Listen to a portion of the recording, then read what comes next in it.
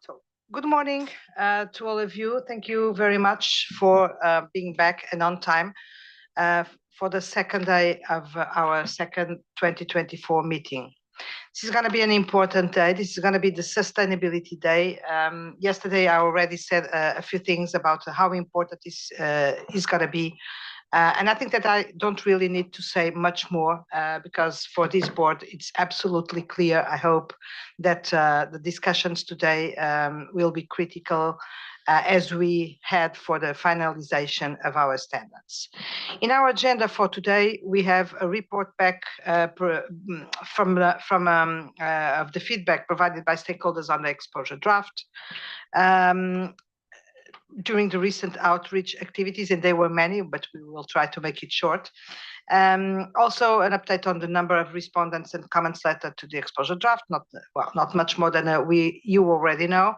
And then we will have a high-level preliminary discussion about subjects which were identified in the analysis of the comment letters.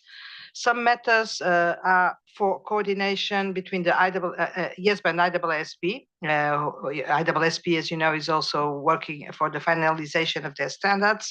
So topics of coordination have been identified, and this is going to be a bit of work today.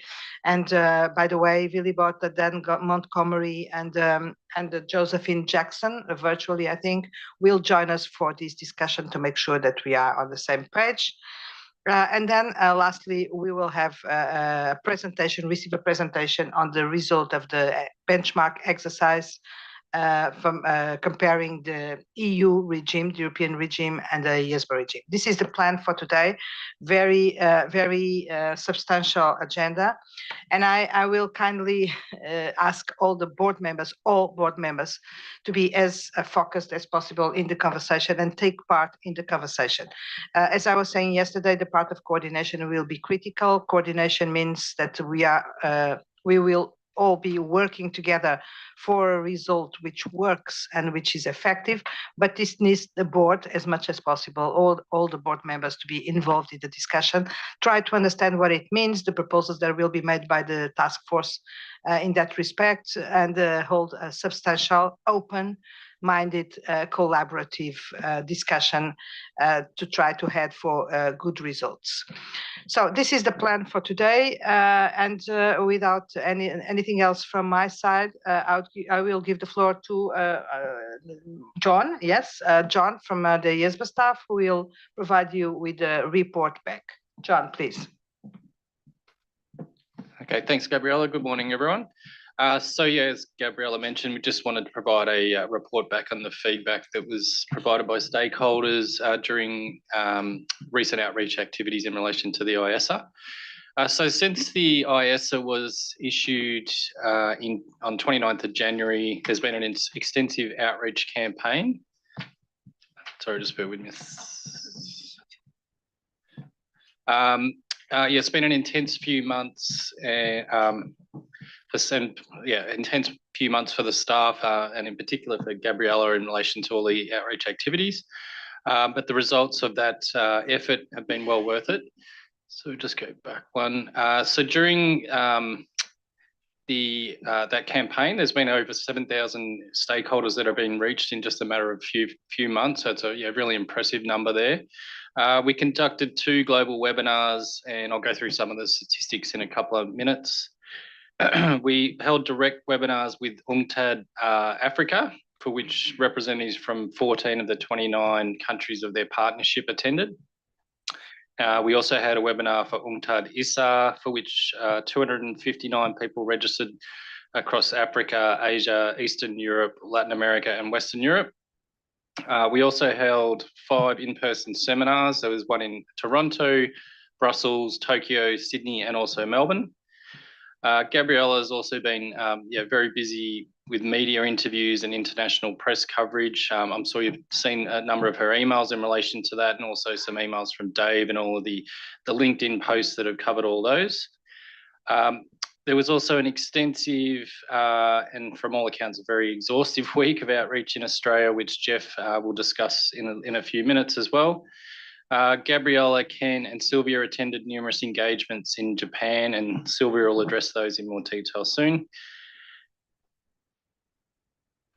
So Gabriella, Ken, Cam, and myself, we attended Toronto for a series of meetings with CPA Canada, also Canadian regulators, and I'll provide a bit of an update on that one. And there's also a series of outreach activities in Singapore, which Jeff will cover.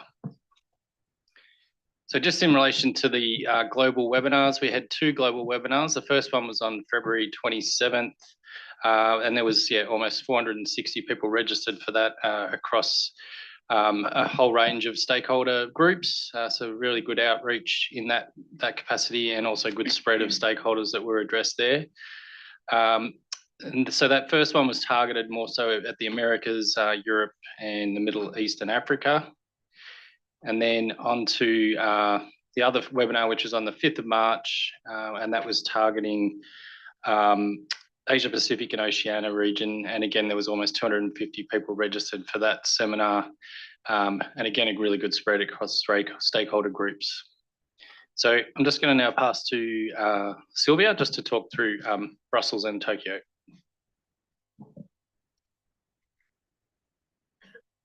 Thank you very much. So as the board agreed previously that we are going to organize a series of seminars to get input on the exposure draft during the public consultation. As the board agreed, the format of these seminars would be a bit different than the roundtables we held previously, because the focus is to get input on the key topics and have a focused discussion with representative of the wide range of stakeholders. So the first seminar was in Brussels at the Office of the Financial Services and Market Authorities.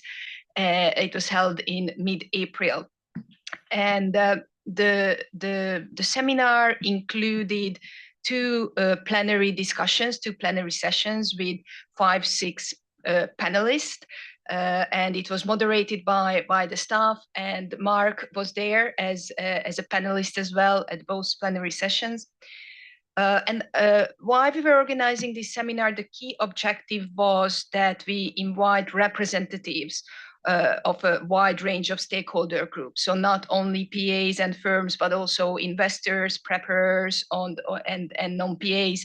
And as you can see of the slide, there was 46 participants from 30 organizations, and we have a really good representation and the great interest of the seminar and the great number of attendance, and I believe we get a really great input. One of the plenary session focused on the key attributes and the key characteristics of the sustainability reporting and assurance standards, and focused on the enforcement and implementation issues and potential challenges. And the second plenary discussion was focused more on the independence issues. The discussion was around the proposals regarding the groups and the value chain. So the input we have received during that seminar was that there was a clear recognition of IESBA's work and the role of ethics regarding the sustainability reporting and assurance as well.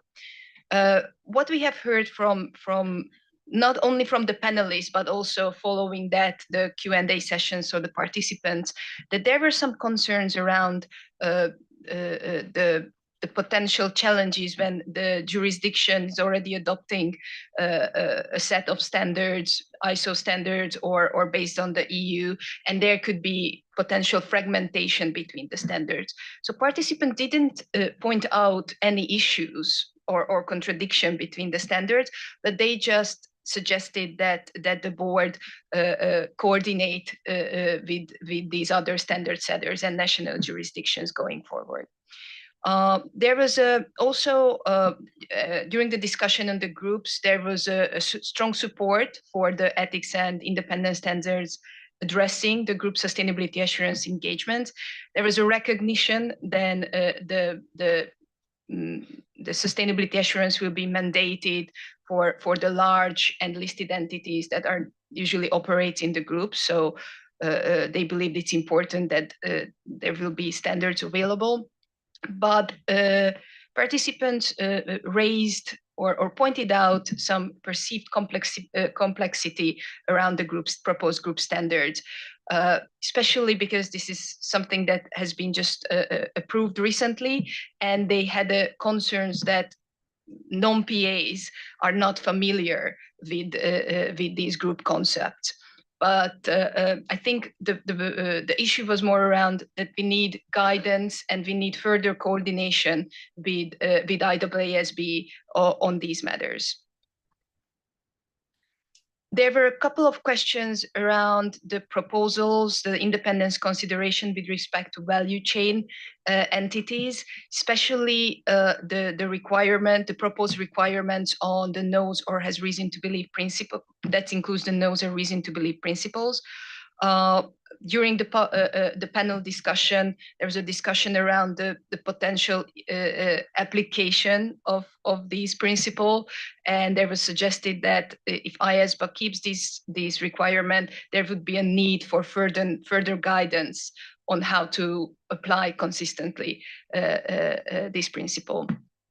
Regarding the proposals on the non-assurance services, there were a couple of discussion. I think it was one panelist particularly who raised whether the services that we are currently addressing are the appropriate one, and whether we need to do a bit more work to address more sustainability specific NAS services.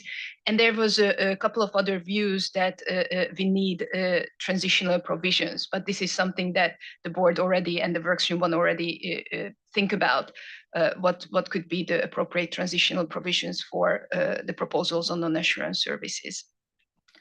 There were some discussion around the fees and the proportion of fees, and questions around the argument or what is the perceived conflict of interest in relation to the fee proportion of the fees. The proposal regarding the proportion of the fees that we are currently having in the proposal, and there were some suggestions to provide a better explanation about these perceived conflict of interest. The panelist or the panel also included a few non-PAs, and we have a discussion around the independence considerations proposed for the use of another practitioner. And we heard views and arguments that these non-PAs who are going to participate in the sustainability assurance, either as practitioners or other practitioners who participate in the work, they have a long, or they are already subject to specific standards, and they are aware of what's the independence requirement. So it was really useful to hear their views regarding how they could apply our standards and whether it would create issues, or whether they believe that these standards are actually complex or not. And I think there was generally there was a support for the direction, but there was a recognition that there could be some early challenges as they are implementing the standards. And I think the key word we have heard that more guidance is necessary for the implementation. The next I would say stop was the Tokyo seminar, where it was, as John said, it was Gabriella, Ken, and Tomoyo and Masahiro participated, and thank you very much for Masahiro for organizing the agenda. We met quite a lot of stakeholders in Tokyo, including investors, Big Four representatives, representatives of those charged with governance. So it was a really packed agenda, and that included 2 seminars. One seminar that was organized by the Japanese Financial Services Agency, the JFSA.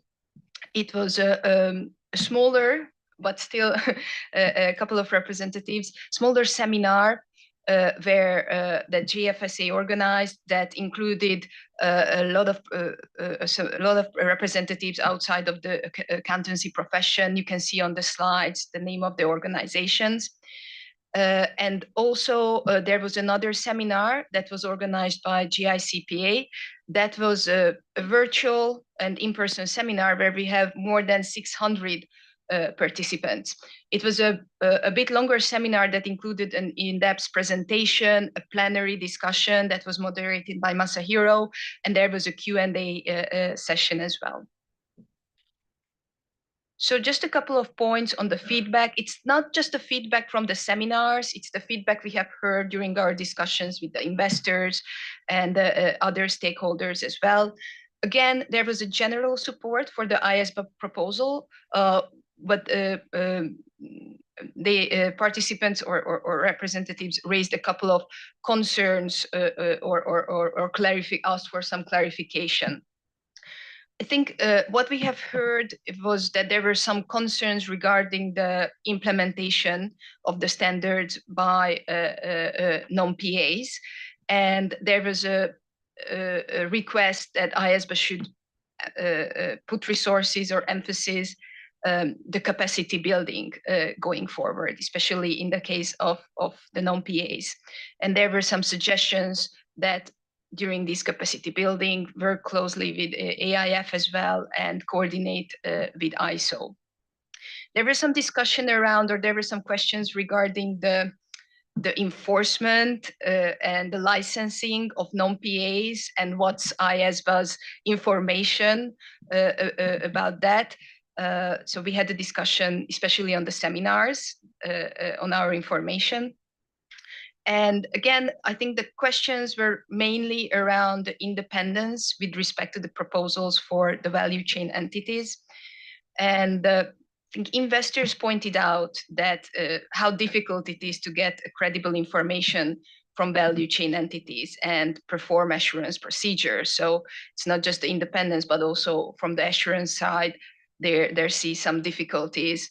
And they pointed out that we should work closely with IESBA, especially with respect to value chain entities, where we had these 3 scenarios that we are addressing currently in our proposal. And they believe that more work should be done regarding the coordination to be clear that how do we respond to IESBA's proposals. We heard some comments regarding the proposals on non-assurance services. Again, there were some questions around the appropriateness of the NAS or the NAS that we are currently addressing on the subsections.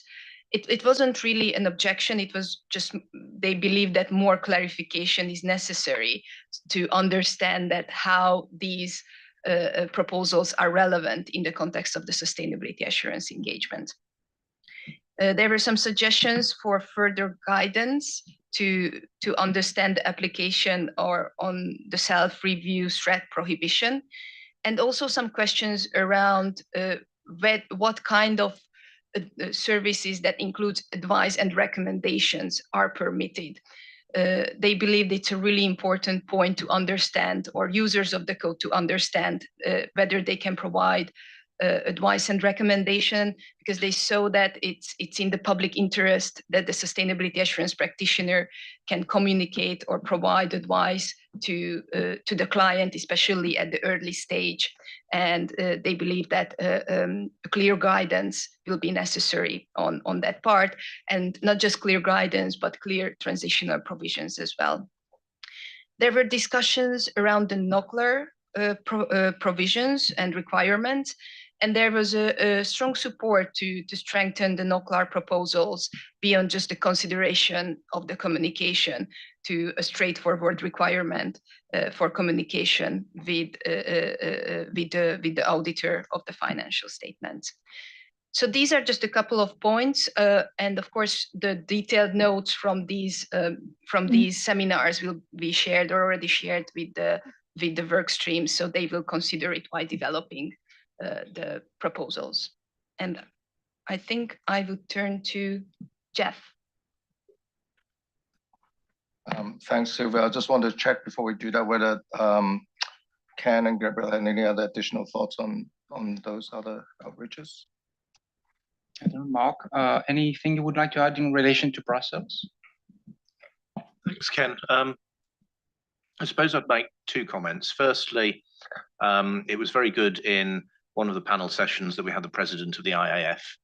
And the one thing I would say is that whilst PAs seem to write in abundance telling us that non-PAs won't be able to understand how to use the code, non-PAs actually seem to think they'll be able to cope. So I think that's a bit of a distracting noise. I think the other really important thing about the Brussels outreach was an opportunity to engage directly with the European Commission and the CEAOB and say, don't make decisions too quickly about what you will and won't do, because there's an awful lot of stakeholder support for developing the sustainability proposals within the code. And if they move too quickly to rule things in or rule things out, it won't achieve the thing that everyone is looking for, which is a consistent global line. Thank you very much, Mark. In relation to Tokyo, I'm just looking to Tomoyo or even Maz, if you would like to add anything in relation to the meetings we've had. Thank you. Thank you, Ken, and thank you, Sylvia. I think Sylvia summarized output quite well.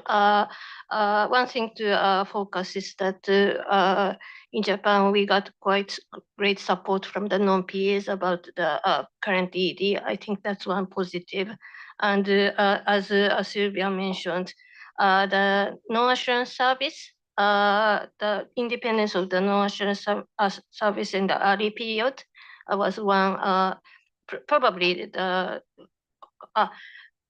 of course, the value chain entity as other regions are concerned that we will talk later. And the other thing that the people were concerned was about the non-assurance service independence in the early stage. And yes, but I think the seminar was good and we got great support for the ED. Thank you. Thank you very much, Tomoyo. And just in relation to the non-assurance point, Silva, I don't know if you can just go to the previous slide. There's just this, and maybe it's a point of detail, but one example was raised, which is about a firm providing strategy advice on an entity's ESG strategy or sustainability strategy. And the question that was raised really was, what if 10 years down the road, the entity turns to the firm that provided the ESG strategy advice? Would there be a self-review threat by the time we get to that point, 10 years forward? So it just triggered a thought for further reflection. Not that we necessarily have this direct answer, but as we think about precisely the area of the very much evolving, very rapidly developing area of sustainability reporting, and companies are turning to consultants, accounting firms for advice as to how to develop their strategies on sustainability. What might be the implications further down the road when those firms will need support for their sustainability assurance engagements and so forth. So just if for further reflection, but really I took away a very positive impression from Japan, and I'm really grateful for the Japanese Financial Services Agency. I'm just looking for Yohei is there. Very supportive, really, of from the regulatory stakeholders in Japan about the work that IESBA is doing. In Japan, I mean, the message we took is that stakeholders really have an expectation that Japan will align to international standards or international frameworks, be they on the reporting side, assurance side, and ethics and independence. We were informed that in Japan, the Japanese Sustainability Reporting Standards Board has just recently issued an exposure draft of the reporting standards aligned to IESBA S1 and S2 standards. And the FSA is essentially tracking and monitoring the work of this board and IESBA as well very closely, with a view to potentially exposing or consulting on our proposals once our ESI is finalized. So very supportive there, and a lot of encouragement for the work that we're doing. Importantly, the point about profession agnostic standards, there was a lot of support there, but not a given necessarily, because in Japan, they have to go there for their national due process as well. So they will very much consult with stakeholders nationally on the approach to profession agnostic standards, but otherwise directionally there was a lot of support there. So that's really just kind of a high-level messages that we took, but of course there are a lot of detailed comments that we have received, which our task force and our work streams would consider as the regroup in smaller group meetings. Gabriel, anything to add? Okay, thank you. So Jeff, over to you. Thank you, Ken. Good morning, everyone. Just want to give you a brief update on the Australian outreach, particularly focusing when we were looking at sustainability, particularly on IESBA. As you've heard yesterday, Gabriella and Jans, Paul, and Chana and myself, we had a 5-day, outreach series with a series of events back in May in Sydney and Melbourne.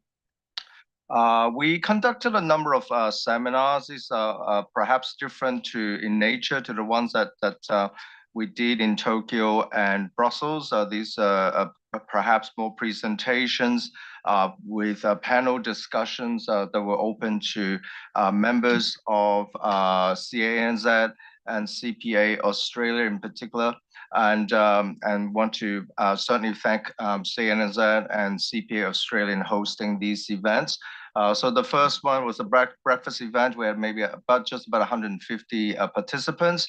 The second one was a virtual and also in-person event, and we had over 2,000 participants attending that event, which was a great outcome, I think, for CPA Australia and also for ourselves. Just having that opportunity to share with professional accountants what we are doing and really socializing with them the importance of ethics and importance of independence in sustainability assurance and sustainability reporting as well. And during the panel discussions, I think we were able to address questions on a series of things, including, really the ultimate aim and objectives of our standards, our connectivity and collaboration with IESA on IESA 5000 and with IESBA. There were a few questions on in terms of how it relates to non-PAs and how it's going to work with non-PAs as well. We also actually in Singapore back in April, you've heard yesterday from the firm culture discussions that Chana, myself, and of course Carla were in Singapore to conduct a series of firm culture stakeholder engagement meetings. But whilst we were there, the institute in Singapore, ISCA, also hosted a sustainability seminar similar to the ones we've had in Australia, and there were maybe 100 to 150 participants in the event. And interestingly, in the crowd, there were a bunch of lawyers there who are looking into registering as sustainability assurance practitioners. And the regulator there, ACRA, had been working quite closely with this group of non-PA practitioners, just trying to work with them how it's going to work with the proposed regulations and how in terms of how to upskill them, and they've been looking quite closely, and they were actually quite interested in certainly our strategic partnership with the IAF because it impacts that group of sustainability assurance practitioners, or the group of lawyers and any other non-PAs who are interested. So there were a few questions there on that. So back to Australia, whilst we're in Australia, we also had the opportunity to meet with some of the firms, both in Sydney and in Melbourne. So yesterday we heard that we talked about firm culture, but as part of those two meetings, one in Sydney and one in Melbourne, we also talked about sustainability assurance, of course, and we had the opportunity to meet with some regulators as well. If I can turn to the next slide, please.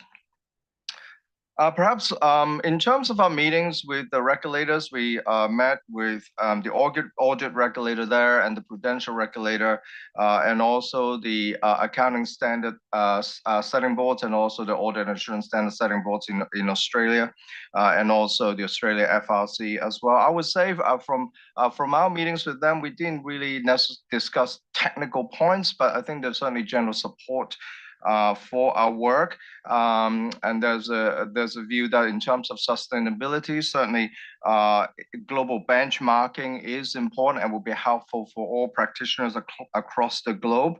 There was a comment that there were strong connections between some of our work and some of our projects, particularly with our tax planning work, projects, sustainability, and also firm culture. In terms of our meetings with firms, we had 2 meetings, one in Sydney, one in Melbourne, as I said just now. I would say that overall there was some really helpful and open and honest discussion with the firm representatives at these 2 meetings, and I think it really gave us a sense how they felt the pressure points are with our proposal. So from that angle, I think that they were really good discussions. Many of the comments, I would say, if you had a chance to read some of the comment letters, are fairly similar to what we've heard from the firms, and particularly from the bigger firms. Most of the comments, particularly relate to the operability of our proposed requirements on value chain entities. And we've got some points there, for instance, on challenges in getting the right data, the constant changes in terms of who are the VCEs for an audit client, for sustainability client.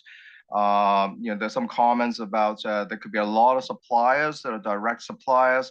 There are some concerns about how the proposal might impact firms, including impact on the sustainability services, and what firms are expected to do in terms of monitoring the VCEs. And there are also some concern about how related entities in the sustainability assurance space would work. There's some, I guess, a suggestion whether we would consider a transition period, and also in terms of consideration of a post-implementation review sooner than later. So as we see, as we learn about the changes in the landscape, we might consider, instead of waiting 5 or 6 years, whether we would consider a post-implementation review a little bit sooner. There were also comments about potential overload of some of these new sustainability related standards, not just of course ours, but you also have IESBAs, and people are still working on the IESBAs. There's also, I would add, also in Australia, there's now a proposal in terms of the sustainability assurance standards, and what in Australia are doing is that the proposal is that for the auditors to also conduct a assurance on climate reports. So it's a slightly different approach to some of the other jurisdictions. And whilst we were in Singapore, I think some of the regulators are certainly watching with interest how that's going to pan out. I think they are the main points, but I would like to pass to Chana or Gabriella if they have any additional comments. Agree with your comments, Jeff. I think the main sort of pushback, if I can say it that way, came on the value chain entities and the firm's concerns about how to operate it. So I think that's something that we'll have to look at closely, but otherwise I think there was general support. Gabriella, is there anything you would like to add? No, just probably just a more general comment about this outreach, not only about Australia, but about everything that we went through over the last months. I don't think that I need to say anything about what it meant for the IESBA, and I think that after these 3 months of outreach, we are in a different place, and it's really amazing and rewarding to see how everybody is starting to understand the value of ethics and discussing it, etc. And if it wasn't anything else, I think that just that will mean a step in the direction that we want to go. It's not only about the development of standards and the adoption of the standards, but also about the awareness that we are creating in that respect. And for that, first, I need to thank the staff for the amazing work that was done over the last months, and that it's probably not immediately visible, but this all takes an incredible amount of work in terms of preparation. All that was done in terms of preparing, I don't know how many presentations, I didn't count them, but the presentations that were made in Brussels, Tokyo, Singapore, Australia, Japan, etc., meant hours and hours and hours of work for our staff, all the preparations, but also those who joined me and even those who were in places where I wasn't, like in Singapore, took a lot of their time to dedicate to this. This is not travel for travel. This is really a lot of work, but I think that the result is very visible. Now, on the report back, it's also very important. And again, thank you to the staff for being able to provide these notes to the board, because it's not easy in so many conversations, thousands of stakeholders and etc., to be able to pick what is important. This is a very good work because it's what remains for us to work. But what impressed me the most, alongside the clear support for the proposal, which was very significant and strong everywhere we went, is that the topics for attention are consistent all over the place. Brussels, Tokyo, Australia, Singapore, etc. We were told the same about these are the topics where you have to focus and where we have concerns. And this is very valuable because, of course, we have the comment letters, which are extremely important. And from what we have seen, they are not different from what we have heard. So there is a lot of consistency, which helps us very much in finalizing these standards, because we will know exactly what are the concerns and suggestions of our stakeholders and where we will have to do a little bit more work. This is really, I think, rewarding to see where this board went with the work that we did and the way we were apparently able to provide a message to our stakeholders and receive the necessary feedback. So that's it. Everything that has been said is very comprehensive and focused on the most important topics. Thank you, Gabriela. So I'm going to pass to John. There's a few more. Sorry, Jeff. Of course, I need to add.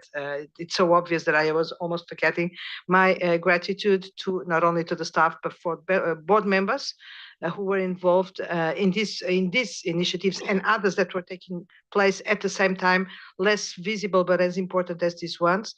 And of course, those who behind the scenes prepared everything in their jurisdictions in Tokyo, Tomoyo, Masahiro, but also on the JFSA side, in Australia, in Belgium, everywhere, everyone who was involved, and we know how much work this involves. Our gratitude goes to these stakeholders. Thank you for making it possible. Without you, it would not have been. It would not have happened. Thank you, Gabriela. So I'm going to pass it to John. We have a few more slides to present to you. Thank you. Okay, thanks, Jeff. So I'll just give you a bit of an overview of the feedback from Toronto. So we had a number of meetings with regulators there, so the Office of Superintendent of Financial Institutions, the Canadian Public Accountability Board, and also the Ontario Securities Commission. We also had a series of meetings with CPA Canada, including with their Public Trust Committee when they oversee the ethics standards and also the Canadian self-regulatory process. And then on the final day, we held a seminar with CPA Canada's Sustainability Advisory Committee and also their Preparers Working Group. And in relation to Toronto, there was broad support for the IESBA proposals, including the profession agnostic approach and also having the standards at the same level as those for audit. A lot of the feedback in Canada was focused specifically on Canadian situation, sort of reinforced to us the complexity in Canada around the provinces and the different regulations across the different provinces. And a lot of the feedback actually was around sort of more around adoption implementation. So in Canada, there's no current regulation on mandatory sustainability assurance. And who can provide that assurance. There was one province where the legislation actually sets out that it has to be done by CPAs. There was also, concerns raised about who would actually be overlooking non-PA sustainability assurance practitioners. Again, as I mentioned, the provincial differences, that's creating complexities and possible fragmentation. And that will also impact the timeliness of implementation of a framework within Canada as well. An interesting point that was raised by one of the regulators was around the Big Four firms, that they actually started to build up capacity for sustainability assurance, but because these things haven't come through as quickly as they anticipated, they actually got an overcapacity, which is very different to what we've heard in other regions and countries. And then they've used that. That's resulted in them deploying those resources to other jurisdictions.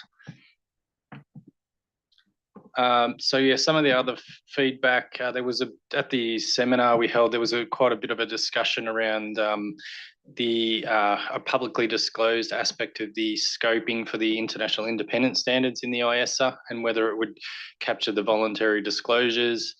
There was support for the IESBA to address the groups, so definitely that came across. But again, there was that emphasis on ensuring that there is that coordination with the IESBA. A number of points raised around value chain entities, and to ensure that it doesn't create a disproportionate burden. Then the idea around that continuous assessment, because there's always going to be changes within the makeup of the value chain, and that will change over time. There was a suggestion around considering independence regarding the value chain entities on a sample basis. A lot of discussion too. There was a lot of support around the IAF and that work, but they did ask a lot of questions about how that would work in reality or in practice, in terms of how the IAF would ensure that the standards are complied with, those sorts of things. And but again, a lot about capacity building, especially for non-PAs, and coordinating with the IESBA and other standard setters.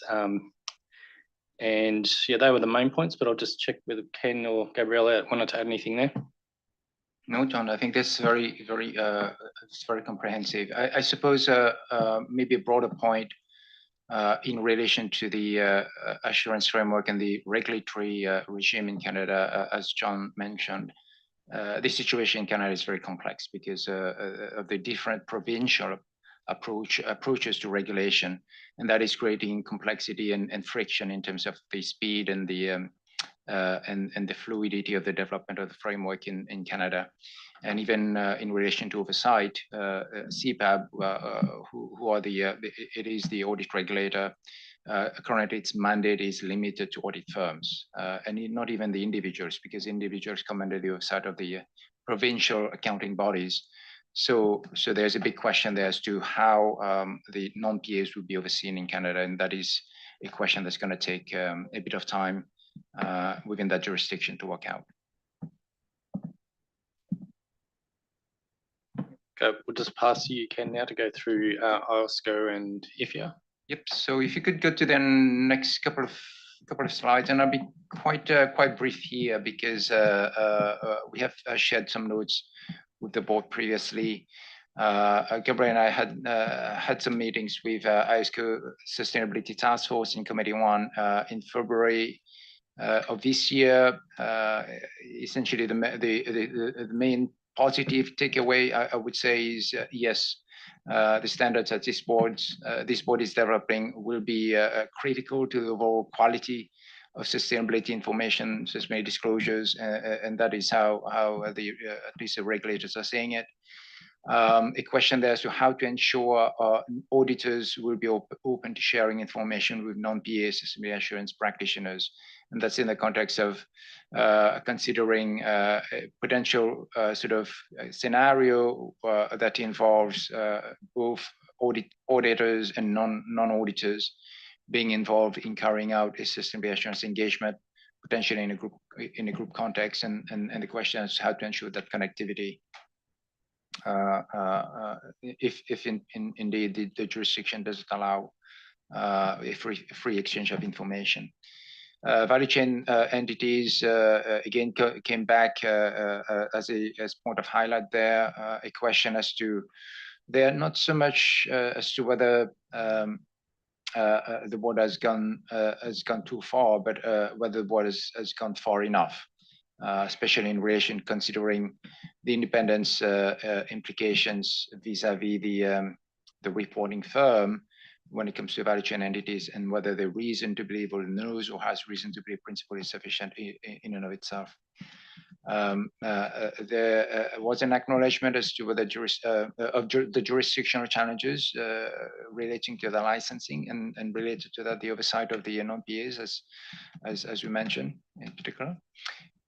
And in jurisdictions that limit system practitioners to auditors, whether the regime addressing the use of experts will be adequate.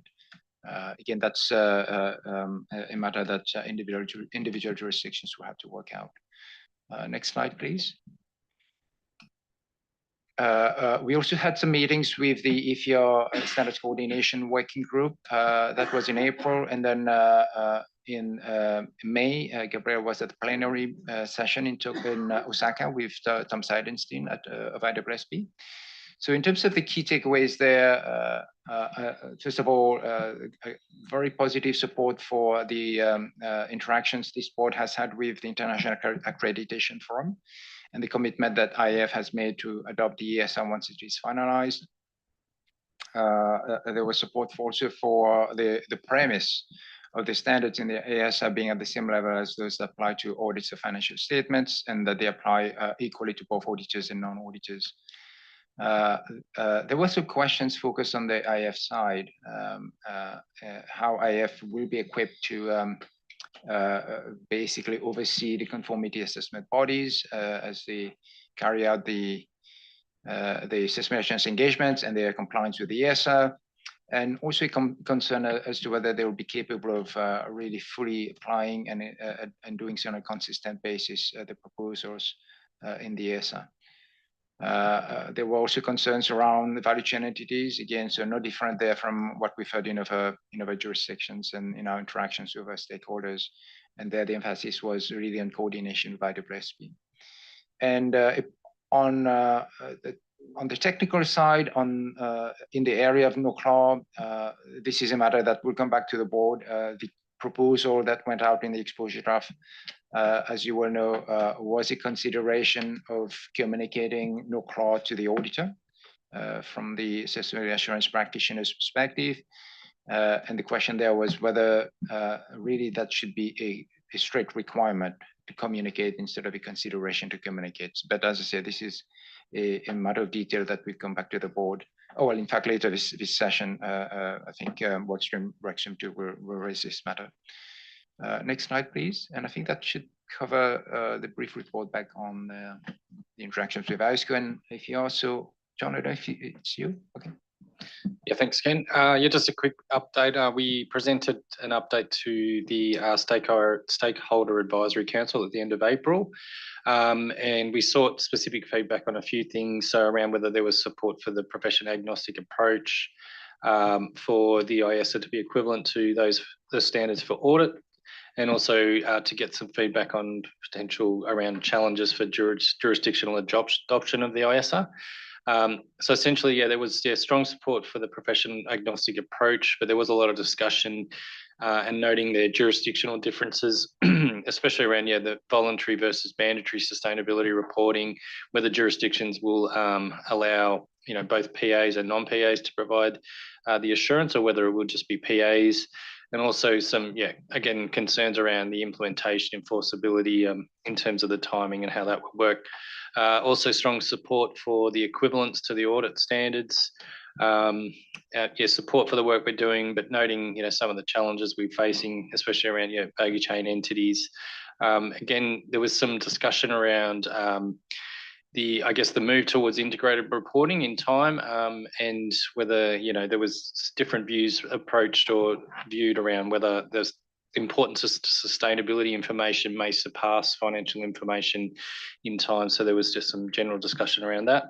Around challenges for jurisdictional adoption, there were clearly some challenges that were considered and raised, and that relating to the difference in laws and regulations across jurisdictions, high need for capacity building, especially for non-PAs, and just some suggestions to assist the IESBA in terms of that stakeholder engagement, guidance, implementation material, and also leveraging off the SAC members. And we're obviously having a session tomorrow on the capacity building, so we'll go into that in a bit more detail. But I'll just pass now to Sylvia around the NSS meeting. Thank you. So right after the SAC meeting, we have a meeting with the National Standard Setters Liaison Group in early May, where we have a session on sustainability. It wasn't an in-depth discussion, given that we didn't have the comment letters or the outcome. It was really that we provided a brief update on what we have heard during the outreach activities and asked input from the NSS. So it was really just a brief discussion. It doesn't represent the views of the specific NSS organizations that we will get back to that point during the analysis of the comment letters. But during the discussion, there was a couple of points raised regarding the capacity building that John mentioned and the support for IESBA's initiative and the intention to focus on capacity building, and especially the partnership with IAF. We believe that that could be a good avenue to address the concerns regarding the complexity and the implementation by the non-PAs. We had a discussion around the coordination with IEESB, and we specifically asked for their input on where are the areas where they believe further coordination would be necessary. And the comments we heard that there is need for alignment, especially, so this is just examples, especially regarding the approach and the definitions around with respect to groups and value chain. So they suggest that we focus the discussion around these areas. And there were a couple of comments regarding the non-assurance services and the appropriateness of the specific services in the subsections to section 600, whether they question whether all these services are relevant in the context of sustainability assurance engagement. And there were another topic around the NAS as well, is the question regarding the determination of related entities in the context of the sustainability assurance engagement. There were one NSS, we heard from one NSS that probably the threats and the relevance of related entities in the context of sustainability reporting is not the same that in the context of financial reporting. And they suggested that the task force and the board consider that point and consider the determination of the client and the involvement of the related entities. So this is something that came up in the comment letters as well, and we will discuss that within the task force. But the next topic that we would like to discuss is one of the focus of the today's agenda is the coordination with the IEESB. So as we have heard from IEESB in March, the public consultation of the proposed ISSA 5000 ended in December last year, and the board and we received a report back on the feedback from these comment letters. As it was mentioned, the IEESB scheduled the approval of the draft ISSA or on ISSA 5000 in September this year. Given this timeline, there is an emphasis on this coordination and to identify and agree on the key coordination point before this September date. So therefore, at the staff level, so staff participating in the sustainability, we formed a coordination working group. And really the objective of this working group is to identify and develop proposals regarding this coordination matter to those boards. So we meet on a regular basis to really help the coordination efforts to the best we can. And based on this discussion on these topics, both boards will have, so IESBA and IEESB as well, will have a coordination session on their June agenda meeting. This is really important for many reasons. One of them is because in July, mid-July, Gabriela and Tom and the task force chairs and the staff will have a meeting on these coordination issues to really discuss and agree on these matters based on the two boards discussion and the input we have received from you and from IEESB during this June meeting. So I wouldn't even go into further details because we will get back to that later on when we are discussing the coordination. So I would just turn to Laura.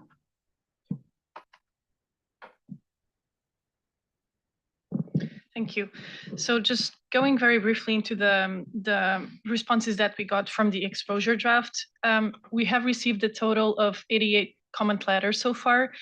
We are expecting an additional response from the UN Trade and Development from the African region. So we have a fair diversity of stakeholders in terms of the respondents. We've received responses from regulators and investors, preparers, academia, while the majority of the responses came from the accountancy profession. As you can see from this table, we have separated the number of respondents between individual stakeholders and umbrella organizations. What we mean by umbrella organizations, it's basically international or regional stakeholders with a broader reach or representation. And who are we talking about specifically? So in terms of the regulators and oversight authorities, these umbrella organizations are the CEAOB, IESBA, IOSCO, and IFIAR. In terms of the public sector organizations, we are talking about the UN Trade and Development, the UNCTAD, the Latin America Regional Alliance. In terms of the professional accountancy organizations, we are talking about Accountancy Europe, the Global Accounting Alliance, IFAC, and the Pan-African Federation of Accountants. In terms of the other assurance providers and accreditation bodies, we are talking about the IAF, the International Accreditation Forum. And finally, the two under the other categories, they are both these umbrella organizations, and they are the International Bar Association and the Institutes of Internal Auditors.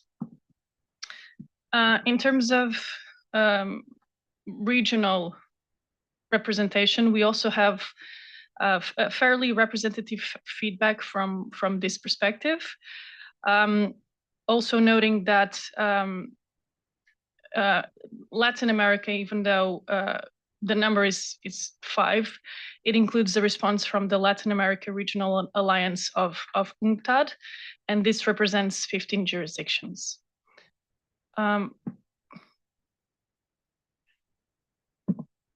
Thank you. So these were the numbers on the comment letters, and we also prepared a slide on the summary of the key themes from these comment letters.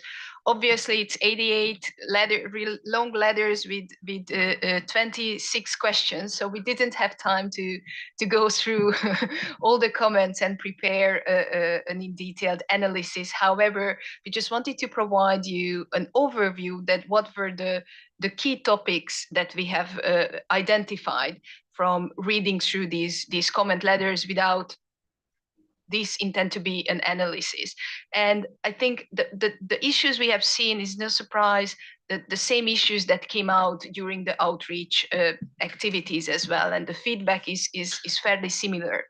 That in the comment letters, there was a broad support for the global ethics and independence baseline and the main characteristics and attributes of the standards. Namely, there was a support for part 5 to have a standalone part 5 within the code.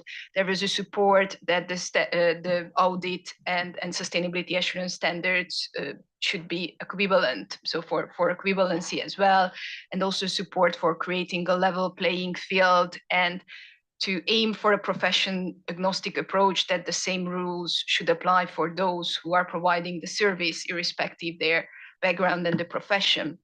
However, regarding the profession agnostic approach, there were some concerns about the complexity, or I would just say the perceived complexity from the stakeholders. And there were a lot of suggestions for including guidance. So they understand the proposals, but there were just the concerns around how the implementation and how the non-PAs mainly understand. But interestingly, as Marcus mentioned, these comments came from the PAO organization and the PAOs, not from the non-PAs organizations. There were also some concerns about the lack of current enforcement regime for the non-PAs.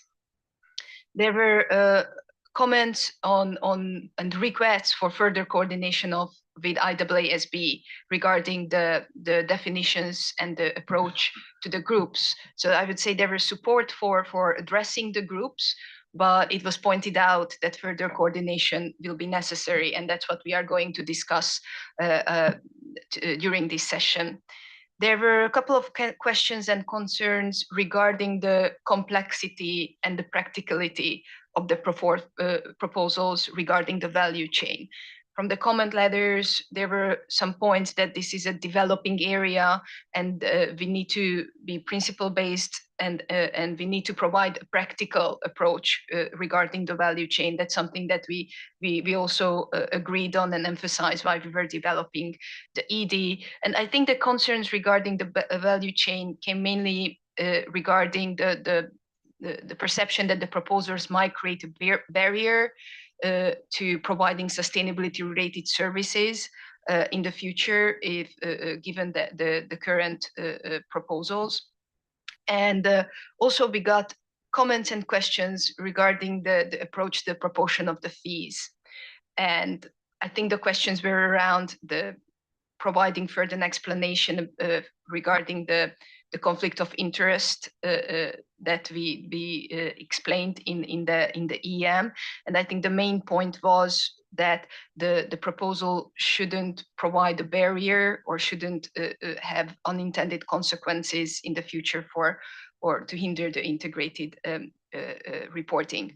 So this is the areas, and the task force and the work stream will discuss the specific comments. So the 2-day session, we wanted to focus on the elements that really requires coordination with IEESB, and also we will bring an of other matters that where we believe, or the task force believe, that the board's preliminary input would be useful or would be beneficial for the further discussion. So it's not the intent to discuss these matters, that's what we are going to do in September, but really to get your input on the matters that we believe it's necessary at this stage as well.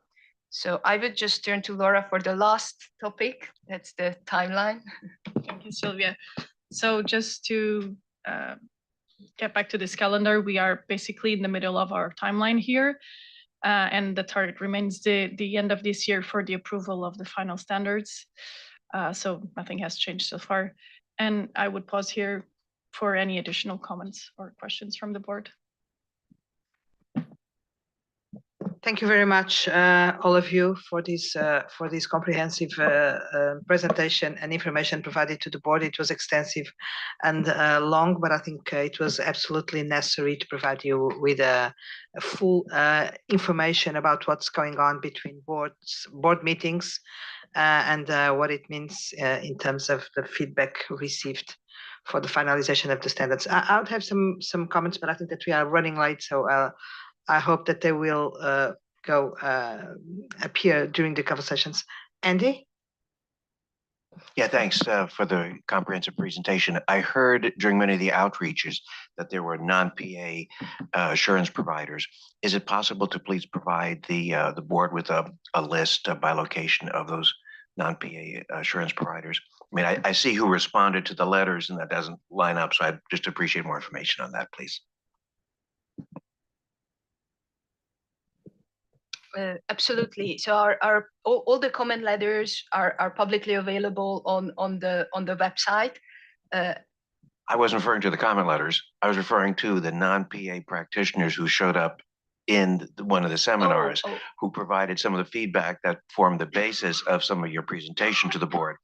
I would, at least I would be, it would value me if it would be a value to me if I could know who those other ones were, please. Yes, in fact, the slides contain a flavor of the level of participation and the diversity of participants from the non-PA side.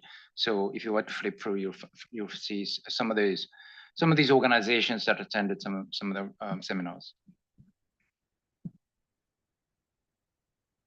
Okay, Rania, please. Just a very a quick comment. I just want to say that I can appreciate why the concern about the application or the implementation by non-PAs would come from the PAs. I think it's more about a concern that perhaps non-PAs might not really appreciate the nuances and the details in the code.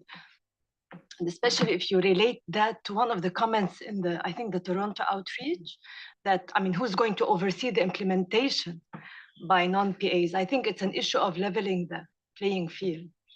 So just.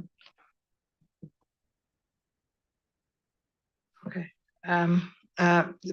Yes, but if I may just react to this or provide some additional insights. Yes, there were questions about everywhere, I would say, about implementation and monitoring and etc. But as you know, this is something that the regulators will have to solve, not us. The IESBA is not saying, I've said that 100 times, but I'll say it again. The IESBA is not telling the jurisdictions that they have to accept non-PAs. What we are saying is that if you want to accept them, here is the product that you need to provide that level playing field, public interest objective, etc. So we are neutral with respect to what the jurisdictions do.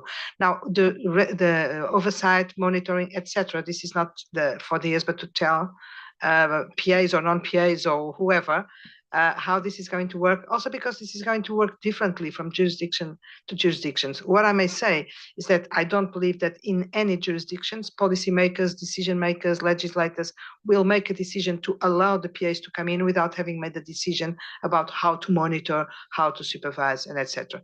Thirdly, the perception that I got, and this is a very personal perception, but I will share it with the board, from the conversations that we have been having with them, is that probably the future, we don't know how the market will evolve. The non-PAs who will be there providing sustainability assurance when and where they are allowed will be the bigger ones and the most sophisticated ones. We don't know, this is just a guess. But what I can tell you is that, and I think it's important to tell you this, that the level of sophistication that we found and that we met in some of them is really significant. We are not speaking about people who don't know what they are doing, and the work that has been developed with the IESBA with this objective of having a common standard for non-PAs and PAs in terms of sustainability assurance, and I think that Ken and John can confirm this, made us get respect for who they are and how they do things, because some of them are really sophisticated. So we should not just think that because they are non-professional accountants, they will not be able to adopt, implement, understand. Of course, there will be an additional effort to be made because they will work in a system, an ecosystem, which is a little bit strange for them, and that's why, of course, they will need help. But that doesn't mean that by design and by definition, they will be struggling to adopt these standards. Of course, there will be cases, and they will need help, and we will need to help. But definitely, I agree, and I hear everything you're saying. But my point is that I can understand that the concern would come from the PA community because they feel that, I mean, because of the code and all the intricacies in the code and the complexities, I mean, you would wonder how come they are so comfortable to just take it on and, roll with it, as they say. So yeah, that's it. So If I may just add something, this request for help or support or guidance or whatever that the non-professional accountants are conveying to the IESBA is not very different from the message that we are receiving in many places from PAs. It's just that we are highlighting that probably more because it's a new space and these are new stakeholders. Non-PAs, just like PAs, will need guidance, will need to make an effort. And we have a session this week about that, about capacity building, implementation, etc. That's going to be a very significant area of effort. Doesn't mean that we don't have to make it a little bit different from ones and the others, but this is also truth for PAs. In many areas, they are like being conditional. We may be able to adopt your standards if you help us with understanding, creating capacity, and etc. So the differences are not that significant. It's just that, of course, it's a new group of stakeholders, it's a new space, and you need to provide a little bit more attention to this to make sure that we get it right. Sorry, Paul, please. Thanks so much. I think strong commendations to the team for the extensive work that was done. Maybe an inquiry, because to your point, Gabriella, it's evident just how sophisticated and deep the pools of people we're engaging with are. But how do we plan for almost the engagement with those who are not as sophisticated? That is there any risk that the pools of conversations we're having are almost speaking to those at an equivalent level of development complexity as us? But once the standards are rolled out, there's a whole spectrum of the world that'll need to apply them and be bound by them. And I can only imagine it's very hard to speak to those who are not speaking to you. When you ask for feedback, if they're not giving feedback, it's very hard to engage. But how do we almost go to that layer below who don't necessarily have the bandwidth to engage with us in these processes, but absolutely are almost potentially the majority who are going to have to deal with these realities when we roll it out?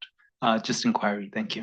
Paul, this is a very important question, and I think that I will bring it to the session on capacity building implementation, but just not to leave it without any response. It's really important, and we will need the help, your help, to understand how to do it. We'll have to be very smart, but we can definitely and absolutely not leave this lower level, as you say. I would not call it that. It's all the others who will be wanting to adopt the standards and use them. We need to be able to reach them directly or indirectly, most probably, because we can't be everywhere. But please. I will coach you in the session on capacity building implementation, and because this is really what we need to focus after. Thank you for that comment. Laurie, please. Yeah, just briefly, and I sort of wanted to reiterate, I think the importance of something you just said about the application to non-PAs, because as I read through comment letters, both for sustainability and frankly for experts, because we get picked up in a very tiny section of your overall plan, that we're not saying we have that it has to be accepted. That depends upon the jurisdiction picking up that. And first, I would say it points back to, I think, ultimately a very wise decision to have this in a separate section, right? So that it was portable and territories could make that decision without causing problems with code adoption. I know, and I just wanted to point that out because it becomes very apparent that the code remains as the code, and this section will have to go through a process of being adopted, et cetera. But I did see a lot of confusion in that point in both the sustainability comments and in gets picked up in the expert comments as well. So I do think we need to keep working on that, because I actually think now on looking at that, I hadn't really anticipated this playing out that way, but it was a really good choice as you went through and did that. So kudos to the board and to the in particular to the team. Thank you very much, Laurie. Sorry, Yohei? Thank you, Chair. So, firstly, I really appreciate the comprehensive overview for the ED feedback. And I understand that there is very limited time, but I'd like to comment here that in order to appropriately identify the important issues based on the comment for EDs, I think preliminary overview of the comments on sustainability ED containing the percentage of the positive and negative comments should be provided as soon as possible to the board in order to identify, like those provided by task force expert in Agenda 7A. So in addition to the so I think it's important to identify key strategic issues to be discussed by the board. Thank you. Thank you very much, Yohei. Well, I think that there is no one else. Tom, I don't know if you want to say anything, but I suppose that's not yet, but feel free. Oh, thank you. I will talk about it a little later, but this is I would like to reiterate the comments of as you said, that's the importance of the coordination, and at the same time that because of the timeline, as this morning we've gotten additional comments from IESBA, so we need a very close communication, and I think that's the July meeting of the chair of the board is very, very important, and as was suggested that before the September meeting, there needs some sort of the coordination of perhaps the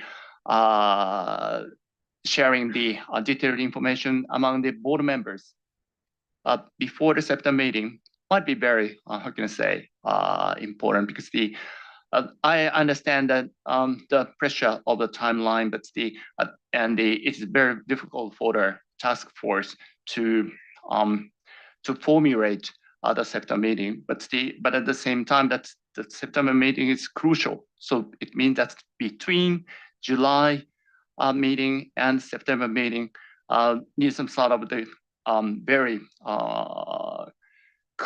closely communication, and the detailed sharing of the information among board members is very important. Thank you. Okay, thank you very much, Tom. Of course, we are doing our best, and outside in some circumstances, more than our best to meet those expectations. Of course, we will do everything that we need to do, and of course, also respecting the due process and the board's opportunities to have a say on everything that we will be doing in that respect. Thank you for conveying this additional message from IESBA. And with this, well, I'll have a lot of additional comments on what has been presented, but I don't dare taking more time. We are 20 minutes late, so I hope that I will be able to provide some of those comments along the conversations that we will have. And I would call Vili and Dan to the table.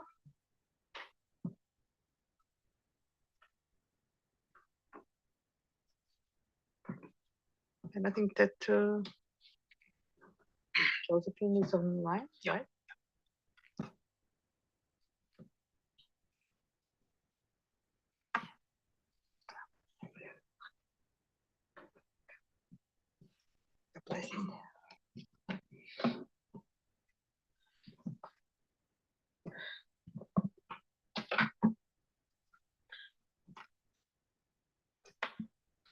So while you get your seats, Dan and Vili, and in the interest of time, I will start introducing you and the reason why you are here, and Josephine as well online. Good morning, Josephine, or good afternoon in your case.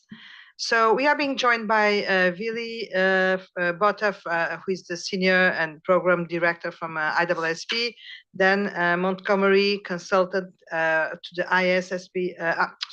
IESB involved and responsible also for the sustainability project, and Josephine Jackson, who is the IESB Vice Chair and the Chair of the Sustainability Task Force. Very welcome, and let's do the best out of this session. The objective of this session, as I had said before, is to analyze some comments that resulted from our exposure draft already identified and with some proposals from the staff, but also in coordination with IESB.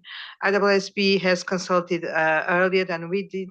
They got their feedback. They got some feedback on some areas which initially were not identified because they were not in the proposal as areas for needed coordination.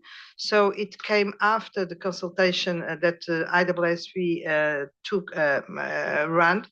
And we are now, as Tom from PIOB was saying, needing to coordinate a few things in these proposals so that at the end we will have a result which works effectively for the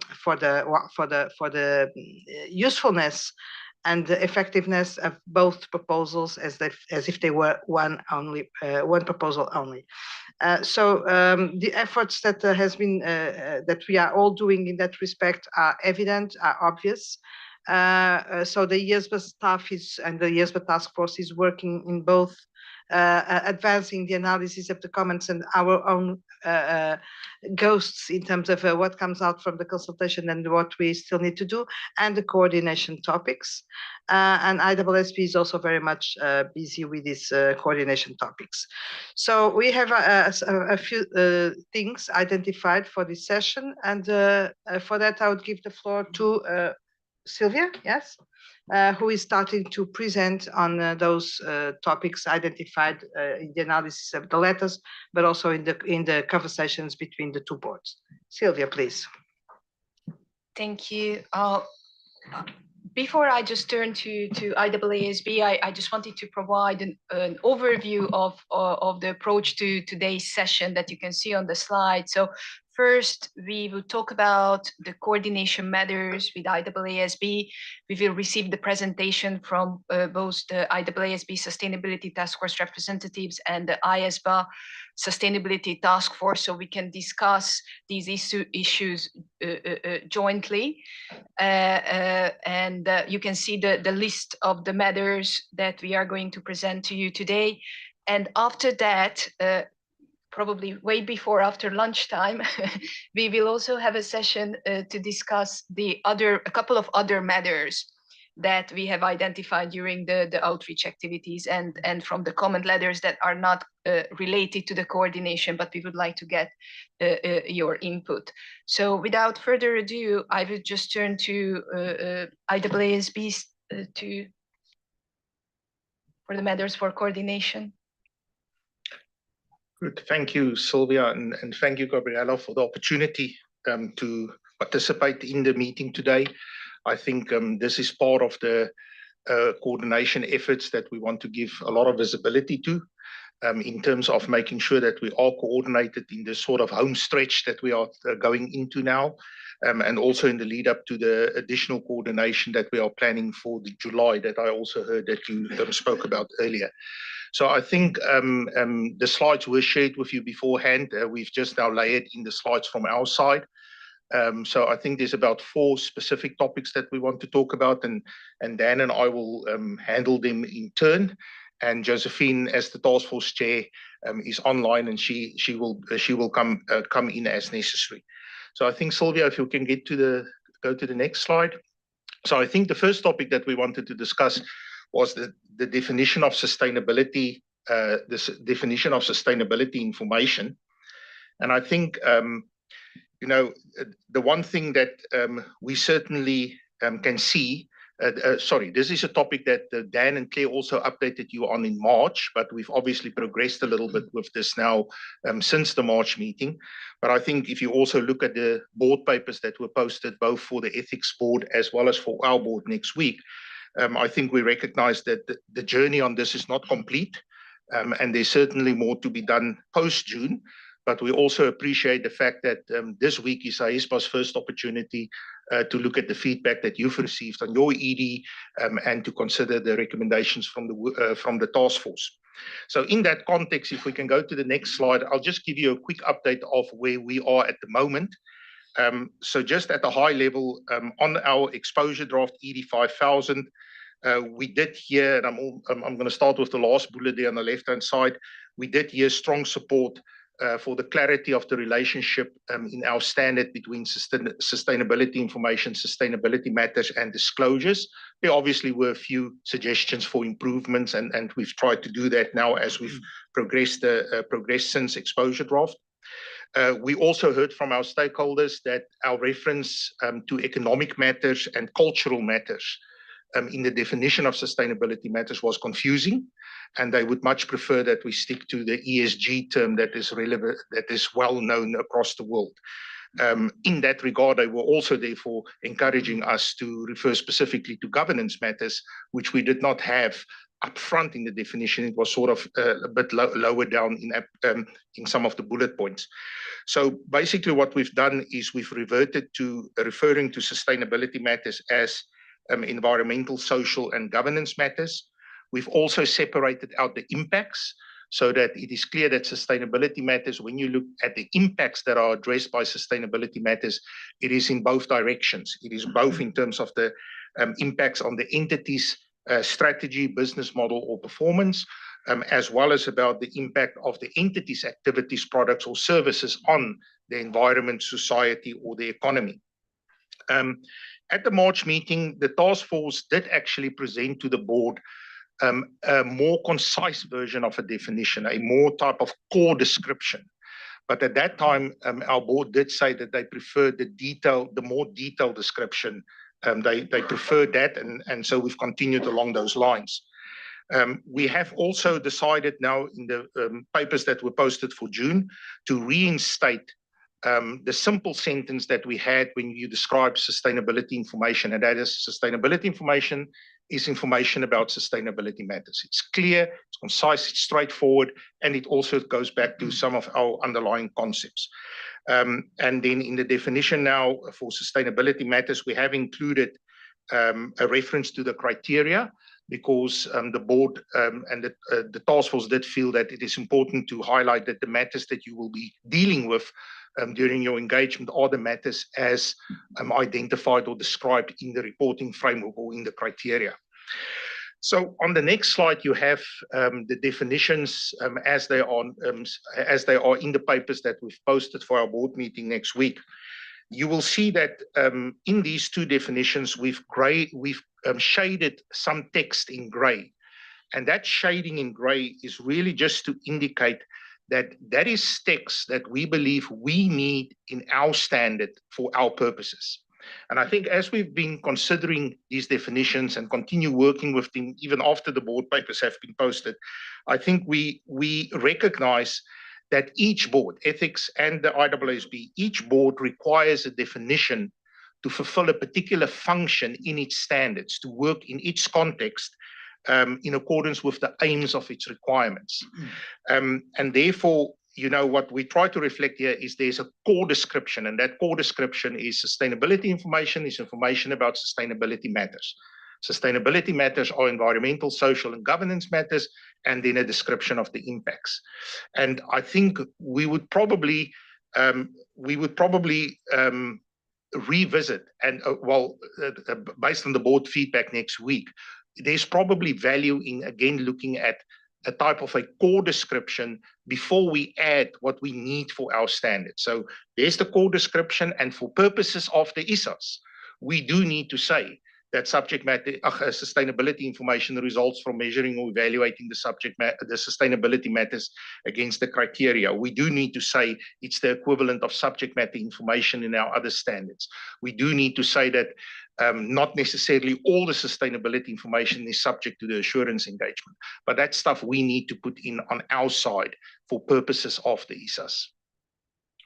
So, Sylvia, I'm going to pause there. I think the next section is that you're going to update your board on your work on this.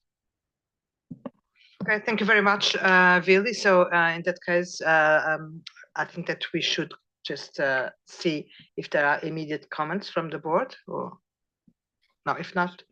Okay, so Sylvia, is that, or Mark? Christelle? Sorry.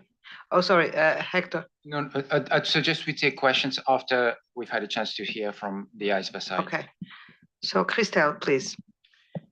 Okay. So workstream 2 discussed the revised IEESB proposed definition late in May, very late in May. And so the coming slides are based only on IESA BD preliminary feedback and do not represent a final proposition concluding full coordination efforts, right? Both boards are committed to achieve an aligned and clear set of definitions, avoiding misinterpretations. However, we are now in a very narrow tunnel with time stress, given the objective of IEESB to issue after their September board, so it's almost tomorrow. So our July meeting is a very important opportunity to overcome, I would call that last unintended divergence, if any, right? So just as a reminder, this is the definition that was included in the exposure draft. And based on a sample of responses that I think it's around a third of the total responses, we noted that there is an overall comment that we should maintain coordination. It's a very important point, thus discussing that the first point today. There is also a general support for our proposal with some interesting suggestions. We are going to present in a slightly revised version today. Main ones are swapping the letters A and B of our definitions, meaning put first what is required by law, regulations, frameworks. And then if you are in a situation where you do not have such definitions, then this is what we mean by sustainability information, which was acceptable to our working group. Second general comment or suggestion was to use different terms. If IESBA and IEESB are using different definitions to avoid confusion or inconsistent application. Some minority positions expressed no support because of the definition being too broad. At this stage, only one answer. And some suggested to adhere directly to IEESB definitions. I don't know which one, those from the exposure draft or those from now. And so Workstream 2 explored two options involving creating a new definition of sustainability matters and aligning the wording with IEESB definitions. So our conclusion, preliminary proposal, is to retain the exposure draft proposal subject to slight adjustments at this stage. We feel that there is an appropriate alignment with the ISA 5000 definition achieved when we say that in our definition that their assurance framework where we call for the relevant assurance framework in paragraph B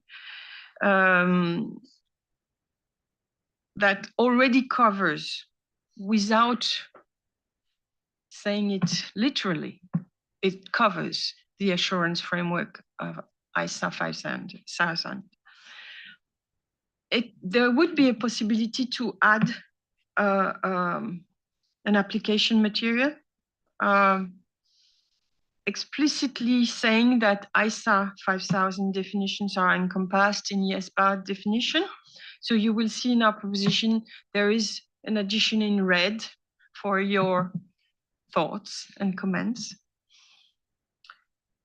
Since we feel the alignment is achieved in substance, the reasons for retaining and not adopting ISA 5000 construct and definitions fully, may I remind you that the assurance and reporting framework neutrality is foundational to all our work.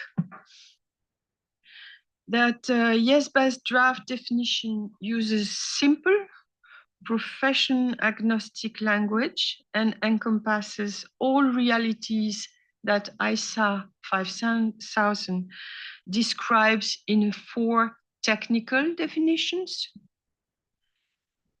And that all these being strong attributes to address the PIF characteristics. And I remind you that IESBA covers the needs for reporting and assurance and not only assurance, which may make it necessary for us to have a wording that covers the whole code. So our proposition is the following. Swap A and B. So the first would be information defined by law, regulation, or the relevant reporting or assurance framework as sustainability information or equivalent terms or descriptions. B, if it is not defined, then it should be understood as information about the opportunities, risk, and impacts of economic, environmental, social governance, or other sustainability factors on an entity's activities, services, or products, or an entity's activities, services, or products on the economy, the environment, or the public.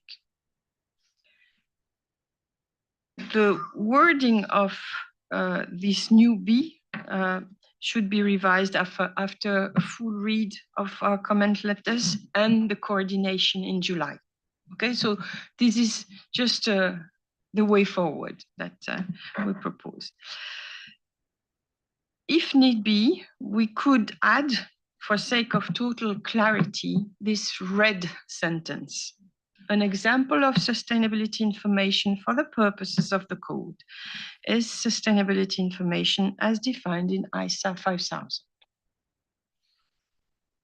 And then we would maintain the second part of our definition, which is illustrative of all the different kinds of situations we might encounter as examples to illustrate our definition. And it's not changed because we have not yet identified any comments asking for change on that part. So, as Gabriela and Ken asked, now what if we have board members having questions or expressing preliminary support to what we are proposing and eventually comments on the way forward? Welcome.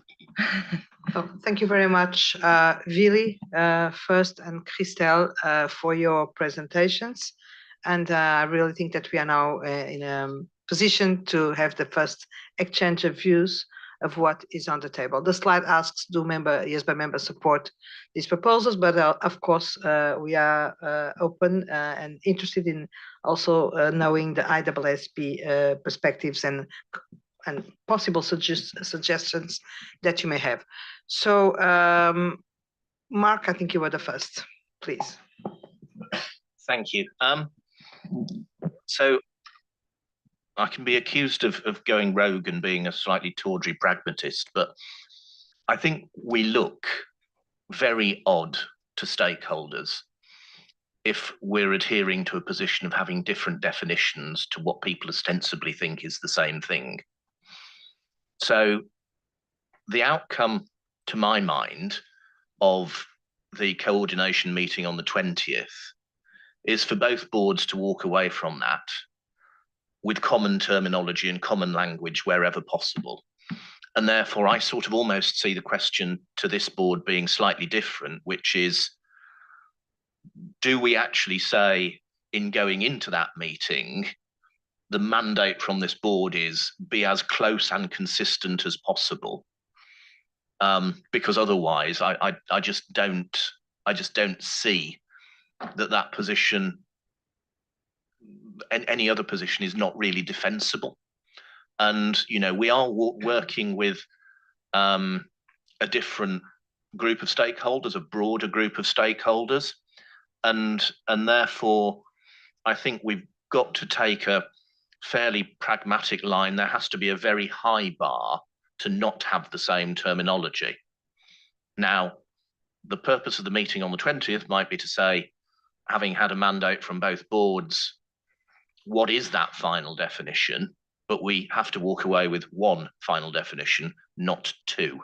So, I think wherever we can, that definition should be as simple and as clear and as straightforward and as unambiguous as possible.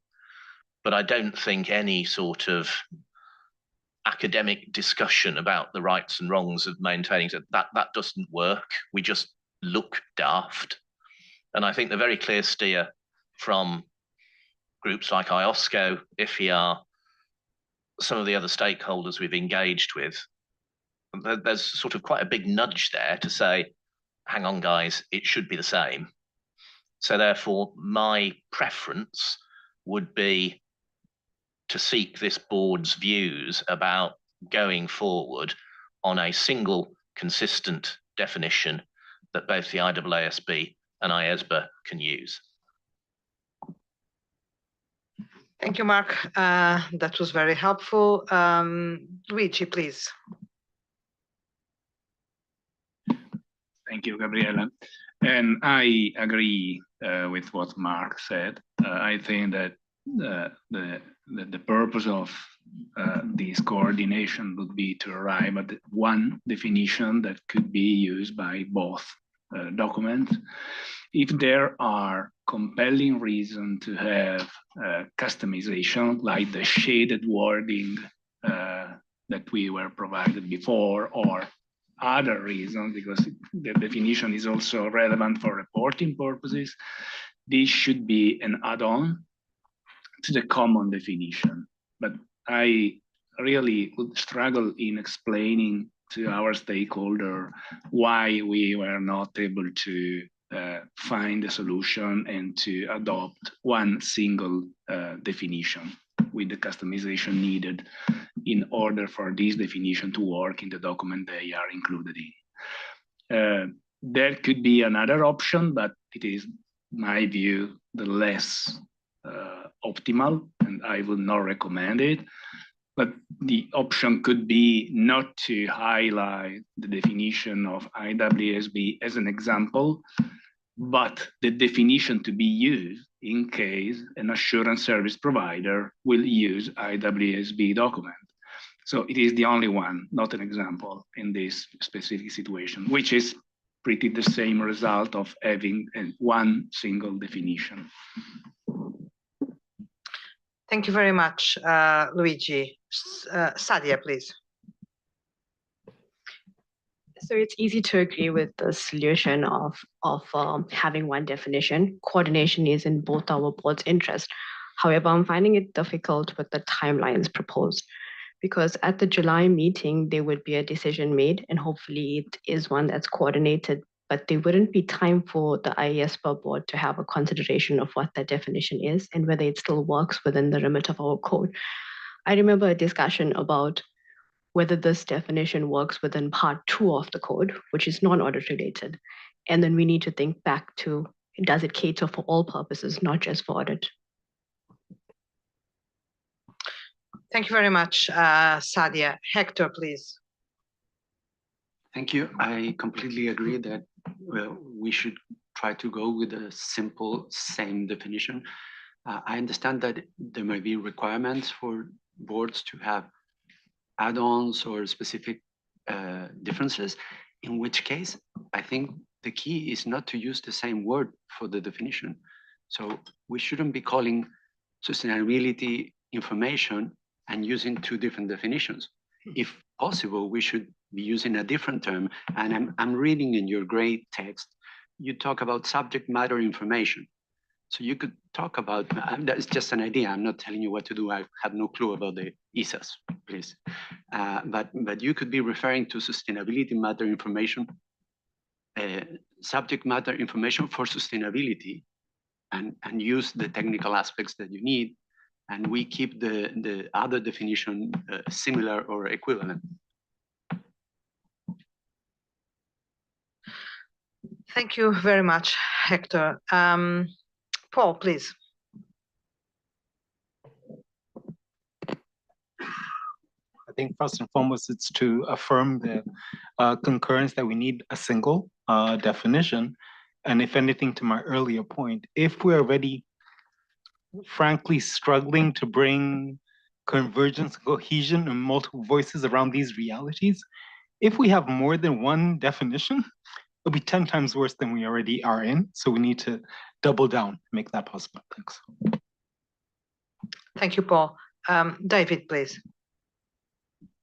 Thank you, Chair. So I agree wholeheartedly with what's been said by Mark, Luigi, and fellow board members. I think it's really important that we go with a common definition and we keep that definition as accessible and don't over-engineer it and make it complicated, because as soon as we start adding words to tweak here and there, I can tell you in practice, practitioners get very confused, then we see inconsistency and we see application problems. What I would say is when we think about sustainability information, it's a broad definition. Assurance is a subset to that.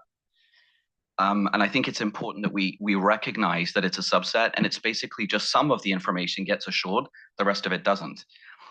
So I think, you know, in that spirit, I think that's really important.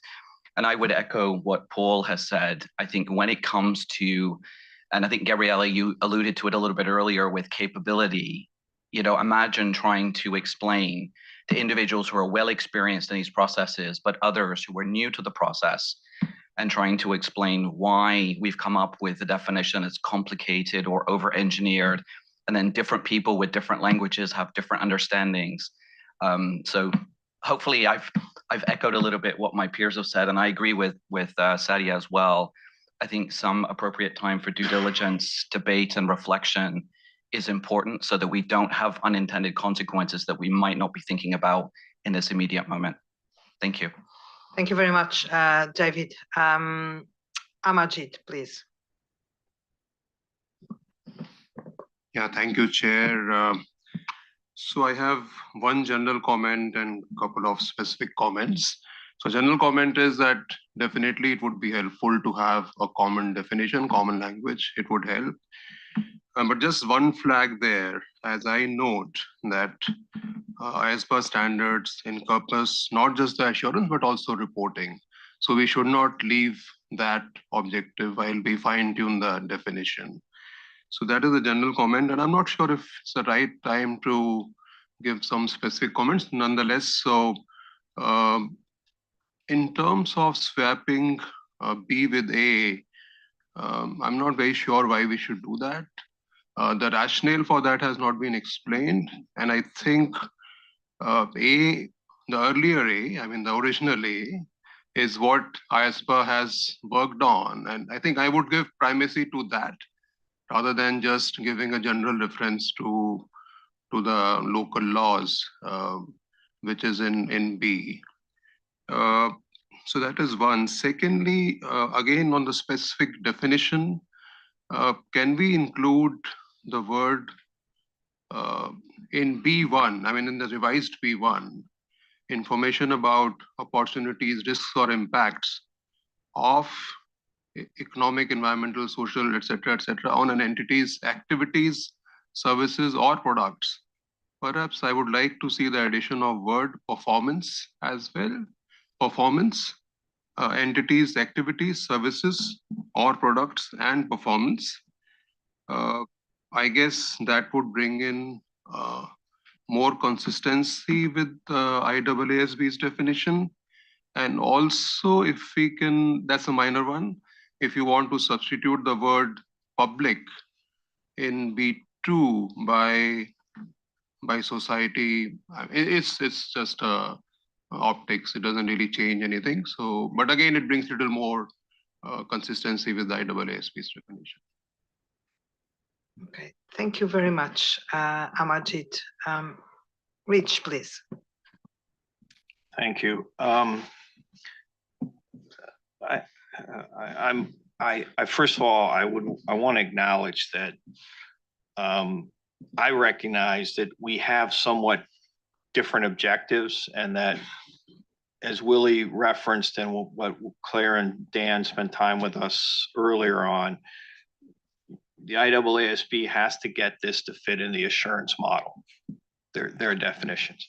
At the same time, we're looking at something that is designed to be reporting framework agnostic, to encompass, to actually be assurance framework agnostic, but I'm not sure there's going to be many other frameworks that from assurance other than the IAASB. But we also have to address engagements that don't have anything to do with assurance, but do have to do with sustainability. And so maybe, and so I fully understood where we were going into the respective EDs coming out, but it appears that, you know, many stakeholders just don't comprehend the differences between the objectives of the auditing standards and the objectives of IESBA.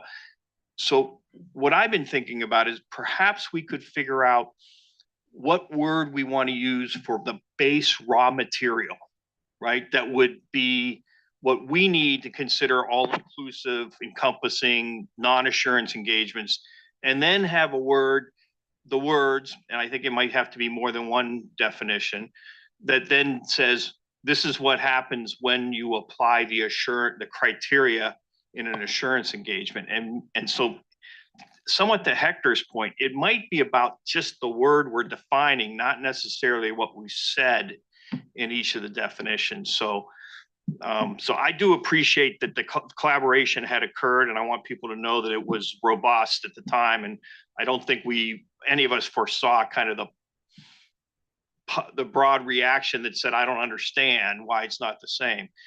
The only other thing I would add is perhaps we could work on this in the very near term before whatever the big meeting in July is, and get this worked out so that we can, to Sadia's point, maybe share electronically what things are looking back at for each of the boards to react to. So thank you. Thank you very much, Rich. I think this is an evolving discussion, but I'll conclude or try to wrap up after everybody has spoken. Andy, please. Thank you, Chair. Yeah, I guess I'll also just express that while I have comments, I won't give them now because I am signing up to what Mark started it off with, that I think we ought to have a common definition, and maybe it's a little bit as further added by Rich right now about the base raw material aspect of it, as Hector described, that perhaps there is some engagement specific like financial statements, and then you maybe have subject matter, in terms of the financial world. But I mean, I think there is the avenue for a base raw material, that it seems a little silly to have a different definition of to at least to describe the topic matter. But I also would sign up with what Sadia says that if we're going to go with a single definition, it needs to be we maybe just need to take on a responsibility to have outreach in between this so that we could get that behind us so that then we don't diverge after July and September with that understanding. But I'm responding very favorably to a common definition. Thank you very much, Andy. Yohei? Thank you, Chair. So the one point I would like to make here is, I'm very much resonant for the one single definition, and same as a comment from IOSCO shared by Ken yesterday. The consistency of definitions and terms and key concepts is essential to promote interoperability, to ensure consistency in practice, and to avoid confusion. It's very important for the stakeholders' high expectation. And so concerning the high expectation for stakeholders, I think it will be important, or it will be helpful to have the discussions with the key stakeholders before the ISSA 5000 is finalized. Yes, thank you. Thank you very much, Yohei. Chana, please.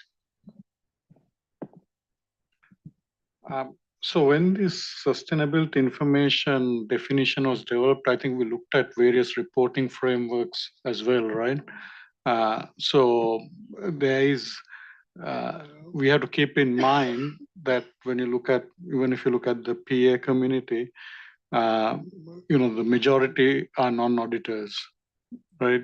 There's reporting accountants. I mean, in Australia, if you take it, only 7% auditors and 93% is on the other part. So we need something that they understand as well. And this definition that was in the ED is more like it's easier to communicate.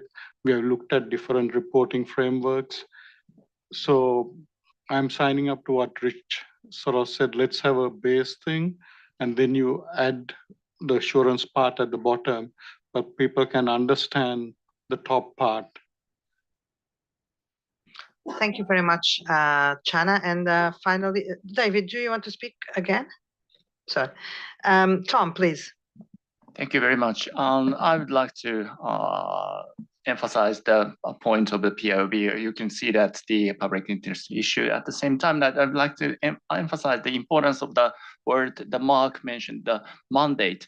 I mean, that's the July meeting is very important. And then the point is that the giving the mandate to the chair of the SSB and chair of the task force to formulate the common definition, then come back to each board if they need some sort of the very exceptional additional note. That's sort of the starting from the different standpoint and getting to the closer, not that way of thinking, but the setting up the common single standard. Then each SSB can evaluate if there are some sort of a needs for the exceptional diversion, limited diversion, maybe a better way of dealing with this issue. In that perspective, I think that's the mandate to the chair is very important. Thank you. Thank you, Tom. Ken, please.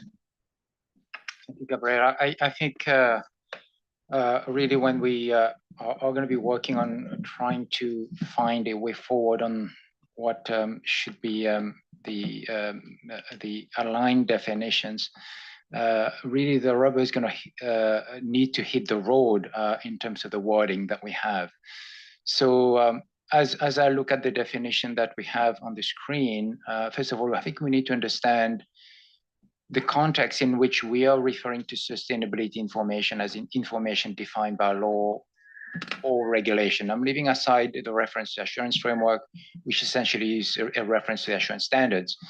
But what is the context for IESBA to be referring to sustainability information defined by law or regulation? And clearly there's a broader context when it comes to the ethics and independent standards versus the same term when it's used in the context of assurance. And we understand that on the IESBA side, the focus is really on the information that is subject to assurance. So there isn't necessarily need to refer more broadly to information that might be defined by law or regulation. So I think it's important to understand what is really the context, or what is the trigger for making a reference to law or regulation, and if that's in the context of sustainability reporting, might this be, let's say, an add-on to what would be the core baseline? The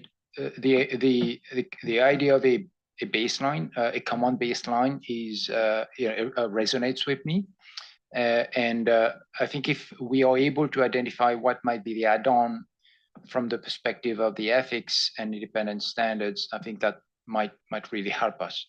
So just to essentially not disagree with what I perceive to be the direction of travel from the discussion here, which is let's try to identify a common core, but let's also be clear as to what the add-ons might be from the perspective of both boards, and what the add-on is for IESBA's purposes is what really we have to work on. And I don't have an answer right off the bat here. But Sylvia, if you could just move on to the previous slide, or whoever is holding the clicker. I just had a question on the IESBA's wording, or maybe the one before. Yeah, the shaded, so the IESBA proposal. Yes, so just in relation to the proposed definition for sustainability matters, there is a reference in the second sentence to criteria. And that might be a bit of a challenge if we were to try to align to this, or at least attempt to align to this proposed drafting, because the concept of criteria is not per se defined in the code when it comes to sustainability reporting assurance, and therefore I have a question as to whether on the IESBA side there might be a possibility of considering some more general, or some more, let's say, non-technical terminology, perhaps reporting framework, for example, and whether that might work from your perspective. Again, not trying to come up with a solution here, but I'm just sharing a reaction as I read this wording, and trying to understand how we might seek alignment if we are going to try to come up with a common core. So that's how I would leave it. Thank you. Thank you, Ken. Laura, please. Yes, thank you. I would just like to make some maybe two clarifications. Maybe starting with the last one that Ken mentioned, the fact that the sustainability matters in the IESBA definition mentions criteria. That would actually be because sustainability matters, the raw information that is collected from various sources by the company, and then some of that information will be the sustainability information that will be subject to assurance. And so as the raw information, it's before we apply the criteria. So that's actually an issue for our definition, to have sustainability matters as the raw stuff, a reference to the criteria. That's the second step. So I think that's one thing that we would need to coordinate when trying to align the wording. And my second comment is, why did we, maybe going to the proposal, why did we swap A and B? Because as Christelle mentioned during her presentation, it's not for the IESBA or the IESBA code or part 5 to define sustainability information. That's for the reporting and the assurance frameworks. And so the first thing that we need to say is sustainability information is whatever is defined in the reporting or the assurance framework that you're using. And if there is no definition, because it's an entity developed framework or something like that, then we have a general understanding of what we're talking about. And to really stress that first part, that new letter A, those two lines, whatever is defined in law, regulation, or the applicable framework, it really is the key of our definition. So I would say that's the most important part of our definition. And another thing that the work stream considered in our May meeting, as Christelle mentioned, in terms of aligning to the construct or adhering to the construct of the IEESB definition, because we have one definition, sustainability information. And the IEESB is using two, the sustainability information and the sustainability matters. This is mostly due to the construct of ISA 5000 that is built upon ISE 3000, which is an assurance framework. And like Hector said, they are using the equivalence of subject matter information and underlying subject matters. We tried to use a construct where we would have two definitions. So again, sustainability information and sustainability matters, saying what would be essential for our board, and then using the add-on suggestion. But we would end up having a second definition that we really don't need. We only need sustainability information, which for us works as the raw material that is relevant for the reporting part. And then we use sustainability information that is subject to an opinion, and that is the wording that we need for the ISF, the assurance part. So that's just another clarification I would like to add. Thank you. Thank you very much, Laura. Mark, please.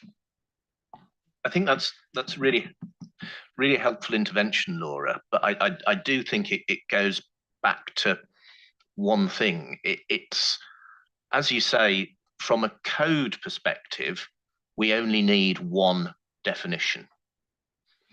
However, from an alignment perspective, we may need to accept the fact that we need two. Because in a sense, the alignment is probably the bigger prize at the moment. And the one that I think, you know, international regulators are pushing us to try and do. So although everything that you say is absolutely right from a code perspective, do we need to flex slightly in order to achieve the better outcome from a sort of collective sustainability reporting and assurance perspective? Thank you, Mark. Willy, please. Thank you, Gabriella. And I just wanted to maybe respond to one or two things, and also the question that Ken asked. Well, firstly, thank you very much for the discussion. I think it was really very good. And I think, you know, as we've continued to look at this, I think, you know, we've come to the realization more and more, the more words we have to align, the less the chance that we're going to be successful. So we really need to go back to a very core description, and then accept that there may be add-ons for the IEESB. And like I said, we've got a vehicle to do that. You know, if we can get to a core description, we can always say for purposes of the ISAs, and we can add what we need. And we've got application material that we can also use. So I really think that that is an avenue to pursue, and that will get us there. And maybe in line with that is exactly then the point that Ken raised. I think, Ken, if you look at the two definitions on the screen, there's probably the first sentence of the information about sustainability information that has been shaded that can also be actually part of for purposes of the ISAs. And to your point, even the point about criteria could be for purposes of the ISA. So I really think if we can go down this path, that is our best chance to get to a solution. Thank you very much, Willy. Ken, please. Yeah, at the risk of being provocative to this board, I would say maybe the answer is staring at us in the face here, which is to take the first sentences of both definitions. So sustainability information about sustainability matters, and mass sustainability matters, environmental, social, and governance matters. And that would be the core, so to speak, and then leave it to the individual boards to figure out what the add-ons would be, so to speak. Yes, I think that this discussion is making very clear what everybody wants. It is clear that everybody wants a common, as much as possible, a common definition. It is clear that a very technical or detailed definition will not serve the purposes of the two boards because we cover different realities. And what works for assurance may not work for also for reporting, and to keep the neutrality of the framework. We have to have the PIF, as Christelle rightly mentioned at the start, very clear in our mind. It has to be clear, it has to be understandable, not forgetting that we have non-PAs involved and that we promise to be profession agnostic and to have simple language, something that everyone can understand. And this, all in all, together with the preferences expressed by most of the board members to have a single, simple, and I'm using Hector's words, single and simple definition. I think it's the preference of everybody, if I may conclude from this discussion. And then each one of us could do what we need to do to make it more detailed, to break down the more general or more high-level definition into technicalities adjusted to our needs in the very many instruments that we have for that purpose. So I think that leads me to conclude, but correct me if I'm wrong, that what we are, the place where we are now, and that I think that IESBA agrees, is that we should look for something along the lines proposed by Ken, or something different, which is probably not what we had dreamed before when we discussed at our respective boards the details and the intricacies of this definition. And I still remember a meeting that we had in March last year where this was discussed until we were all exhausted about the details and which words to put and not to put, and etc. Of course, we did a lot of work, and it's sometimes difficult to let go of everything that we worked and we proposed and we suggested, and we thought it was the best solution. I think that it's clear that we need something which is common, which is very simple, very high level, very non-technical, very professional agnostic, very understandable, very framework neutral. And so now I think it's, I don't know if we are able to come up with something here now, but after Ken's proposal, I think it will be relatively easy if we keep this mindset and if we take this as a decision of the two boards to reach something which is which works for both of us and works for the stakeholders who are asking for something more consistent. Comments, reactions, immediate proposals of a simple definition which meets all these criteria, or do we need a coffee break for that? I'm sure we did. We do. But Rania, please. Thank you.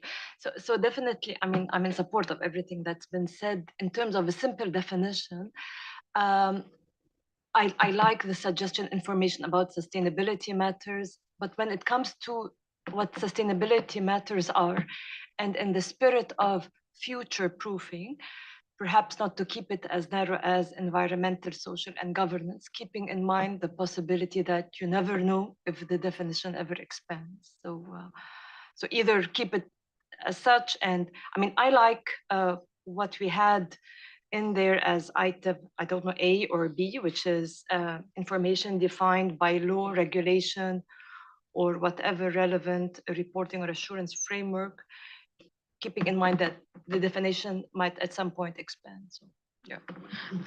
Thank you very much, Rania. I think it's difficult to draft here in the meeting. It's always a little bit of a risk unless there is something which is absolutely evident. But I think that it's going to be easy for the two groups to come up with something which is which works for everybody. Vania, please.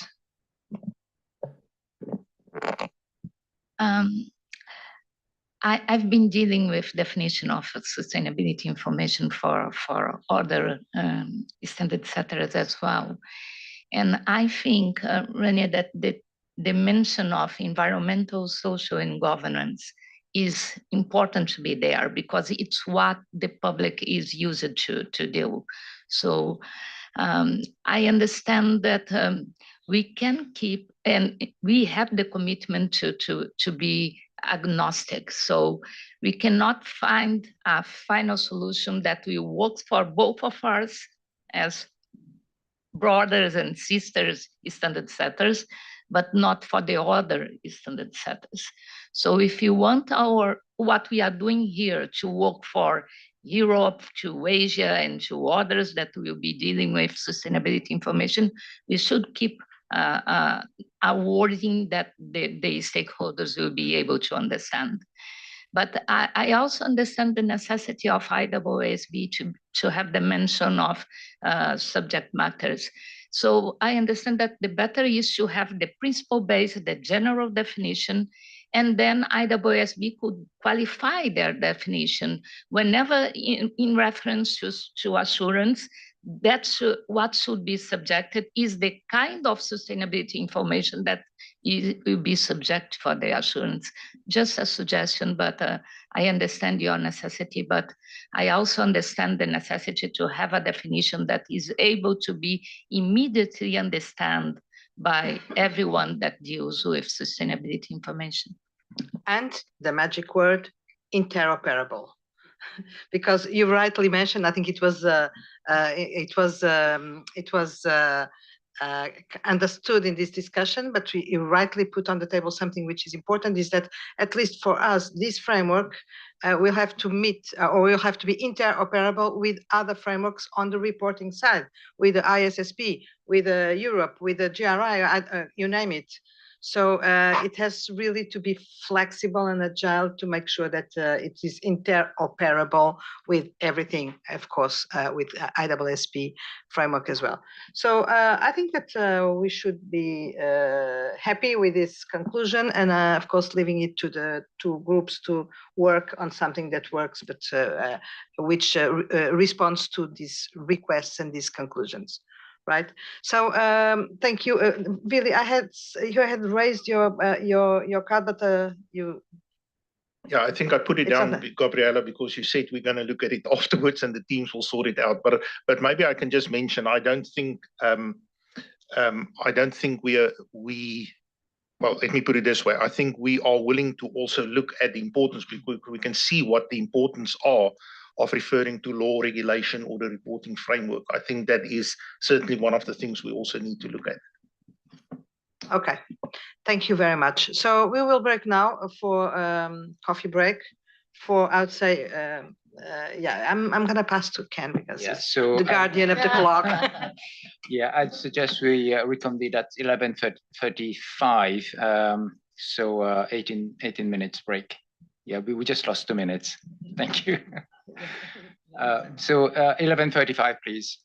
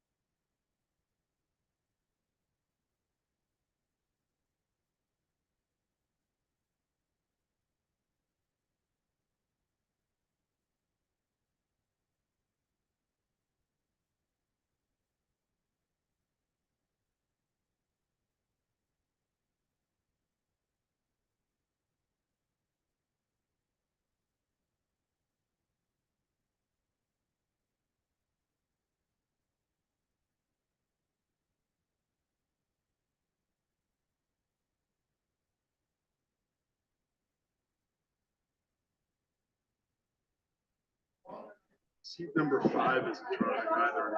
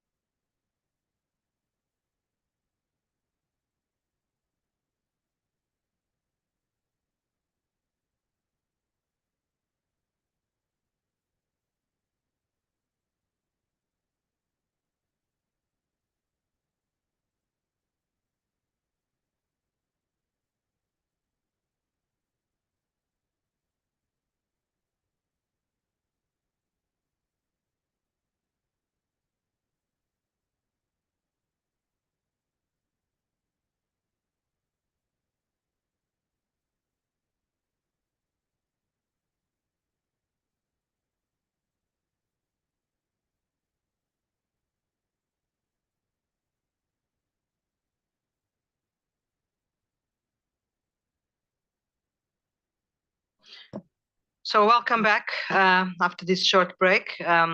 I hope that you are refreshed and ready for the second round. Thank you for the very good contributions and the constructive approach of the first round. And now the next topic identified for coordination is on the determination of components and the definition of components. And for that, I will start by giving the floor to IESB, Vili, I don't know if it's Vili or who, Dan, please, to present what you are presenting to your board, and then I'll switch to Mark, who will present on the IESBA side. Dan, please, the floor is yours. And thank you very much, Gabriela. And I think we're going to first look at group engagements, and then we'll come back in a little bit and look at components and component practitioners. But first, it's just a pleasure to be back with you. Claire and I were here in March and gave you an update on a number of matters, including this topic. So I don't want to repeat too much of what we told you back in March. If you could go to the next slide, though, please. Just a refresher on what the IAASB heard on its exposure draft of ISSA 5000. With respect to group engagements, the comments from respondents fell into three separate camps. One camp was respondents liked the principles-based approach in the exposure draft with respect to group engagements.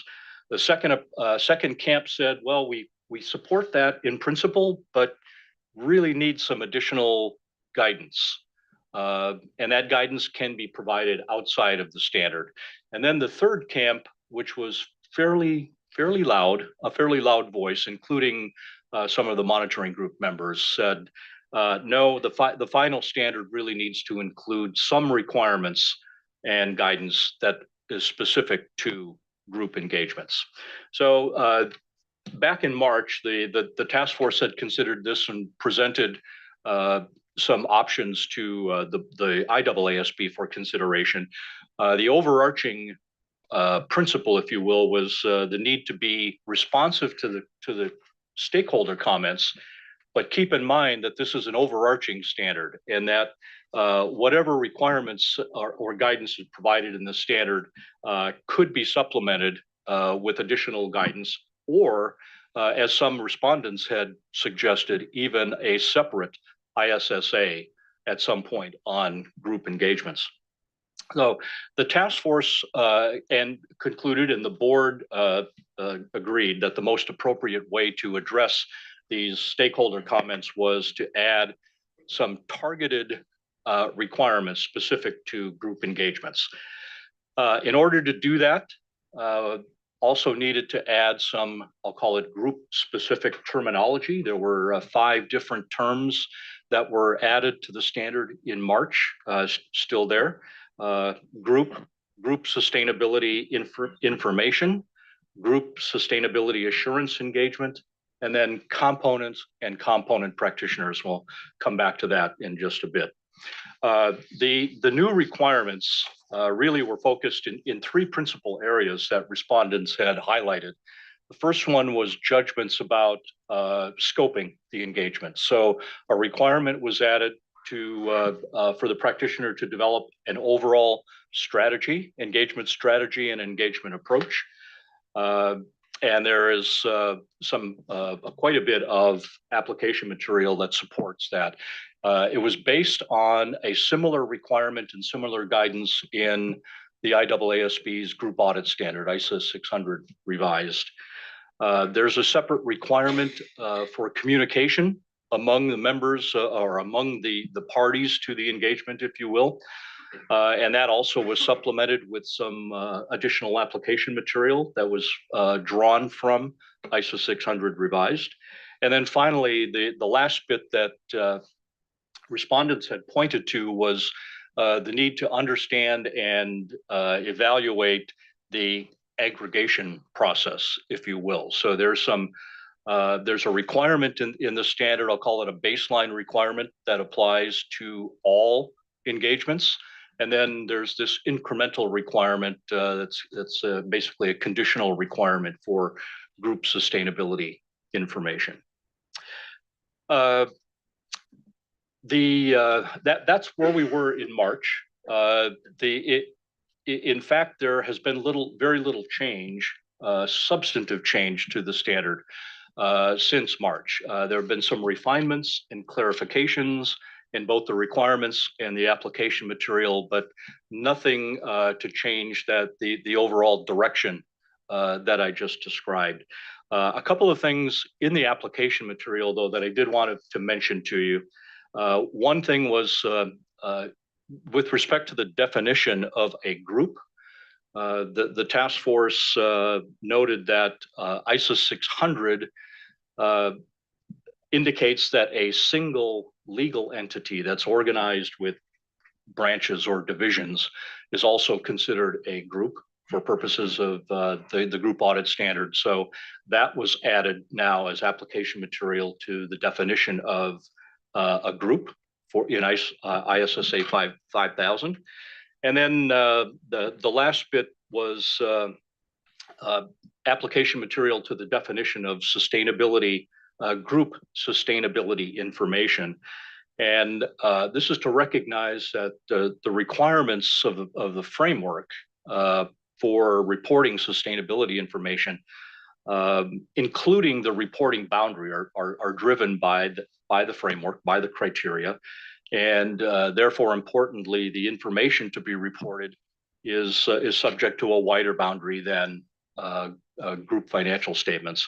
So this application material just goes on to say that the framework might say if you start with the same reporting entity, or the information reported should be for that same reporting entity as for the group financial statements, but it may be extended to include information from the value chain. So essentially now this says that group sustainability information is information from the controlled group plus information from the value chain. In essence, it's the entire package that is the subject matter information for this particular engagement. So I'm going to stop there, and I'm not sure who I'm handing off to here, Gabriela. But thank you very much. Then I have sometimes myself some doubts, but I think that this time I won't be wrong if I say that it's Mark who is going to present. Okay, so thank you. If we can move on to the next slide, please. Just in terms of key messages that have already been raised earlier, I think that the general sort of response that we got back was that stakeholders did support the inclusion of material within the ED to deal with group reporting engagements, group assurance engagements. But the message has come back consistently all the way through that we should ensure that there's proper alignment between ISSA 5000 and the IESA. And we had pushback to ensure that there was appropriate coordination with IAASB in this respect. I think as Dan's just explained, the work that the IAASB has done both at its March board meeting and the work that's proposed for the board meeting next week will bring within ISSA 5000 requirements relating to group engagements. And if we can move on to the next slide, please. And what that should then do is mean that there is alignment between what we had proposed in the ED and what the IAASB will propose subject to the agreement of its board. I think one thing that I would just flag is that as a task force, we just have to go back through and make sure that as a result of the changes, we are aligned in terms of the language that we use and the terminology. So there may be things that we need to pick up there, but effectively it will gel around the use of those components and sorry, those terms, and we'll move on and discuss the component one next. But if we can go to the next slide, please, because this is the ask of this board. The task force is now of the view that with the work that the IAASB is undertaking, there will be alignment between both proposals in terms of how they align and in both covering group situations. Obviously, we'll continue to do our full analysis of the comment letters that we've got through, but this just really is an opportunity for just to confirm with the board that we should include those specific provisions relating to the group sustainability assurance engagements, and now in doing so we'll have alignment with ISSA 5000. So I'll pause there. Thank you very much, Mark. So the question to the board is clear. Is to seek for your visions whether these changes on ISO 5000 address the comments regarding aligning and coordination, and how do you see this as a topic for coordination? Which are the visions and the views of this board? And also IESB, of course, you are very welcome whenever you think it's important to take the floor. Please do. Comments? Laura, I will assume that you have forgotten your card. Sorry. Rich, please. Actually, not so much comment, just clarification. Then this change, then I don't want to exactly say it this way, but this essentially conforms what you're suggesting in ISSA 5000 to what the existing ISAs do as it relates to group. Is that kind of the case, Dan? I think, by and large, at the highest level, Rich, that's correct. The specific requirement, the conditional requirement that was added in 5000 for group sustainability assurance engagements takes it, maybe it's a little bit of a deeper dive. It still follows the principles in 5000, which is when you're planning the engagement, figure out what information you need, where the information resides, figure out what resources are needed in order to obtain evidence about that information. And it could be, those resources could be, I'll call it the group team or component practitioners. And then the third leg of that stool is whether the practitioner either needs to or plans to obtain evidence from the work of another practitioner. So it was meant to try to, I'll call it, create the distinction between work being done within the controlled group versus the value chain. When we get to components, we'll see there's a little bit of spillover on that for work in the value chain. But essentially the point was align it as closely as possible with the principles in ISO 600. Well, then to answer Mark's question, and I realize we got to talk about components, and we're all going to have to deal with the message we received today from that addresses some issues around components and value chain. I think this, Mark, fits with what you said. And I think that helps us, but I also would agree that we should continue to leave in our IESA document the provisions of grouping, addressing group sustainability, which was your second question. Thank you. Thank you, Rich. Amarjit, please. So I'm not very sure if it is the right time to give some specific drafting suggestions, or maybe I can send it over email. I think if it's specific drafting suggestions, please send them through to us by email, and we'll look at those, because this is just really to get the sort of high level agreement in principle for our discussions really in July. Okay, so just one general comment then. I'll not make specific suggestions here. So I found, at times the drafting, if I can say, is little complex, is not very clear. So it would be helpful if we could use examples, or maybe use certain graphics to explain what we are saying. That would be helpful, and I'll probably point out those specific areas where we need more clarity. Okay. Okay, point taken. Ken, do you want to? Well, more really to try to better understand the Margit's comment. So in referring to drafting, are you referring, Margit, to the drafting in the exposure draft? Or drafting that we presented on the slides? I don't know, Laura, if you could flip to the previous slide. I don't know if there's any drafting on the. It's the exposure draft. Would you be referring to the IESBA, the draft, the proposals that this board put out? Well, I think whatever was circulated, so. Let's see, yes.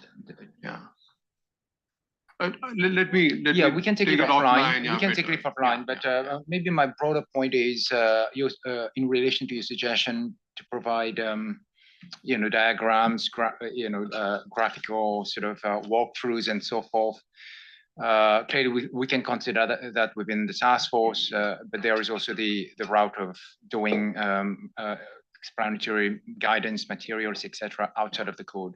So that is always a matter that is going to be considered as part of the rollout. So anywhere, either by way of guidance, frequently asked questions. So maybe that this may not be the right place here, but just to elaborate and explain, that would be helpful. Yeah, right. Thanks. Thank you, Amajit and Ken. Christelle, please. Yeah, I support the workstream proposal to keep continuing addressing the group issues in the IESBA code, because we see that overall comments are agreeing that it is necessary, useful, and I understand that IESB has heard that also in its comments. So it's full support to keep our group addresses. Thank you very much, Christelle. Very clear. Luigi, please.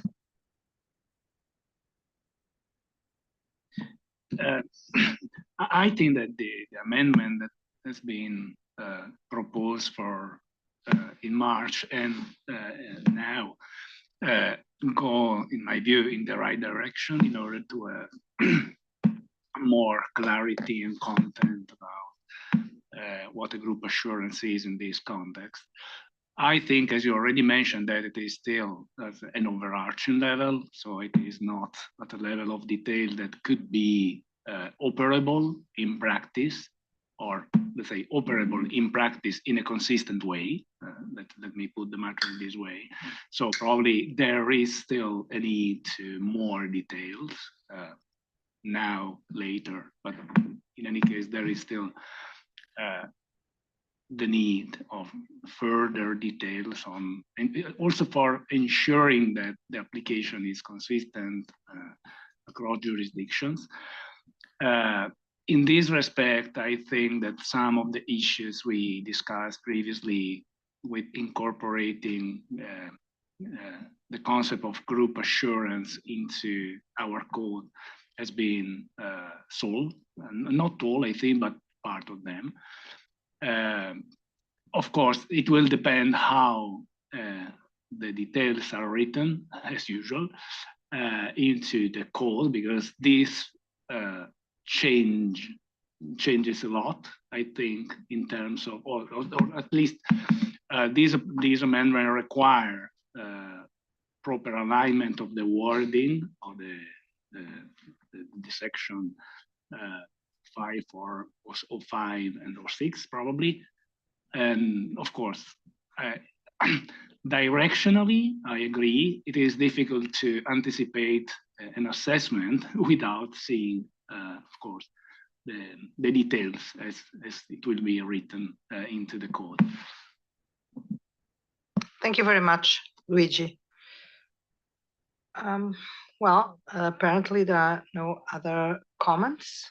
So, Mark, back to you to conclude from these responses what you think should be concluded. No, I think that's helpful, and I think the work that the IEESB has done has now made this a a more cohesive package where we're both sort of working towards the same outcome. Obviously, I do take on board the need that when we're working towards final text, we're going to have to make sure that we've got alignment in the terminology and that we've not just got stuff that doesn't reflect the journey that the IAASB have been on. But certainly that's a helpful steer. It's nice to have this one as comparatively straightforward as we descend into the world of components. Yeah, yes, but Mark, let me just add, I think it's important that as we move forward with this discussion, that we always stick to what were the reasons for each one of us to make the proposals as we made and to move forward in a certain direction.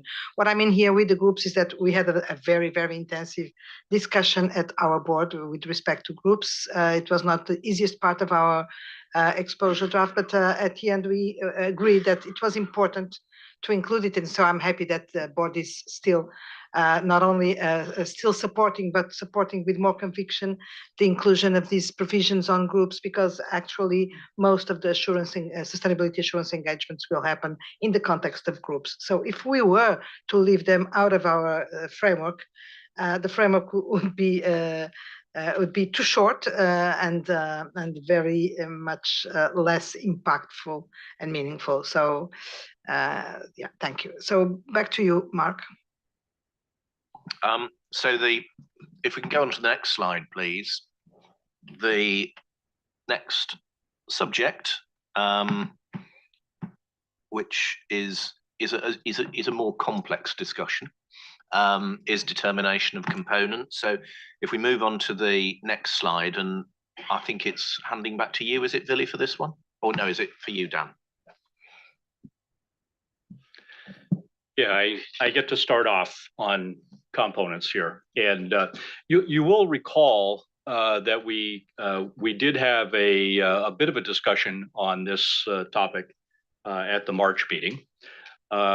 First thing I will say is that in March, the board did support the definitions of component and component practitioner, and basically supported in general the approach for determining components.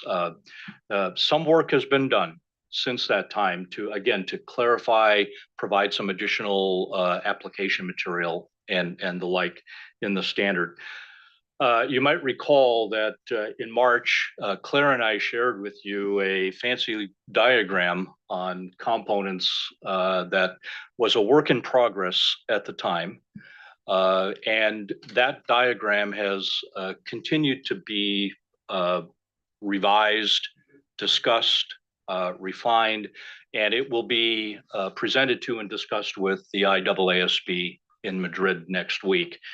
So I am not sharing that updated diagram with you today, but what I can say is that the basic concepts that were included in that diagram back in March have not changed. And maybe I can just quickly run through with you what those basic concepts are.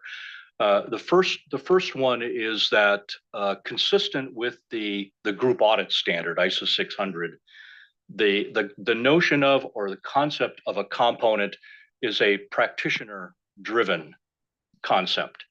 In other words, when the practitioner is determining the best way to plan and perform the engagement, it's taking a look at the universe of where the information resides, what's the best way to approach obtaining evidence about it. So that is done by identifying components, entity, business unit, whatever, as it's defined in the standard. And it's defined in ISSA 5000 the same way that it's defined in ISO 600. So the practitioner could define components either within the controlled group or in the value chain. So that's the first principle. The second principle here is that in developing the overall strategy and approach, I'll call it the group practitioner may determine that it's necessary to use the work of another firm to obtain evidence. And importantly, when the practitioner, the group practitioner, is able to be sufficiently and appropriately involved in that work of the other firm, that other firm is referred to as a component practitioner in ISSA 5000. Now, there's an expectation, I dare I say a presumption, that the practitioner will be able to be sufficiently and appropriately involved in the work of another firm that is done within the controlled group. However, the task force and the board agreed, but they did not want to preclude the possibility that work could be done by another firm outside of the control group in the value chain, and the practitioner, the group practitioner, would be able to be sufficiently and appropriately involved in that work. The standard, though, is pretty clear to say that probably less likely that that's going to happen. And if it does happen, it's probably not going to happen more than a step or two, either up or down the value chain.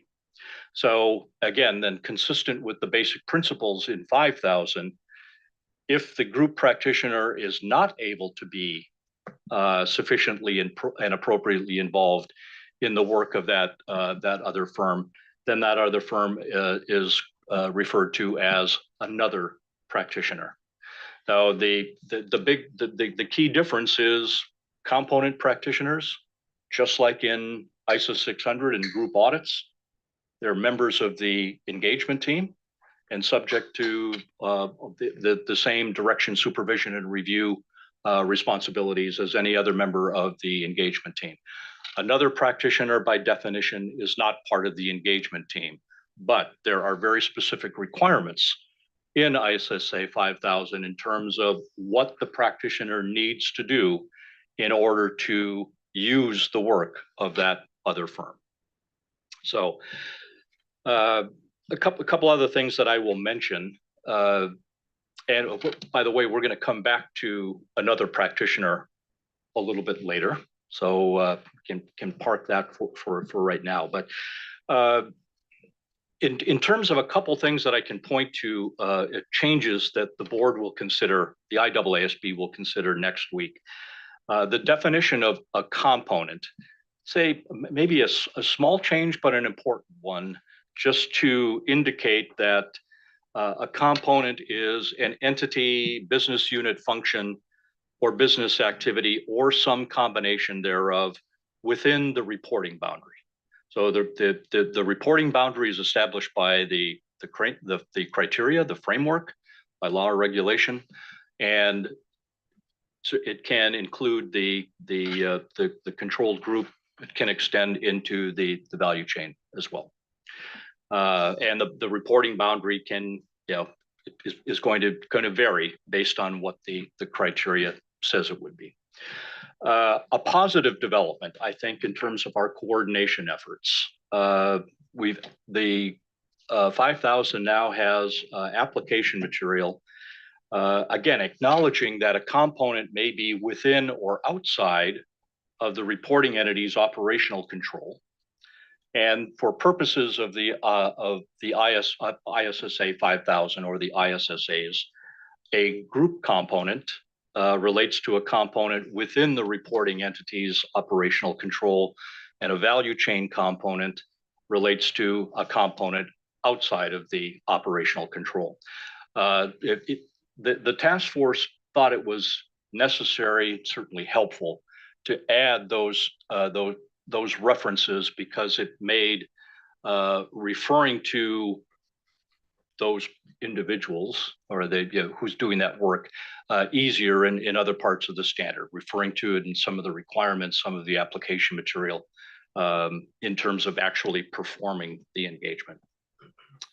And the other one I'll just point out, just so you don't get concerned, but if you look at the draft for June, it looks like there's a change to the definition of component practitioner. In fact, there has not been. All that has been done is some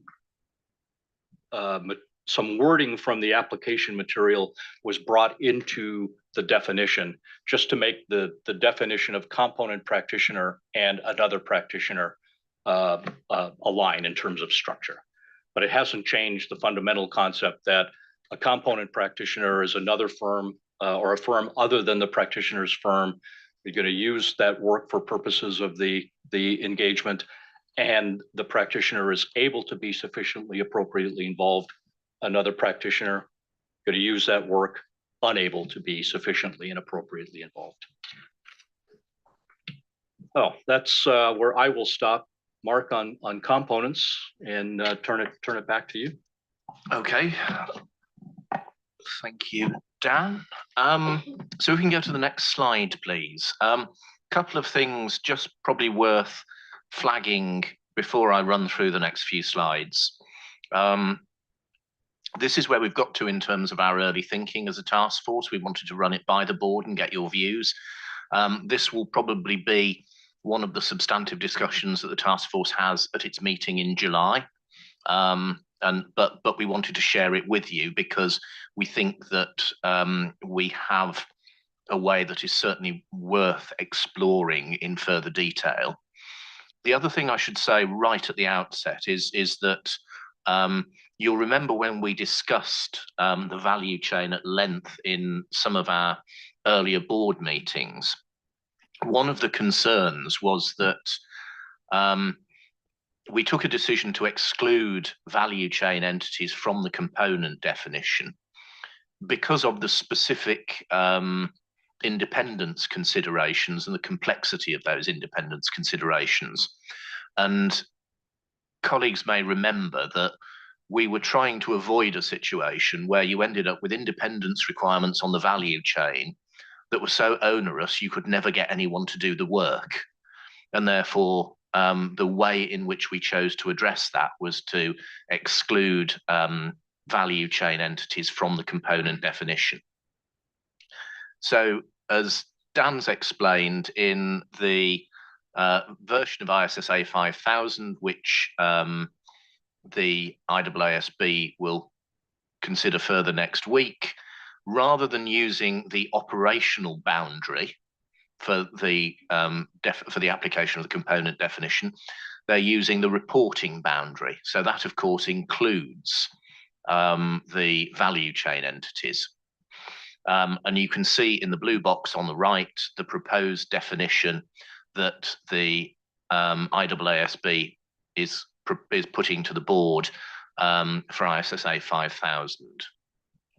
So that is a different approach to the one that we've taken. However, we've done some further thinking about what we might do to align with that. And the two bullets there explain what the IEESB are doing, but I'm not going to run through those again because Dan's already explained them. So we can go to the next slide, please. We don't believe that there's misalignment, but nevertheless, again, one of the things that was put back very clearly in the discussions around comment letters and the feedback, and some of the feedback we've subsequently received from some of the international regulators and monitoring group members, are the importance of having a consistent approach. So can we look to align? One of the things that I want to put to you now is a potential way of doing that in a way that potentially simplifies our standard. And of course, what it doesn't do is it doesn't unpick the position that the board agreed to consult on, which is we're not proposing to put additional independence requirements on those who are assuring elements in the value chain. So where we got to with the independence requirements will not change. If we can go to the next slide, please.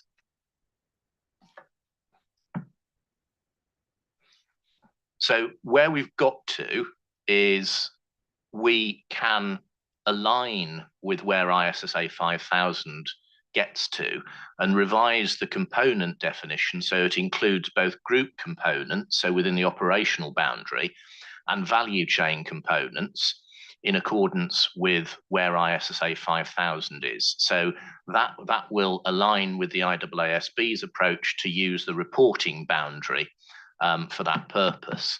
And therefore that would have a knock-on impact on the group sustainability assurance client definition, because now that would include value chain components. You'll see what we've done on the right in the blue box is to exclude that final sentence which said that components exclude entities within the value chain. But effectively, what we've done now is we're looking at changing section 5405 in the exposure draft. So that now addresses independence in respect of the component firm, engagement team members, with respect to value chain components when the engagement team is carrying out the assurance work. And also group firms with respect to value chain components, depending on whether or not the engagement team has performed the assurance work or the firm uses the work of another practitioner. So again, the important thing to emphasize to the board is, and again, this is subject to review of all of the outstanding comment letters. We've been through them, but we want to make sure that we've captured everything. We're not going to propose any changes to the independence considerations, but a streamlining of the structure. If we can go on to the next slide, just to remind you, in case it's not scarred on your memory, this is what we discussed in December last year. So we had an approach, 3 sections, or I suppose 3 and a bit sections. So we had section 5405, assurance work at a group sustainability assurance client, 5406, assurance work at a sustainability assurance client, that could be group or standalone, where the firm is using the work of another practitioner. And we'll get into the discussion of another practitioner later. And then, of course, we had 5407 and 5700 in respect of assurance work in respect of a value chain entity. Now, what I said about allowing us to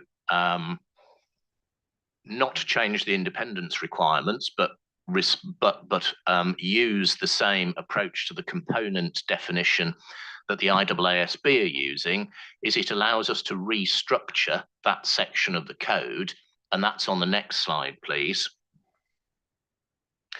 So we no longer have 5407 and 5700. We have a potential new structure which has got a restructured section 5405. So those contain the independence considerations for group and component firms effectively under direction, supervision and review. And that now covers assurance work at the group sustainability assurance client, including value chain components. And then you've got a restructured section 5406, which is where the firm uses the work of another practitioner not under direction, supervision and review. And that includes work at the group sustainability assurance client and value chain components.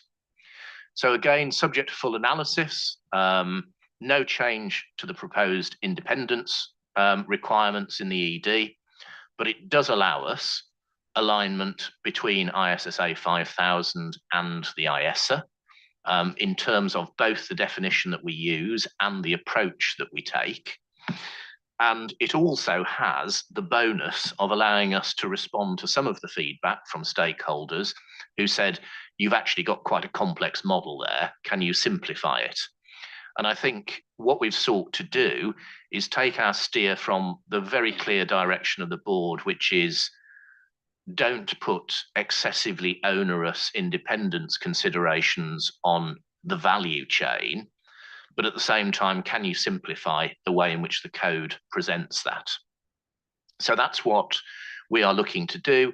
We will discuss that further at our task force meeting in July. But if I can go on to the next slide, please. Questions for the board, obviously, as follows. So can you give us your views on the proposed changes to the component definition, and also the restructuring of the provisions, so moving from 5405, 5406, 5407 to a restructured 5405 and 5406. So I think with that, Gabriella, I will hand back to you and take any questions. Thank you very much, Mark. But I think that before we take questions, Dan wants to add something. I just wanted to, before the IESBA provides input, to see if Josephine had anything that she wanted to add with respect to the IAASB's approach to components and component practitioners as we've described. So Josephine, I'll turn it over to you. Thank you. It's probably because I've sent Dan a flurry of messages on Teams. Apologies for not jumping in earlier. The one thing I just wanted to make very clear, so that we all know where we're coming from the IESB's perspective, is in our application material, we make it very clear that we recognize that a value chain entity does exist within the group, within the operational control of the group. We recognize that the value chain can be within the group and then, of course, outside of the group's operational control. But we use the term value chain component and group component, as the slide says, just for ease of reference, so that when people are thinking outside of the operational group, we're just going to call that value chain just to make it easy. But it's not to suggest in any way that we're suggesting that a value chain entity doesn't exist within that operational group. And I think that's really important, because to Mark's point, it makes a very big difference on how you're thinking about where the independence requirements lie and which independence requirements that you're looking at when you're in the operational group. So I just wanted to make sure that that was clear, because it wasn't necessarily coming through on the slides. Thank you. Thanks, Dan. Thanks very much, Josephine, for that clarification. And now I'm going to listen to the board members. Laurie, starting with you. Sorry. Great, so thanks. And look, I think the discussion by the IAASB and IESBA starting to get these definitions around operational control versus not, and aligning is going to be very helpful. So for me, and you know that we had that long discussion, and it was very confusing for me, and I always kept feeling maybe I was the only one, but I think this starts to go a long way toward solving what that means. In addition, the dropping of 5,700, which was a not small part of how that fit with the other sections, I think is good. I think the devil will be in the drafting detail, but I would say in terms of direction of travel, this just makes more sense to me. And the outside of operational control issue is important because, of course, the risk of harm is very different in that situation. And so thinking about what rules or controls you have around that should be different, I think. So I think good progress, and we'll wait to see the language. Thanks, Laurie. And I think possibly now you've raised that point, what we should look to do as a task force is, when we've got to the end of our July meeting, look to share with the board the proposed text of 5405 and 5406 to allow plenty of time for consideration. Thank you very much, Laurie and Mark. Andy. Thank you, Chair. So thank you for all this information. I'm still taking it on board. So I had first a very specific question. I heard about 5407 and 5700 and the restructuring. Are those sections that were previously known as 5407 and 5407 and 5700 going to be absorbed into the 5405? Or I wasn't clear on that part of the restructuring. Then I have a more substantive question to ask. So on that one, the independence requirements in respect of 5407 and 5700 will be bought within 5405 and 5406. But is 5405 and 5406 going to get exponentially longer as a result? No, that's the careful thing for us to do, to be very sparing in the way that we do that, to make sure that we preserve the board's position on independence, but not just lump in stuff. regardless. Okay, well, I'll obviously need to see the drafting of course. So, and help me understand on the value chain component and operational control. Is the thinking that the value chain components are those value chains within with those entities or business process within the operational control, but there may be some value chain information that's outside the operational control? I'm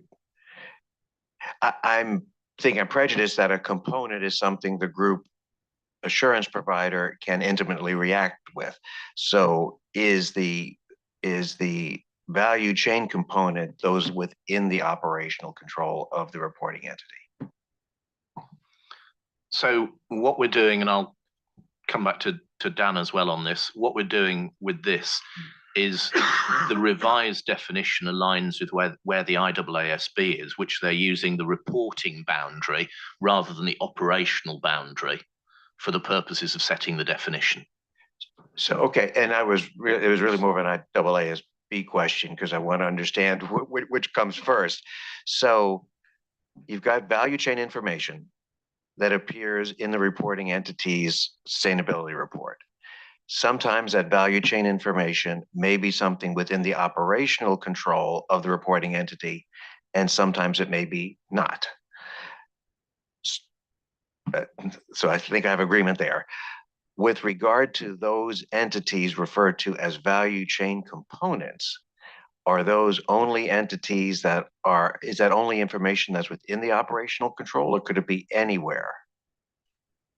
That's the part I just want to understand where your proposal is. No, Andy, as Josephine explained, that for purposes of 5,000, the reference to a value chain component is a component that is outside of the reporting entity's operational control.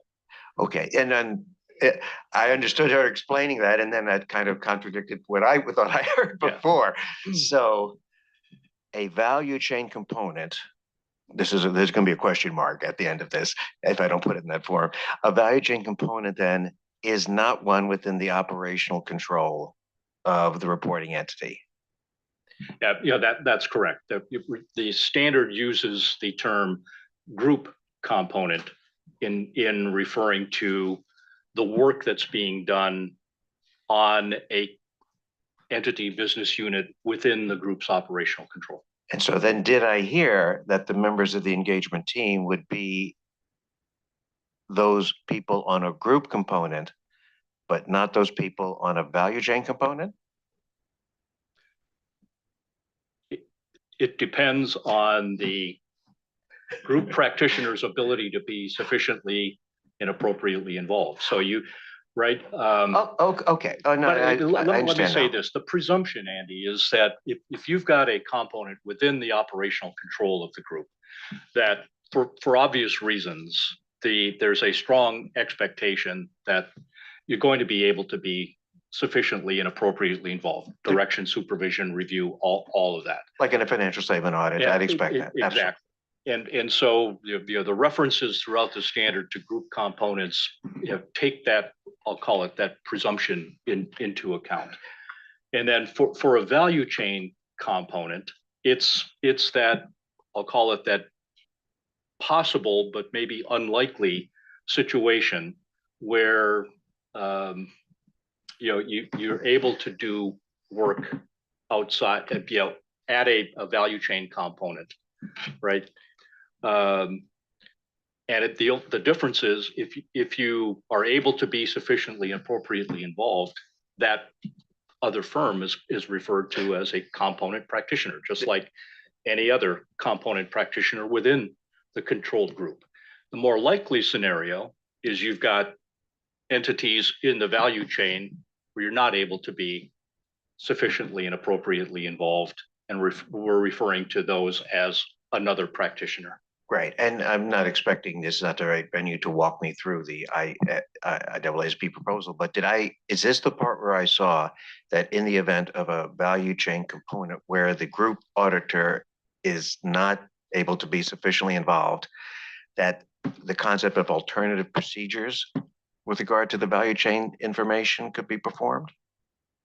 I saw something where added text dealt with alternative procedures. If I understand or remember correctly, Andy, the reference to performing alternative procedures was in the requirements for another practitioner, right? So the baseline requirements is if you're going to use the work of evidence from the work of another practitioner, you've got to do various things, right? Understand competence, capabilities.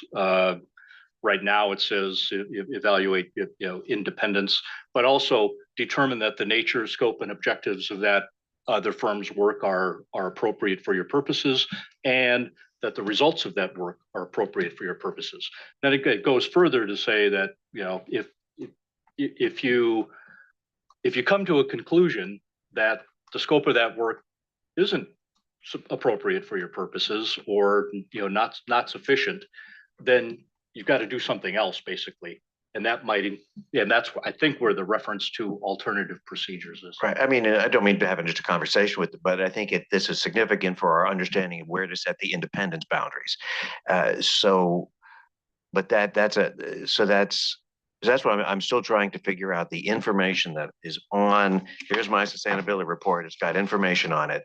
It comes from the value chain, but the reporting entity does not have an intimate operational control over that information. I then need to educate myself more on what is sufficient appropriate audit evidence under the auditing standard in order or is that that could possibly be a scope limitation then possibly? Yeah, that's exactly right. And the evidence section of the standard talks about some of the factors that a practitioner might consider in terms of evaluating relevance, reliability of that information, right? And how you're going to use it as evidence. But if it's in the sustainability information, if it's material, you have to obtain evidence about it in some way. And therefore, if you can't use the work of another practitioner, you can explore whether there are other avenues, alternative procedures available. If that's not a possible route, then you may be faced with a scope limitation. And part of it is the devil of what the it is that the assertion is in that reporting, because as I understand, the S1, S2 is the information is preferred to be verifiable, but doesn't have to be verifiable. So the reporting entity could say, we obtained this information from the value chain regarding the carbon emissions of scope 3. All it takes is probably a confirmation to confirm the accuracy of that assertion. Okay, all right. Well, anyway, thank you for that. But I really am trying to work to understand the boundary of our independence, because it's very important to me that the independence boundary does not exceed information that can't possibly be part of the entity that I'm auditing. Thanks sorry.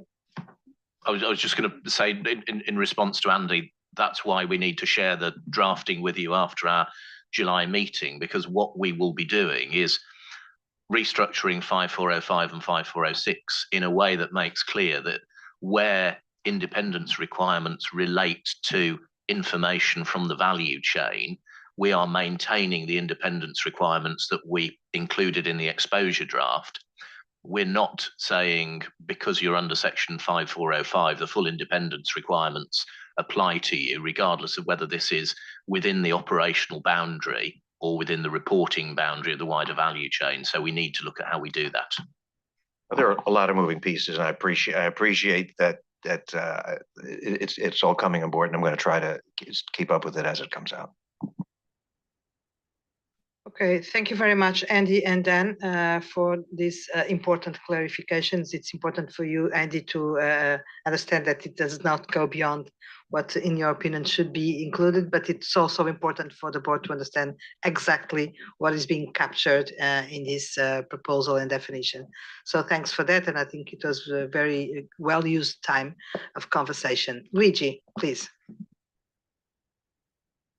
And thank you for the clarification. I have not a clear understanding why we are saying that these are not substantial changes, because if we stay with the current text of 545, including value chain entities into this section where previously they were explicitly excluded, it seems to me that it is potentially or apparently changing significantly the framework. I understand that it is a matter of writing this amendment and the proper details of the wording, but in appearance at least, if we put these value chain entities into this section, the outcome, the potential outcome would be significantly different. And I don't think that we should think of this matter in terms of likelihood or frequency, because when it is written, and we don't know in a mature market how the things could evolve. And therefore, unless everything is written in a way that it is maintained the current meaning and scope of the exposure draft, I think this is a very significant change.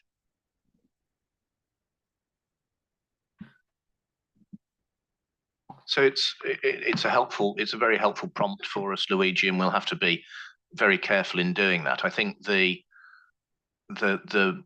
approach that the task force has taken is that we will not be changing any of the requirements on any individual assurance provider. So what we went out to consult on in the exposure draft, those requirements won't change. They will be reconfigured into those restructured sections. So if you were providing assurance in respect of information from the value chain, what is expected of you in terms of the independence requirements will be no different to what we consulted on. But I think it's a really important prompt for us to bear in mind when we're looking at the drafting. Thank you, Mark. Rich, please. Yeah, I have the same caution that Andy articulated, and I appreciate very much we're going to get a chance to look at this comment, and maybe I'm not understanding it, probably not. But from my perspective, one of the challenges with the ED was that as it related to a value chain entity, where you did not have the ability to direct, supervise, and review the engagement, you were therefore going to be in reliance on the work of the sustainability assurance provider for the value chain. It still strikes me that anything beyond asking and getting confirmation from that entity that they followed Part 5 is not going to be practically operational. And so I'm concerned that what I'm hearing is we're just going to move 5,700 into the other two sections. And I think 5,700 wasn't operationally practical. So I think that's where my concern resides with this concept that we're not going to change anything, because I think we need to think about how to deal with that. Thank you. In terms specifically, Rich, of your point about the confirmation, I'm in violent agreement with you. Nothing changes in that respect.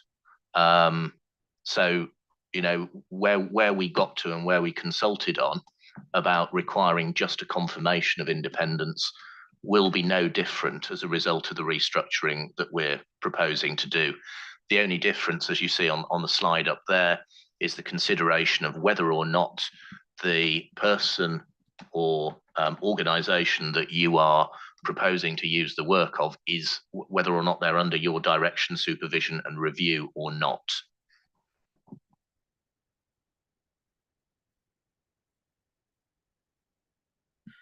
Okay, thank you, Rich and Mark. Christelle, please. Yes, thank you. Just to try to make it clearer to me. There is a distinction between operational control by within the group, the audited group. Okay, what is in its operational control, what is outside. Most of the time, value chain entities are out of its control unless some kind of weird situation where its initial boundaries did not include a value chain entity, or did include and then not because of time. I don't know. I don't imagine what are the situation where there could a value chain entity could be in a operational control if it's not already within the reporting boundaries on financials. But so if there are circumstances that this could happen, I am interested just to understand the concept. Then if we speak now on value chain components, what are the circumstances where the group auditor could have direction, supervision, and review? It's because by chance, they are also auditor of value chain components. What other circumstances might be that an auditor could have this direction, supervision, and control and review on a value chain component auditor if he is not the auditor, or his network? His network. If there are circumstances there, I would like to understand also, because otherwise I think it's going, including our restructuring, as you say, would pose a difficulty, because that would mean that there would be additional requirements in terms of independence when it is in your network than if it's not in your network, the value chain auditor, right? But if you are the auditor of a value chain entity, you might well, depending if you are the auditor of financial statements or the auditor of sustainability, if you're not, if you are the financial auditor, you have the independence level that we require. So, okay, no problem. If you are only sustainability auditor of the value chain entity, then we might ask for more independence requirement than for another entity. So I need to understand all these captions, and then to understand when you finalize your drafting, if we have an uneven requirements between auditors, if I'm clear. I hope so. So again, a really helpful prompt for us, Christelle, and we will take, I won't attempt to answer all of these things now, because I think we need to actually take them away into the task force and do it. The only point that I would say, Christelle, is when I think the IASB explained their reporting boundary and how that drives the component definition, that is, of course, the sustainability reporting boundary, not the financial reporting boundary. So we just have to be clear. But we'll take those points away into our discussions in July and make sure we address those. But the starting point for that the task force is approaching this from is it is not placing additional independence requirements onto those who are providing assurance over value chain information. There is a consideration whether or not they become a member of the engagement team, because they might be under direction, supervision and review or not. But either way, where the assurance relates to information that comes from the value chain, we are not proposing to change the independence requirements that the board agreed that we went out to consult on. Thank you for that clarification, because I think that beyond the technical issues that we are discussing, it's important for the board to understand where it takes us and what it means with respect to the decisions that we had discussed and made. So thank you for that, Mark. Sunam, please. Thank you. from the perspective of simplifying and also aligning with IWSB, I agree with what working group proposed. After hearing from you in response to all the questions, I'm assured, but my concern and comment was especially when I read the material last week, my concern was the possibility that the practitioner for value chain entities should have applied more stringent independence standards as compared to those proposed in the ED in the past. So I believe the working group will take that into consideration. But we have received a lot of pushback and challenges facing value chain entities. Thank you. Thank you. And you know, it is just a reflection of the fact that things are moving extremely quickly at the moment, and will continue to move extremely quickly. But we will take all of these points and all of the feedback from the board into that discussion that we have, and into developing that material that we can then share with you. Thank you, Sonam and Mark. I think it was Yohei who is waiting for a long time. Thank you, Chair. I have 2 points. The first one is regarding the definition of the component. I support the direction for the proposed definition. Is conceptually aligned as that of the IWSPs, but I think there still exist differences in description. So, like ISSA 5000 said that the component is within the reporting boundary, while IESBA code says nothing about it.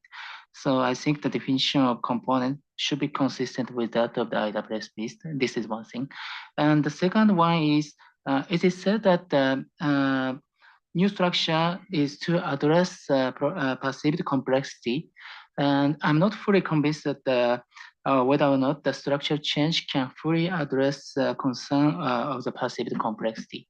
So my point is necessary to analyze comments for concerns regarding the complexity, and which I think many respondents commented. Thank you. Thank you, Yohei. Tomoyo, please. Thank you, Chair. For the potential new structure, the restructured 5405 and restructured 5406, at the first look, I thought this is a good approach. And I think many of the feedback in the ED comments or the outreach activities was that this process is still just started, and we never know how broad the value chain entity can expand, or so. I thought so. One thing I wanted to clarify is whether we are using the word value chain components and value chain entities as the same scope. I thought value chain components are more those substantial value chain entities. And if that's the case, I thought this makes sense, but I need to see the language to finally confirm. But to some content, I think this approach will reduce the concerns around the complexity. The other thing I just want to highlight is that it is very interesting that the Willie Dan use when he mentioned about another practitioner use unable to be sufficiently appropriately involved, and the IESBA people use another practitioner under DSR, but seems it's the same. It's same thing. So I think for this purpose, either needs to compromise and use the same, but it seems that we are just using the different language for the same meaning. Thank you. And also one more thing. So for this new structure, I think we need to confirm that the reason to believe issue that has been going around in March is also covered in this context. Thank you. Thank you very much, Tomoyo. Sadia, please. So it's easy to agree with if this restructure adds to clarity, understandability, better coordination. But we are moving at an terribly fast pace. And the one bullet says they're subject to full analysis of comments, no changes to proposed independence principles in the ED. Maybe it's not changes to independence principles, but it's clarity that was required or requested from several comment letters that will need to be considered. And if this restructure leads to that, then it's easy to agree, but it's hard to know now without seeing the detail whether that's going to be plausible. This has been a discussion of the board for every time we considered it. This has been the most difficult decision. And it's leaving me a little bit uncomfortable with agreeing with something without having time to analyze it sufficiently and understand what the pinpoints and the trends have been on these sections. So I understand the timing issue and that we're moving to a July meeting, but I do think that my agreement with going with this restructure cannot be held in case after seeing the detail, this doesn't help the underlying issue that has been raised in comment letters. Okay, thank you very much for that warning, Sadia. I think it's important. We don't know what we don't know, and we don't know what's in the responses that we haven't analyzed or had the opportunity to see yet, nor what it will bring us in terms of reflection. So I think that we can take this, and we should take this as a preliminary or a tentative or directional approach. But of course, we can't agree at this point as a final and have a final agreement before seeing what's coming, what's in the responses and what the discussions will be at the task force level after further consideration. So that should be clear in our minds and take this conversation as what it can be at this stage. So David, please. Thank you, Chair. So I would say, Mark, in answer to your question, I'm broadly supportive of a restructure that simplifies.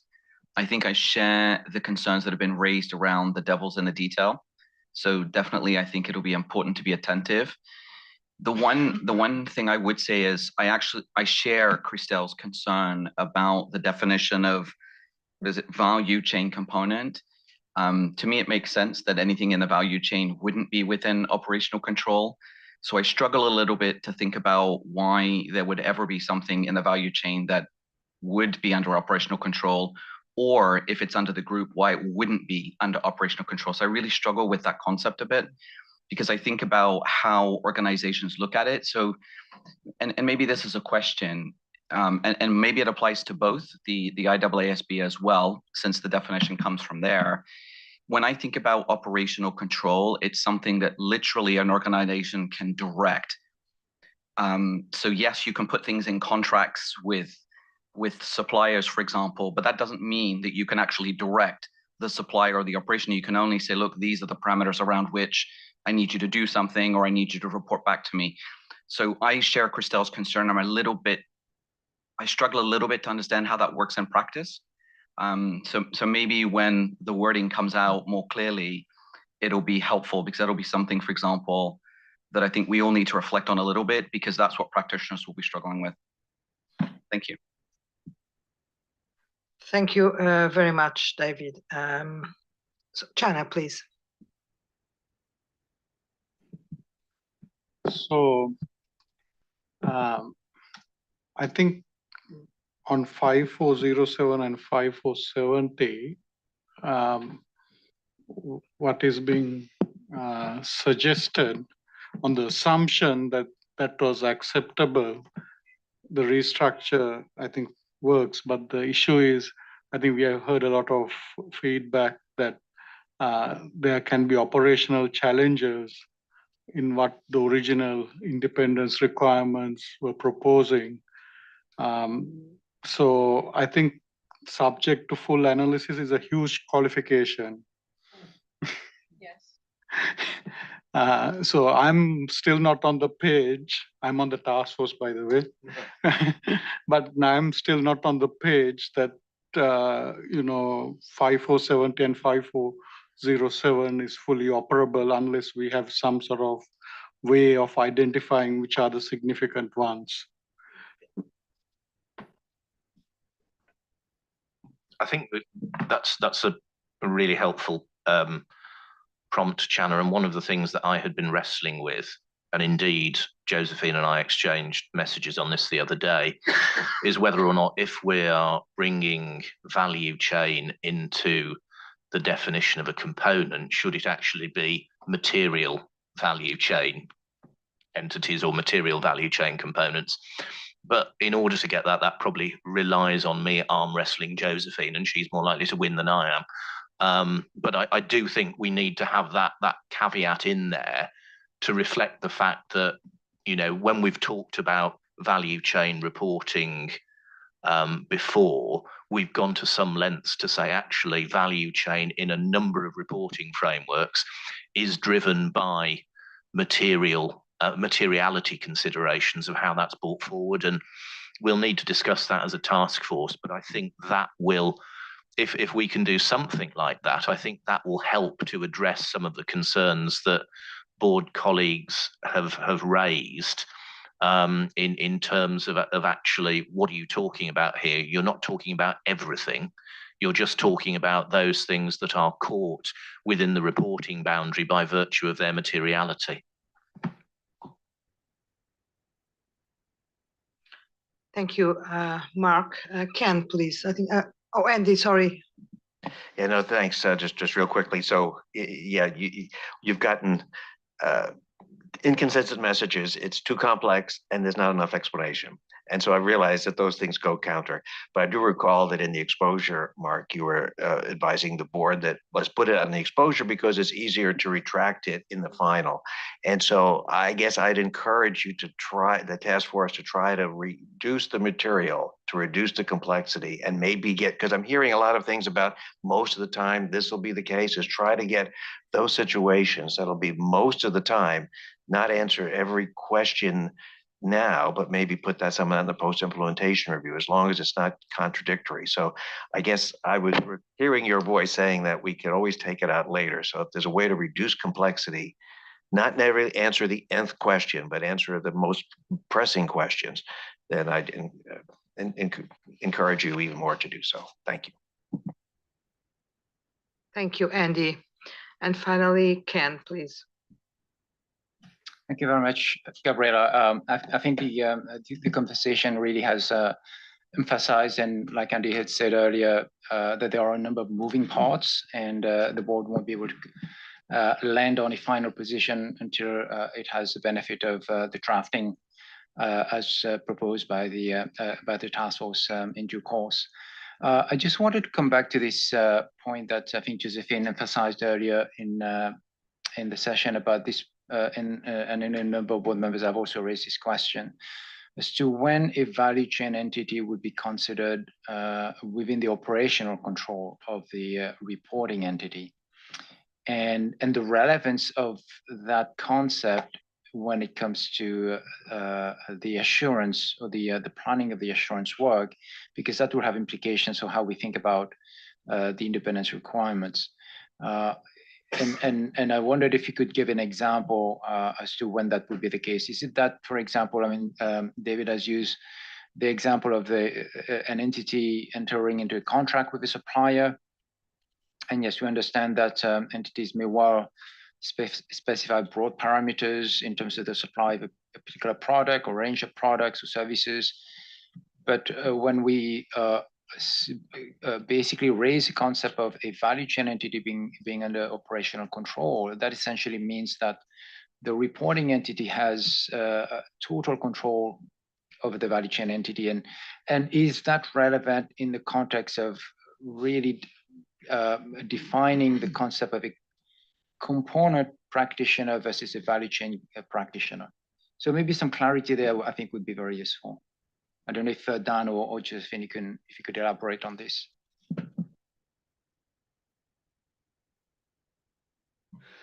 Maybe I can just come in, Ken, and say that we can certainly have another look at it. And the example that has been used most often maybe is more along the lines of the contractual agreement. That's where there's a direct business relationship of some kind between the reporting entity and the value chain entity that allows more flexibility for management to have access to information and for the practitioner, the reporting entity practitioner, to have access to the assurance practitioner at the value chain. That's the example that we've heard either through the comment letters, through outreach, whatever. So maybe clarifications along those lines might be helpful, but we can have a look at it, Ken. And I think just in the context of everything that is done, that on both sides that is going to be done, we can have another look. Thank you very much, Dan. Luigi, please. I know that it is a matter already dealt with previously, but I also think that having clarity on what an operational control is in this context is quite key. Because if we are thinking situation where there is a contractual agreement or something like that, depending on which type of contractual agreement, we can scope in everything, because value chain entities have contractual agreement with the reporting entity. So operational control would need to mean something different, and should not be only referred to possibility to access information or possibility to have some sort of significant influence on the entity. It should mean control, an operational control, which, and if it is the case, I can reconcile with your comment that it is not frequent. It is not expected to be frequent. If it is something different, well, I'm less sure that it is not free. It is less frequent. So I think that a clear definition of the meaning of this wording is needed, either in your work or in our work, in order to make sure that the scope of what is to be included into a section instead of into another section is very clear, very well defined. Thank you very much, Luigi. Rania, please. Yeah, so just a clarification. Are we talking about another, that's a value chain entity that is within the operational control, or is that the distinctive factor, or is it that whether or not the other practitioner is under the direction, supervision, and review? Because I can think of circumstances where, I mean, and also very much to Luigi's point, where there is a control, there is perhaps, I mean, significant influence, and that's also another, I think, a nuance we need to draw out. Sometimes you might have for example, between two companies, the majority of the business is, let's say, of the value chain supplies this company X, or company X, let's say, comprises 90% of the revenues of that value chain entity, but it is not the only one. It does not have to be contractual agreements per se.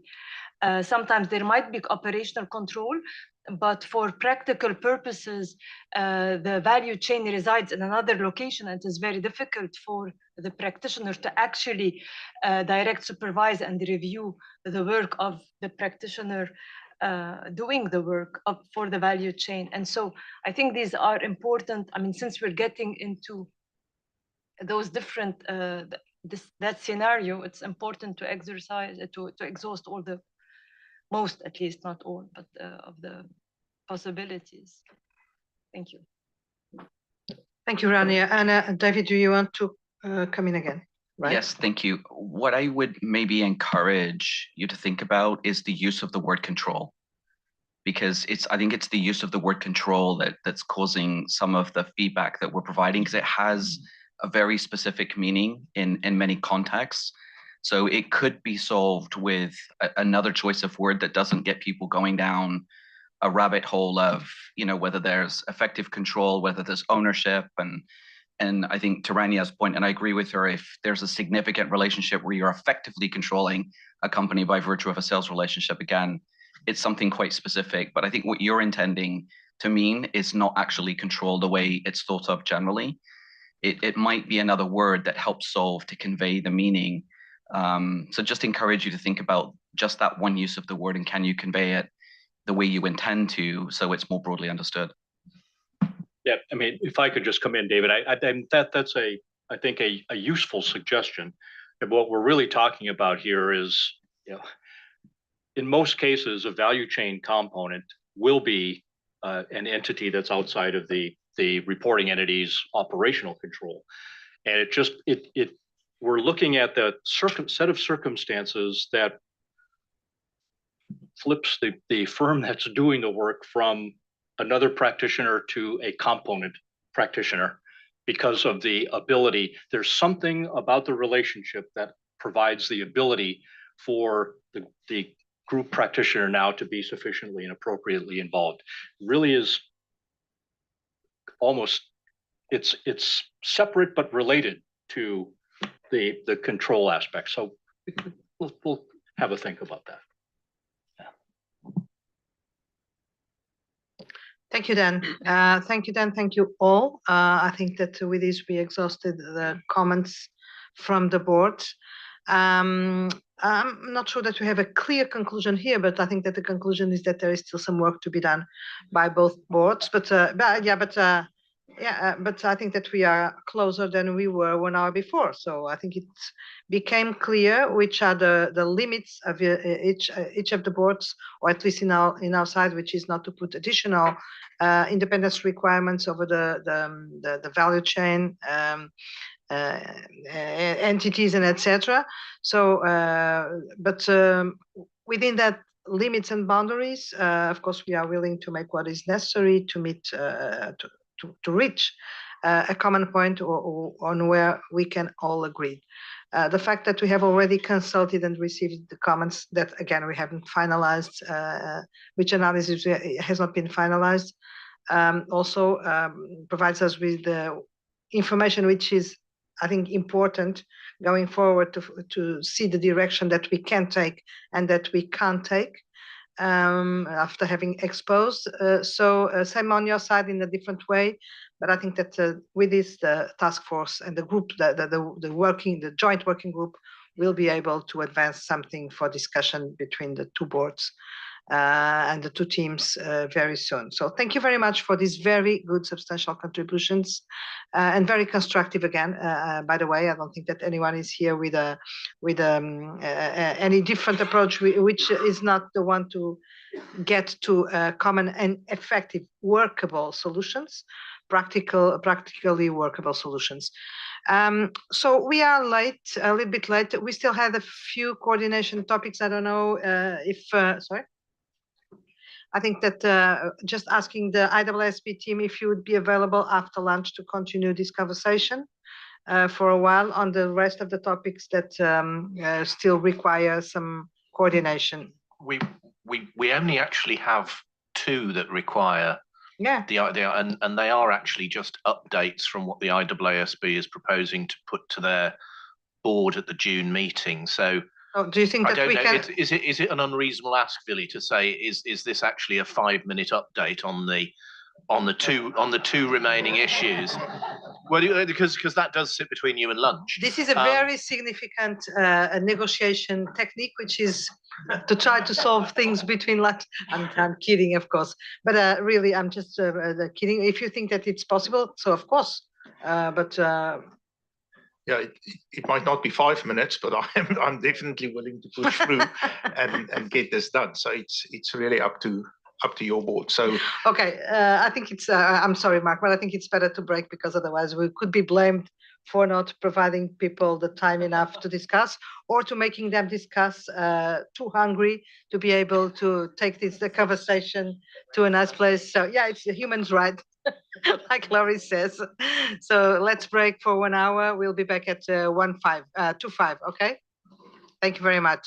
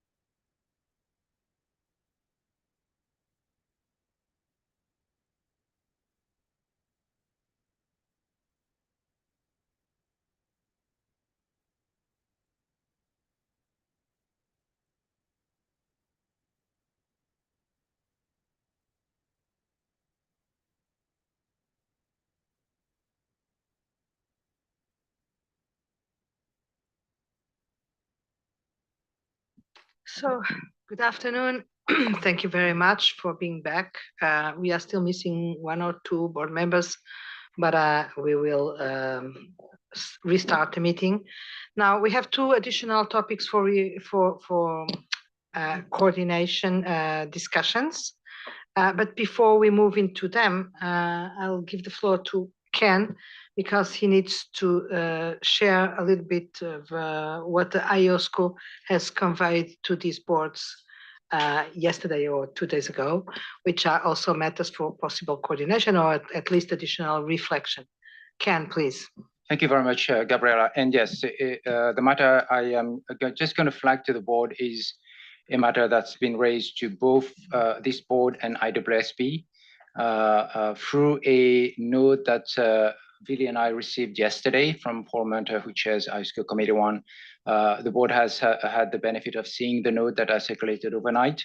But just for the record, I just wanted to at least convey the essence of the comment from ISCO Committee 1, which is a matter for the two boards to reflect on, and that's under the encouragement of Committee 1.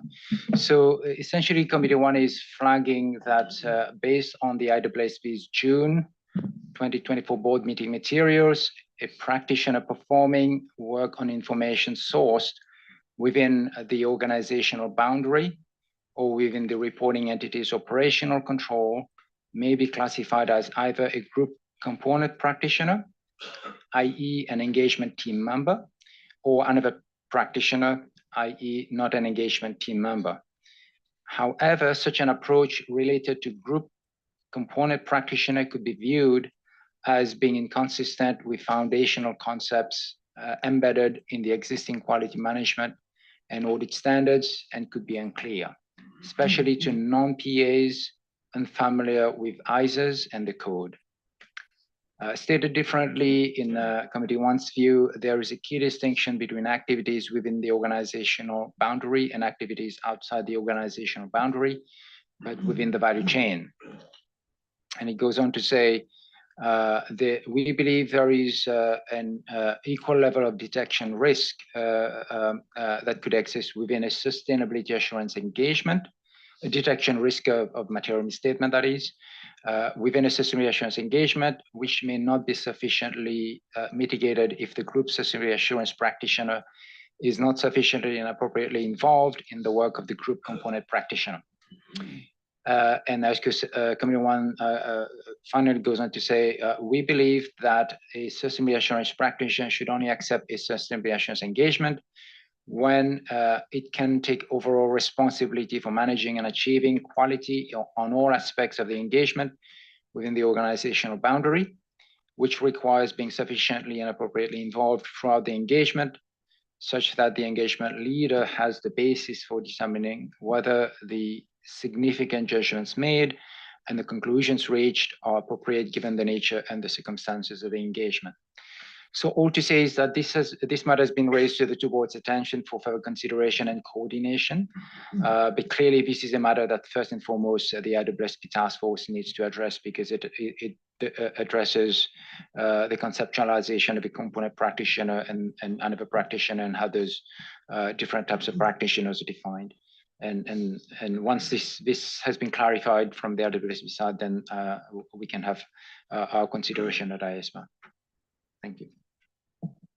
Okay, thank you very much, Ken. It was important to bring this to the attention of the board, even if you have received the email, but also for those who are watching online and who must be aware of these additional or concerns or suggestions brought to us by the IOSCO. So thank you very much, Ken, for presenting on that.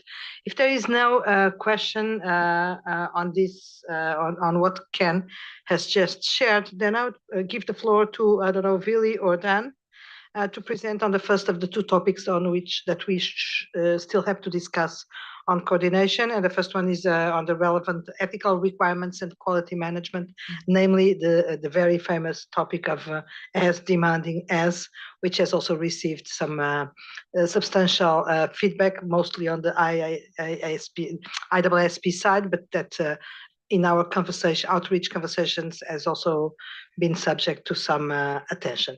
Vili, please. Thank you, Gabriella. And I'm going to feel very stupid now if it only takes 5 minutes, but let's see. So on the relevant ethical requirements and quality management part, so we can go to the next slide. Yeah, thank you. I think, on exposure and also even through our outreach, we have heard very, very strong support for the premises of quality management and ethical requirements for performing sustainability assurance engagements. We have certainly received calls for clarifying what we mean by at least as demanding, as well as who the decision makers will be in the terms of determining what is at least as demanding. And then there were various suggestions in terms of, that range from we should just straight out require that it has to be ISQM 1 in the case of quality management, and it has to be the IESBA code in the case of ethical requirements. But I mean, obviously we can't go there because that's not that has not been our policy and approach to this, and that will have unintended consequences even for the ISAs. So, and then there were also some other suggestions that I mentioned there on the slide as well. But really where we've landed is the following. We have gone what we have proposed, that we have a 3-pathway requirement, what we refer to as a 3-pathway requirement with a clear hierarchy in terms of what applies. And there's a requirement in paragraph 29 that deals with quality management, and in a requirement in paragraph 33 that deals with relevant ethical requirements. Those two requirements and application material to those requirements are intended to mirror each other because it is about the two premises of quality management and relevant ethical requirements. And how this 3-pathway requirement basically works, and if I then use relevant ethical requirements that is more relevant to this board, is it says that the practitioner shall comply with relevant ethical requirements, including those related to independence, that comprise A, the IESBA code relevant to sustainability assurance engagements, and when relevant, national requirements that are more restrictive, or B, professional requirements or requirements in law or regulation that an appropriate authority has determined to be as least as demanding.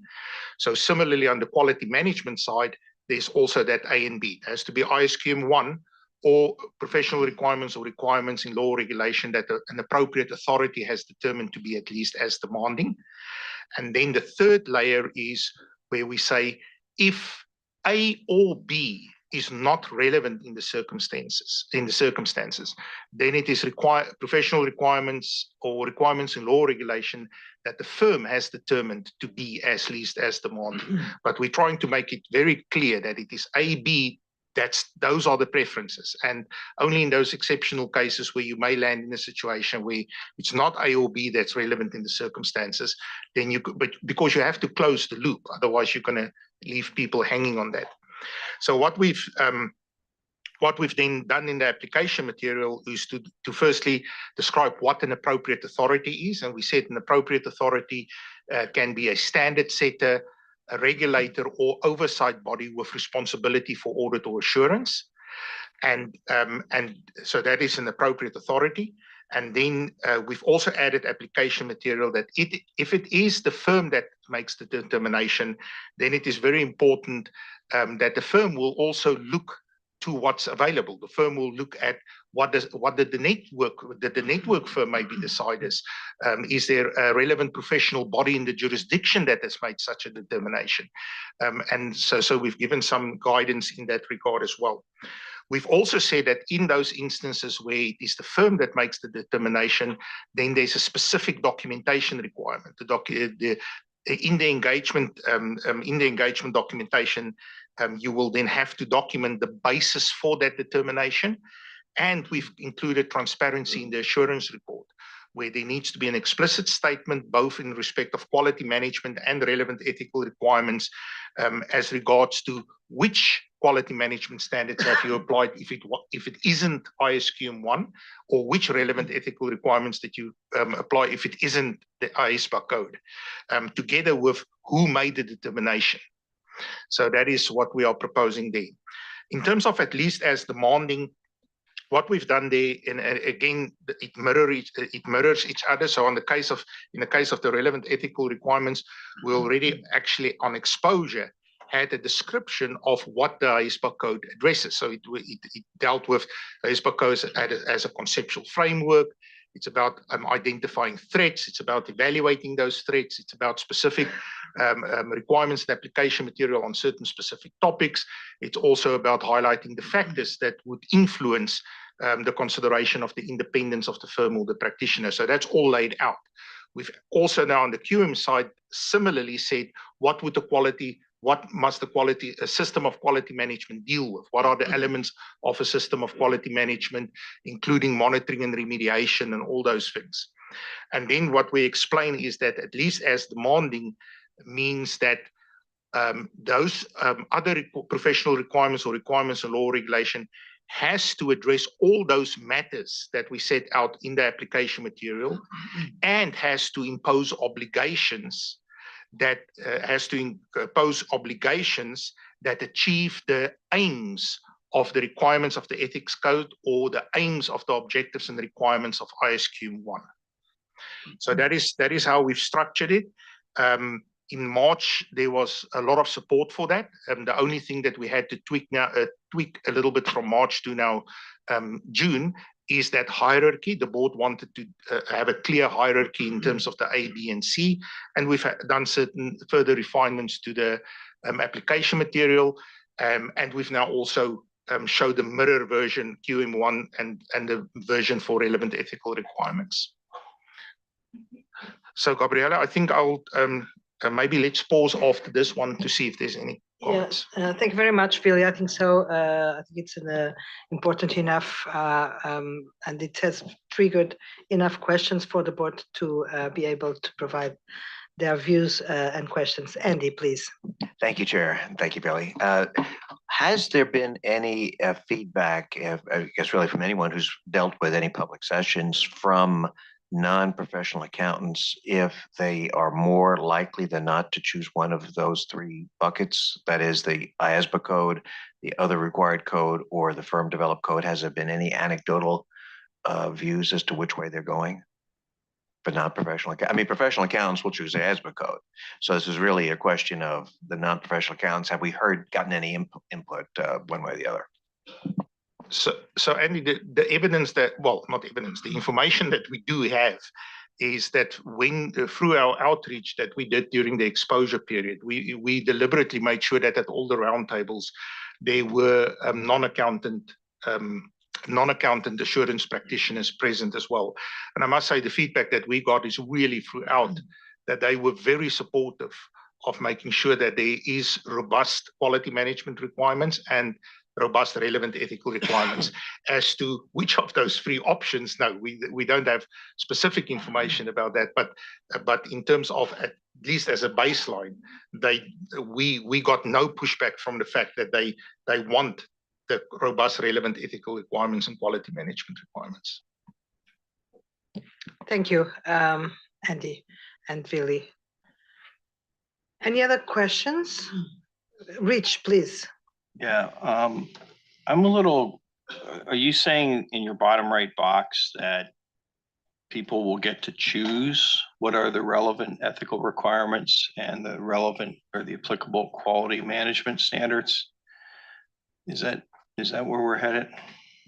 No, I don't think it's a choice. I think it's a question because remember the other thing that's going to happen is these standards are going to be implemented at the jurisdictional level, and at the jurisdictional level, the oversight authority or the regulator will make a determination of whether they believe it is ISQ 1 or whether, and we know that even on the ISA side today, not everybody uses the QM1, but they have requirements in their jurisdiction that are at least as demanding as QM1.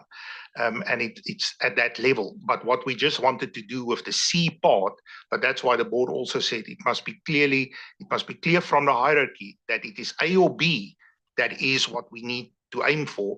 And it's only really in those cases where it's that you sit there and there's really nothing relevant and you have someone that wants to comply and say that I've done my engagement in accordance with ISA 5000, we just had to create that option there, so to close the loop.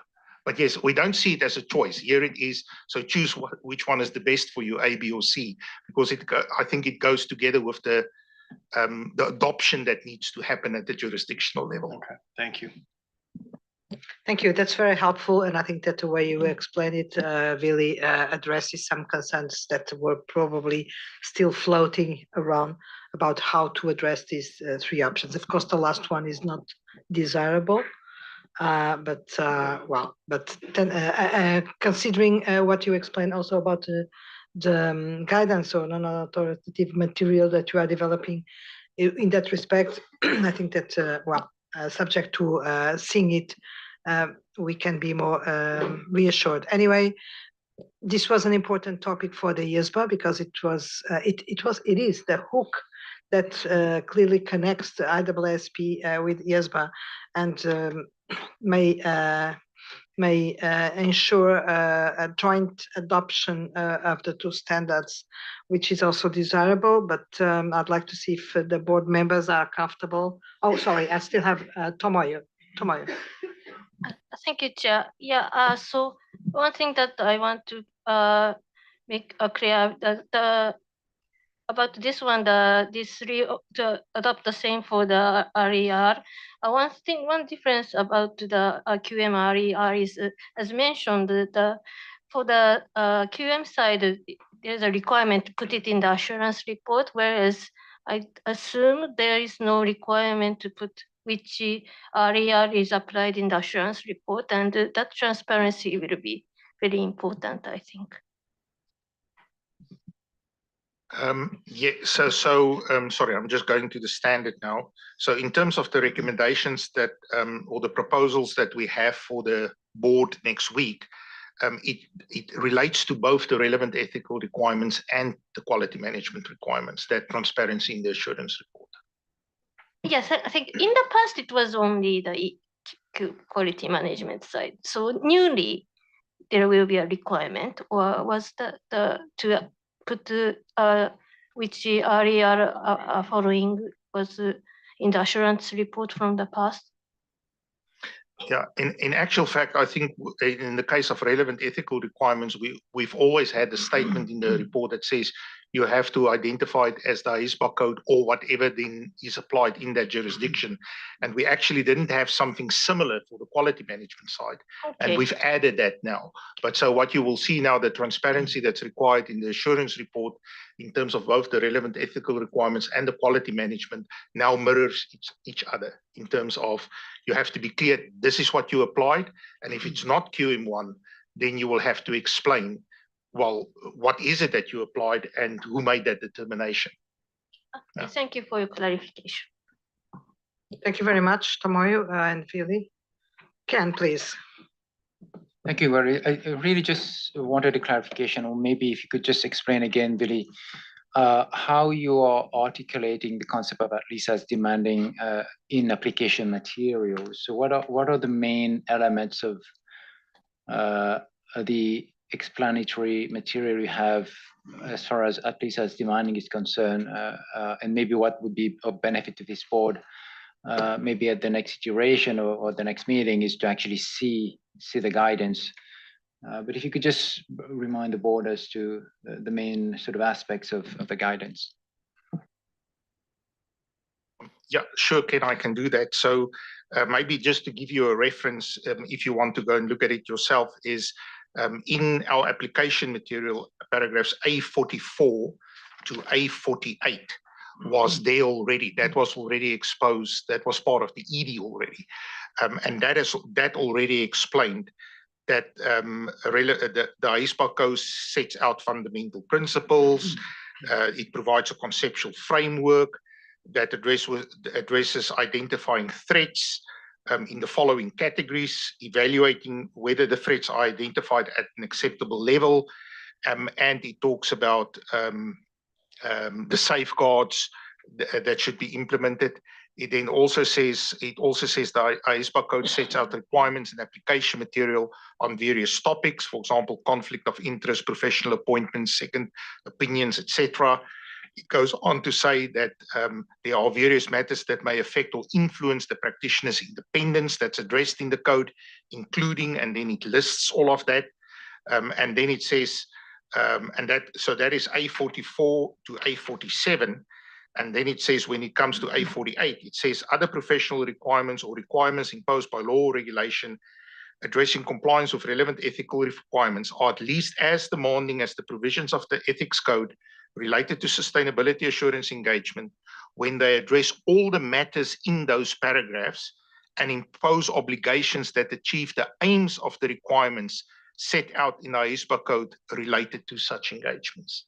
So, and that was already in the ED, so we're actually not proposing to change anything there.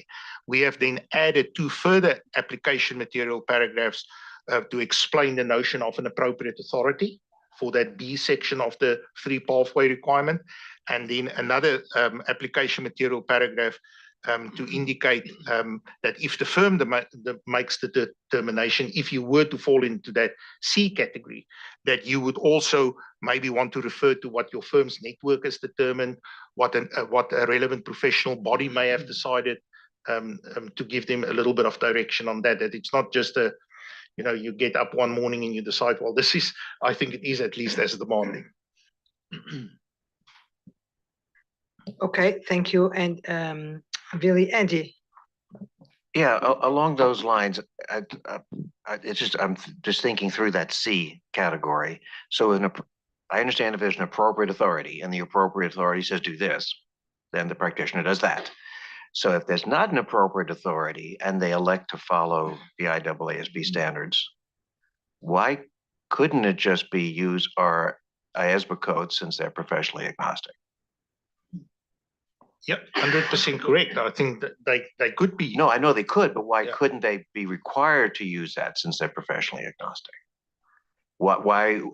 I understand you'd get an out if there's an appropriate authority determination, but I'm still working through if there's not an appropriate authority, and we've gone through the trouble of writing an IESBA code that's professionally agnostic, why wouldn't the default really be then to the IESBA code?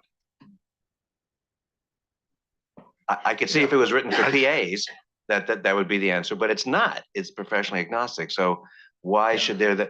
I'm suspicious that forces will drive to C a lot. And I understand that you can write it whereas the preference to the IESBA code, but anyway, I'm just now absorbing this more, and I thought there were 2 choices, and now there are 3 choices. So I'm wondering if there's not an appropriate authority, why it shouldn't be the IESBA code. And look, well, the same applies really on the QM side as well. So why couldn't it be ISQM1? But remember, that was one of the suggestions. Why don't we just write into the standards that it has to be ISQM1? Well, if there's another authority that says it must be something, and I'm talking about just the ethics code right now. Yes. So if there's an authority, I recognize the authority. If there's not an authority, and they're going to do something at least as demanding as our code, then I understand why not just use our code? We've gone to great lengths to write it in a neutral fashion. Okay. Josephine, I see you want to come in. Yeah, Andy, thank you. I think what we're trying to do on both sides is recognise that there are other professional bodies out there which we wouldn't necessarily call our appropriate authority in our accounting world, who organisations have signed up and they're members of, who do have ethical standards that those members, those non-accountant assurance practitioners, have to comply with and are, accredited to. And therefore, in that situation, and, we're working with the IIF on both sides to think about the mapping and how things map across and whether things are at least as demanding or equivalent in some way, but to recognise that there may be other codes out there that are developed by professional bodies to which somebody or an organisation has signed up to. And that's really what we're thinking about in this bucket, that you may not have being able to sign up to the IESBA code because of, I don't know, jurisdictional situations. You may not have adopted QM1, but you do have, QMX in accordance with your own accredited bodies. And therefore, this gives you that option as a non-accounting practitioner to apply those standards when you're performing the assurance work. And it's the important point that was raised earlier about transparency is really critical here, because we will have now transparency, particularly on the QM side, which is very important. If a different quality management standard has been applied, it's not QM1, and that particular body is allowed to apply that standard, then they'll be transparent about it in their assurance report that they've applied that standard. And they'll also have to document it as well as part of their files and their documentation as to how that body that they're signed up to, that membership, that member organization, what that might, I'm trying not to name names here, obviously, which makes it harder sometimes to explain something, that how that particular body came to the conclusion that something was at least as demanding. Hopefully that. Yeah, I did look up, one of the first things I looked up was the transparency requirement in the reporting element. So I was very happy to see that. But it seems to me that that could be nestled into the appropriate authority bucket, because I'm not worried about those folks, the ones that have a robust, I'm worried about the ones that don't have anything and then just make their own determination. So anyway, but I appreciate the input. Thank you.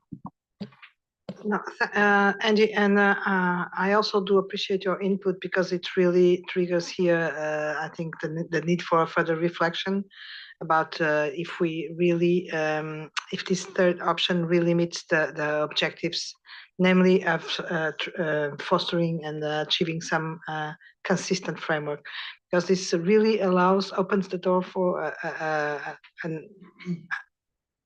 number that can be very significant of other frameworks to come into place, which is the opposite objective that we are trying to achieve, and that we try to address with this coordination with the IAIF and etc. So yeah, I think that we should give it a second thought, because I think that if AIF entities are going to use the IESBA code, if accountants will be using the IESBA code, what's left out? And it can be a number of, as you say, small or not very robust entities. I don't know. Your comment really triggered some additional thoughts that I think that should be subject to reflection. Rania, please.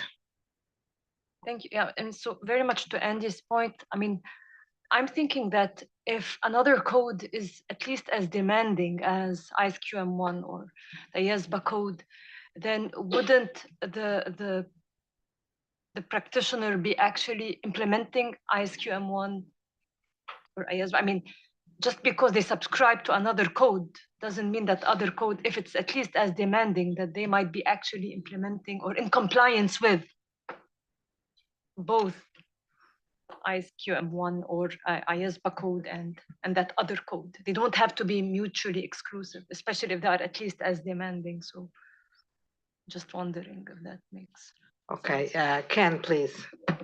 Yeah, I suppose Andy's observation just raises a question in my mind, more from a practical perspective, because if we were to take this particular case where if is making its own determination, and based on what Dili has explained, that firm has to essentially demonstrate and justify its basis for having reached a conclusion as to at least as demanding, which to my mind potentially could amount to a lot of work.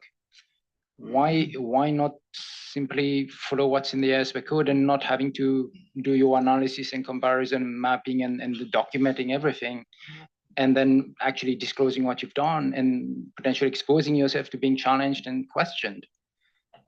So I'm just looking at it more from a practical perspective as to what the implications might be. Okay, I don't think we will solve it here, but I think that this is important feedback and food for thought for the IESB to process in its next meeting and conversations about the topic, right? I think but it's really important to assess if there is really a need for this third option, given the practical implications, but also the implications in terms of possible fragmentation and use of and appropriate frameworks. Anyway, thank you very much, really, and thank you to the board for the comments. And I think that with this we can move to the next topic for coordination, which is the one on the use of another practitioner and the use of the term work.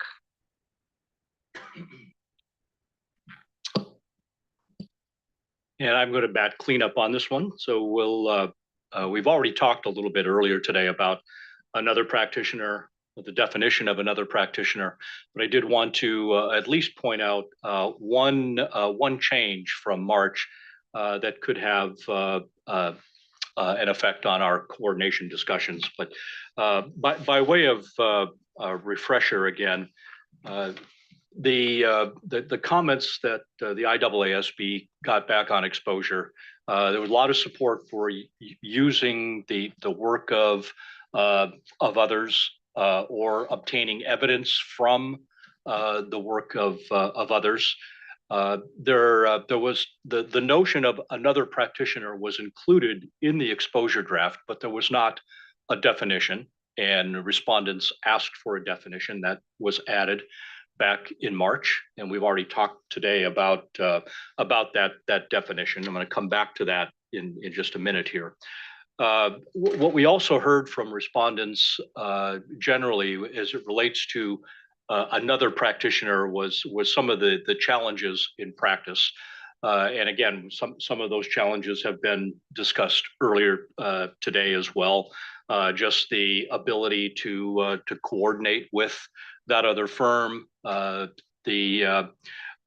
thing that respondents said was there's a wide range of sustainability matters, different types of practitioners that might be performing engagements on one or more aspects of the sustainability information. So definitely need guidance in terms of evaluating competence and capabilities, the nature of the work performed, and determining that the work is appropriate or adequate for the practitioner's purposes. And all of that was addressed in March. There was some additional application material that was added. But one of the things that and Claire and I talked about this when we met with you in March, one of the requirements that was added to 5,000 to address some of these practical challenges was this notion of one-to-many assurance reports. So, particularly as the reporting ecosystem evolves, there may be more likely instances where a value chain entity that is now needing to respond to a number of different reporting entities can satisfy that their need for information through this one-to-many report, similar to what would be done in a service organization report. So that requirement, conditional requirement, was added in March. The board supported it. It is still there. Some tweaks were made to it, including lessening the focus of the core requirement on controls, making it broader, because the board said, indeed, such reports could cover more than just controls. It could be a broader report on the information itself. So that aspect still remains in the standard. So what has changed, however, from March relates to references to assurance work. So in the definition of another practitioner, for example, in the exposure draft and in the March draft, the definition of another practitioner was a firm other than the practitioner's firm that performs assurance work that the practitioner intends to use for purposes of the assurance engagement, and the practitioner is unable to be sufficiently and appropriately involved in that work. Subsequent to March, the task force had some further discussions on that, and basically recognized and concluded that the work that might be done by another practitioner can vary, and it might not be an assurance engagement.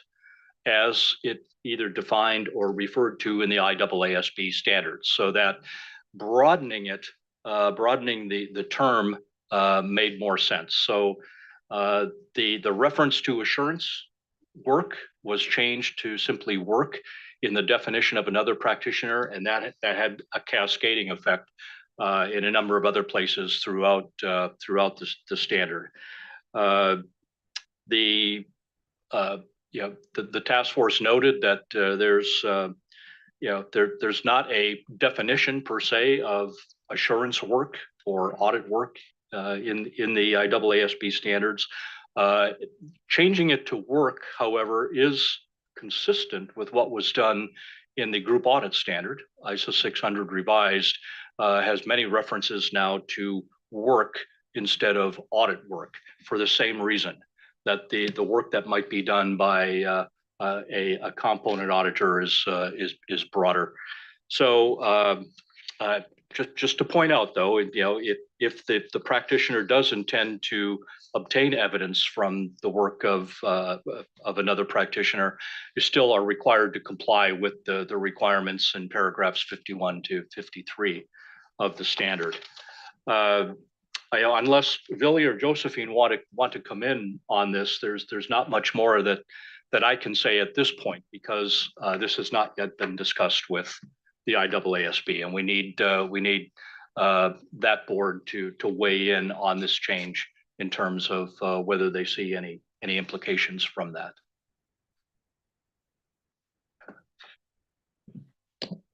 Thank you very much, Dan. Any comments from the IESBA board members or questions? Tom, please. Thank you very much. I'll just come back to the letter from the CI, IESBA CI, and it says that there is some sort of the definition of the another practitioner is a little bit broader than the only DSR. It means that it's should sufficiently appropriately involved. It's in sort of the way IWSB is taking. It's a little bit on principle based and broader. And I understand that in IESBA, it's a little bit more closely related to the DSR. Is that the way of thinking, or IESBA is also taking the same identical approach with the IWSB? I just want to clarify that. Thank you. Thank you, Tom. Sylvia, please. Thank you very much for raising that point. Regarding the alignment between the definitions of sufficiently involved and the DSR, which is something that we adopted from the previous version of the ISSA 5000. So we will align the wording, and we plan to use a similar wording that IAASB is currently using. It's just because when we went out with the proposal, that was the wording that was available to coordinate. But there will be further coordination on that matter. Thank you very much, Sylvia, for clarifying that. And thank you for the question, Tom, so that everything is clear. Any other comments or questions to Dan or to IAASB on this part of their proposals? Well, if not, I think that we are getting to the end of this joint session on coordination. There are, for the time being, no other topics that identified for discussion, which doesn't mean that going forward we will not identify others, but at least I think that we can be confident that the most relevant ones have been identified, tackled, and that we are, I hope, in a good shape to evolve to the next step, next stage, which is to try to coordinate as much as possible. So I'd like to thank Villy, Dan, Josephine for your participation in this meeting, which was really very important because we could be discussing this all alone, but it would not be the same. And above all, I think it's important that we, as much as possible, avoid any kind of information and gaps between the two boards, misunderstandings, and things like that, which are absolutely not necessary, and sometimes also unnecessarily introduce difficulties in our work. So thank you very much for your availability. Very welcome. And of course, you want to stay. If you want to stay for the rest of the meeting, you are very welcome. But I suppose that you have a bit of work to do. So thank you very much. And if I don't see you, I wish you a very good travel to Madrid and a very successful board. Thank you very much. Thank you. So, on our side, we go back to our housekeeping on sustainability, and there are still other matters, other topics that we should discuss here, which have been already subject to some attention from the task force and the staff regarding some questions and comments raised in the comment letters that we received and in the outreach that we have been doing. So this is the next and last part of this discussion on the analysis of and the preliminary feedback to our consultation. And the next one is on the IOSCO's comment on scope of international independent standards in part 5. And for this, Mark, I think it's your turn. I'll give the floor to you. Okay, thank you. So if we can go to the next slide, please. So you'll remember we had discussions about the scoping of part 5 and that we came up with criteria that we would use to determine what fell within the scope. And our thinking at the time was that things that weren't caught within the scope of part 5 may be subject to, well, would in any case be subject to part 4B for anyone using the code. But was there going to be a future project that the board would look at to revise part 4B in due course? Anyway, one of the comments that we received that came through IOSCO is that they were fully supportive of what we'd done with part 5 in respect of sustainability assurance engagements, and that we should use a bar which says, let's identify those that have the same level of public interest as an audit of financial statements. So what they questioned is, should we extend the scope of the independent standards in part 5 by having an and or at the end of the different things that we've identified? So previously, we'd said that things should be reported in accordance with a general purpose framework or required to be provided, and they've just sought to say that we should use the and or there because they've argued that any assurance engagement that's required by law or regulation should actually fall within part 5. So, and it shouldn't just be information reported in accordance with a general purpose framework. So previously, we'd identified the criteria. They want us to add and or. So there weren't any other significant concerns, but it would be helpful to get the views of the board really so that we can take account of those in our task force meeting in July. And Andy's smiling, so I think he's already got a question or a comment. Thank you. Thank you very much, Mark. I'll just add something so that we can have all the information in our minds when discussing this. This is not very different from what we heard, for instance, in Canada, and Ken will correct me if I'm wrong, but there were some concerns which were not that different from this proposal. So it's when it says no significant concerns regarding the proposed scope, but I think that in the outreach that we had some similar, not many, but some similar ideas being conveyed. Andy, please. So I guess I'm trying to figure out what's going to be left into part 4B then. As I understand, we were leaving in part 4B the notion of a publicly disclosed but entity developed set of criteria, which I don't endorse in any, I mean, I don't think much of entity developed criteria, just like I wouldn't think much of entity developed financial criteria. You know, we develop our own financial statements. That's how we report. So that's my concern, is that that last one with the or, that it would be entity developed criteria if it was publicly disclosed. And I think we were keeping that in 4B for a public interest purpose. So that's my concern. That's what I've identified. I don't know what others have identified. Thank you, Andy. Luigi, please. I'm struggling in understanding how we would like to achieve with this amendment, because the current the exposure draft definition is reported in accordance with general purpose and one of the two, B or C. Now we are changing, or propose to change to consider all three elements of the same with the same importance.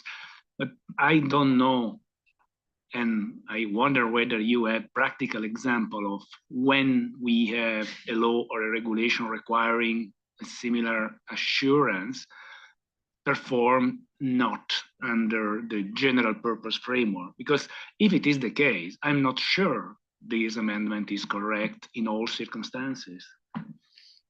Well, and I should just say in response to that, Luigi, this isn't a change that we're proposing, and I should have actually asked if we could go to the next slide. This is the communication that we got from IOSCO, and we wanted to test it out and get the board's views before we go down the route of making any change. Like in terms of your question, and really Andy's point about entity developed criteria, sometimes I've seen examples of that, but generally in reporting accountant related work or prospectus related work, not in a traditional sort of financial or corporate reporting context.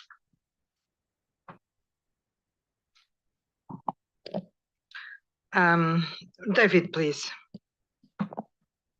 Thank you, Chair. So one of the questions I had, Mark, relative to the proposal, is if we put and or, I wondered if it would and should be seen as a hierarchy. So as soon as you meet one, you stop. But if you put and, for example, then you have to meet all three. If you put or, you can meet any one of the three. But then is it a hierarchy where if you meet one, you stop because you're in? If you don't meet one, then you go to two. If you're in two, you stop.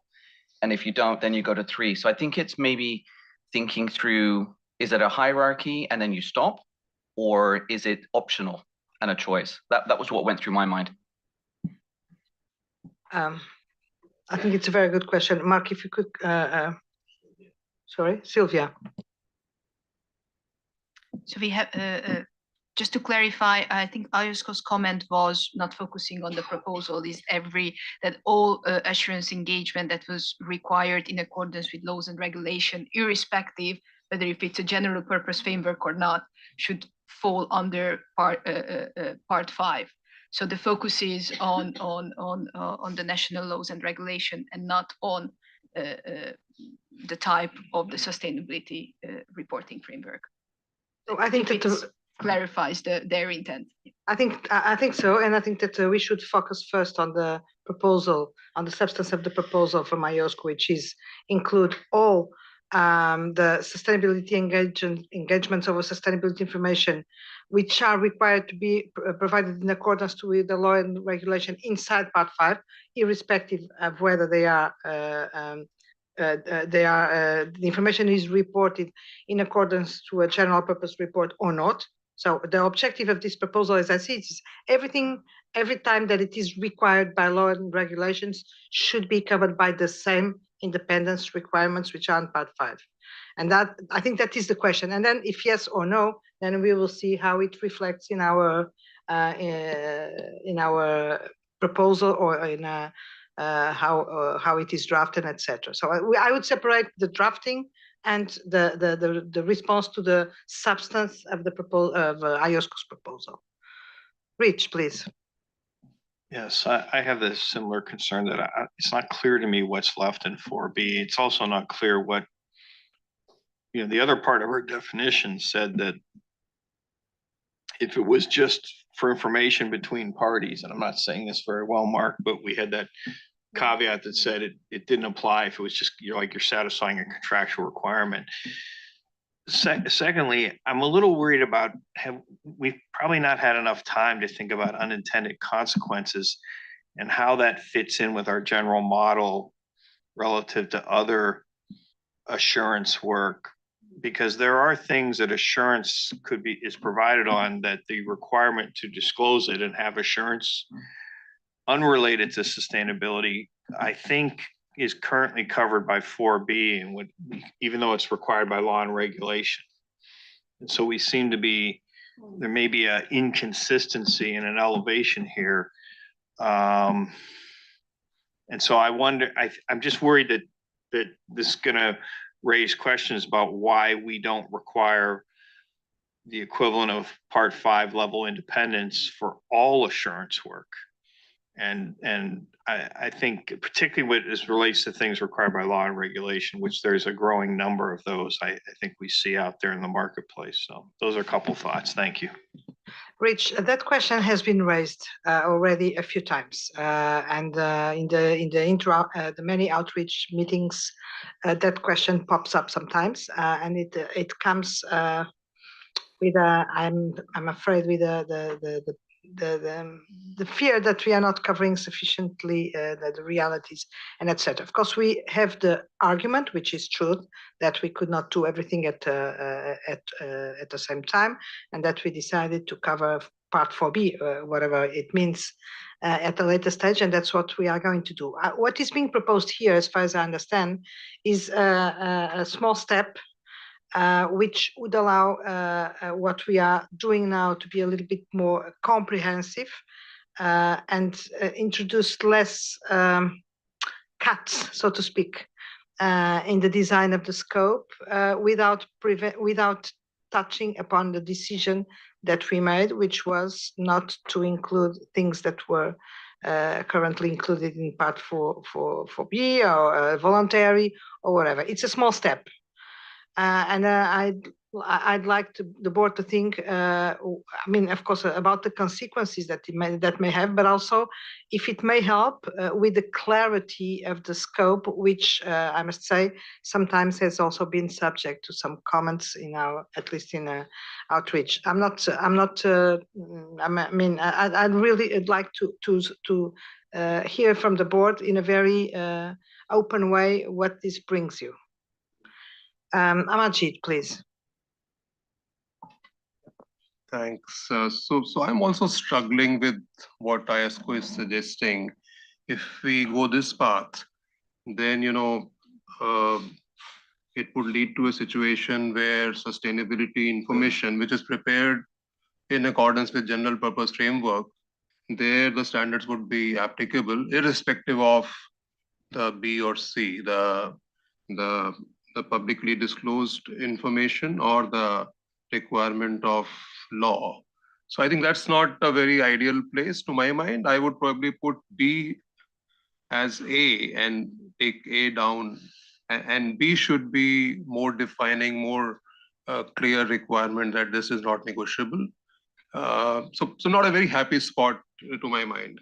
So if I may ask you, Amarjeet, with that change, you would be suggesting that whenever it is required by laws and regulations, it should be covered by Part 5? Yes, so I would put that first, and I would say or, and then I'll put A goes to B and C remains where it is. So okay, I don't know if it makes sense, but yeah. Okay, yeah, I mean, it's not only a change of the order, it's really going into the direction that is being suggested by IOSCO, as far as I understand. No. So I think I should make it clear. So what IESBA is suggesting, A is enough. I mean, if you look at this box, and B and C may not be there, just A is enough. So I'm not sure if you want to be there. I'm not very comfortable. So I would probably put B, I will take B to A, and then say or, and bring A in place of B. and remove and or after B. I don't know. I can maybe draft it and circulate. So I might suggest again that we discuss the substance of the proposal, and the substance of the proposal from IOSCO is everything that whenever it is required by law and regulation, it's inside. It's covered by Part 5. I think this is what IOSCO is suggesting. If you read the comments, let's forget the drafting for a bit. So there, the emphasis seems to be more on the public interest, and so if you go by that, that is not really captured in the drafting here. So public interest has to precede everything else. But the problem, well, maybe is it me? But I think that the problem that IOSCO is seeing here, as far as I understand, is that there can be situations where even if the information is required by laws and regulations, if it's not reported in accordance to a general purpose framework, then it's not covered by Part 5. This is what IOSCO is trying to address, I think, broadening the scope to cover everything that is covered by laws and regulations, irrespective of if it's reported in accordance to a general purpose framework or not. Am I seeing well? Do you read IOSCO's proposal as I do, or no? No, the wording doesn't work with the insertion of the and or, because essentially all you need is just or.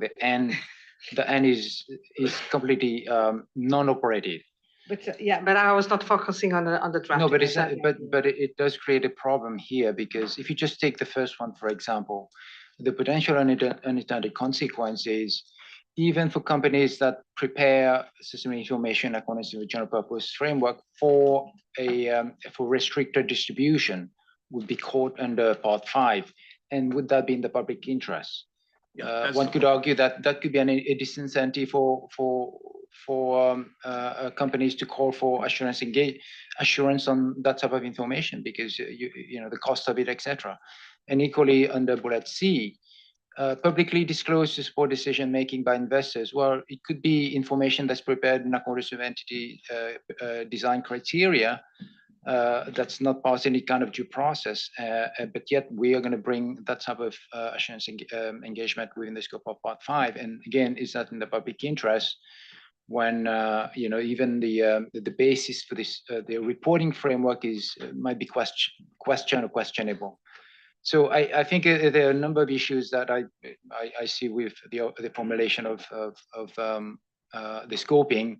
But to Gabriela's point, I think it's important to first and foremost know what it is that this board would like to scope in from a public interest perspective. Then that will drive the articulation of the scoping. Okay, so let's restart. Christelle, please. I was wondering why, if there is a law and regulation expressed somewhere, which is not driven by a general purpose framework, why it should not on its own say what are the independence requirements that they want in their market. Because on the other side, putting that as a principle, we include a lot of, I don't know, certification type of, because, well, if it's not a general purpose assurance framework or reporting framework, then it can be a lot of things, right? Required by law for a lot of reasons, and published in a lot of circumstances and kinds of support. So it seems a very broad increase of coverage. And as Rich, I think, just said, meaning that we would treat sustainability information in a way which is more stringent than the financial information, which seems a little bit weird, just apparently maybe, but so I understand that IOSCO is asking in the public interest that the information that is published required by law and subject to some kind of assurance or certification or whatever, it would be more satisfying, securing, give more confident if the independent requirements are at the highest level. But I would argue that if it's so important, it should be required by law. Because if we ask that for all kinds of whatever circumstances, I think we go further our initial thought, which was same level as audit, not stringent, more stringent than audit when it's not an audit, or audit level when it's not an audit, if I'm clear. I think that the idea, and I'm sorry for insisting, but I'm trying to understand what is behind this proposal, and I have not had any conversations with anyone, so I'm just guessing.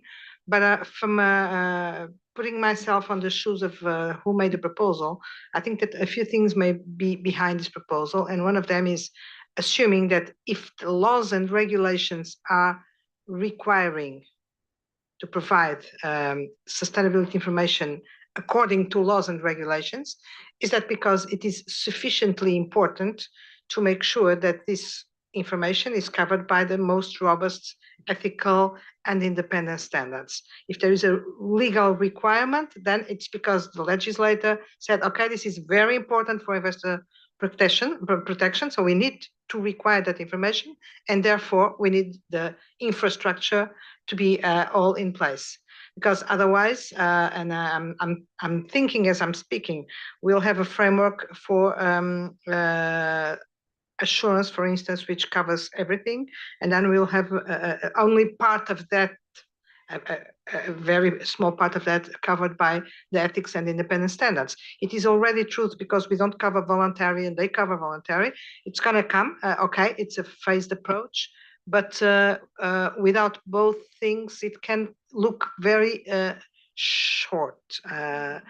So again, I'm just guessing and trying not to miss anything and not to be stuck into the technical things and try to understand from the objective what it means, so that so that we can discuss and see what's the preferred approach. But then there should be a little bit more work to assess what kind of circumstances we would capture, and do we agree that these circumstances have their place applying Part 5? Because we have that recommendation, so to apply it voluntarily or whatever, or by consistency, etc. So I don't capture right now what kind of circumstances you might ask in law, one or two indicators, for example, for an industry, a local industry, and it is not based on a general reporting framework. And it's, but you want to have the same level of independence, and an assurance type of work. That's the circumstances. I don't know. Yes. I'm not even sure that the general purpose framework, in terms of practical terms, means the same thing that in financial information, because we are in the start of this process of reporting sustainability information. So it's natural that there are different frameworks for very, very different specific situations which can possibly not be brought into the same concept of framework. But again, I'm speculating around this, the reason for this proposal, and trying not to miss anything. Okay. Emoji, would you turn off your mic? Or the other one? Thank you. Okay, Laurie, please. I think I have a question more than a statement when I read this. Are we saying that if if you do a sustainability assurance engagement over sustainability information, and somewhere over here you did tax information, which is not part of the sustainability information being assured, you'd still have to be independent with regard to the tax work, even though it's not a self-review threat because it's not a financial audit. I mean, you could be looking at anything, environmental issues. Is that what this says? No? If I can, and we, Yeah, we go do try for to answer that one in the next slides. What my concern was in respect of this proposal was almost the fact that a requirement to provide information by law or regulation trumps everything else. Quite often you can have a requirement that's in law or regulation that specifies that something has to be done, but doesn't specify how it is done. So that goes back to Andy's point about there is a risk if you say, we require you to provide, report on your emissions, but it doesn't say the framework that you use or how you do it. So then you run the risk that it allows the entity to develop its own criteria. And those criteria bring with it the risk of effectively greenwashing, because you can say without a framework, the information is not consistent and not comparable. And there could be an element of bias within that. So from my perspective, that's why we put in the overriding requirement that the information should be prepared in accordance with a general purpose framework from the outset, because there could be incomplete frameworks or entity developed frameworks or inconsistent ways of reporting that actually is poor in terms of what it does from a public interest perspective. But if someone's arguing it's subject to the same level of independence and other things, I think it runs the risk of obscuring. So, and again, from a personal point of view, not with a task force chair hat on, I don't support IOSCO's comments at all. I think we should very clearly stick with the general purpose framework as the driver. And, we still have the option to do something later on under Part 4B. I'll listen to the others. Rania, please. Thanks, Mark. So that was really very helpful in terms of, understanding really the issue. But I think I certainly appreciate what you just said, and I think that's a very important risk. But wouldn't that or shouldn't that be addressed within the assurance or the assurance requirements or the assurance standards to make sure that the assurer or the practitioner is comfortable with the criteria or the framework against which they are providing their opinion? So just you are, I think from memory, Rania, yes, but there's no secure route through that.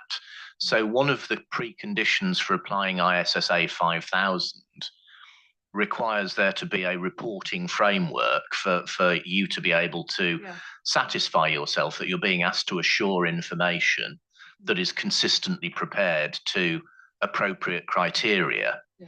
However, if you choose not to assure in accordance with ISSA 5000 and you're using a different route, then in theory, you could still run up with a situation where somebody is asked to assure information that has not been prepared in accordance with an established or general purpose framework. And therefore, from a public interest perspective, you've got a concern that you've got poorer quality information or information that contains bias or something else or doesn't give a full picture, that then runs the risk of being obscured because you said, well, it's actually been subject to assurance by someone who meets Part 5 of the code, so it must be all right.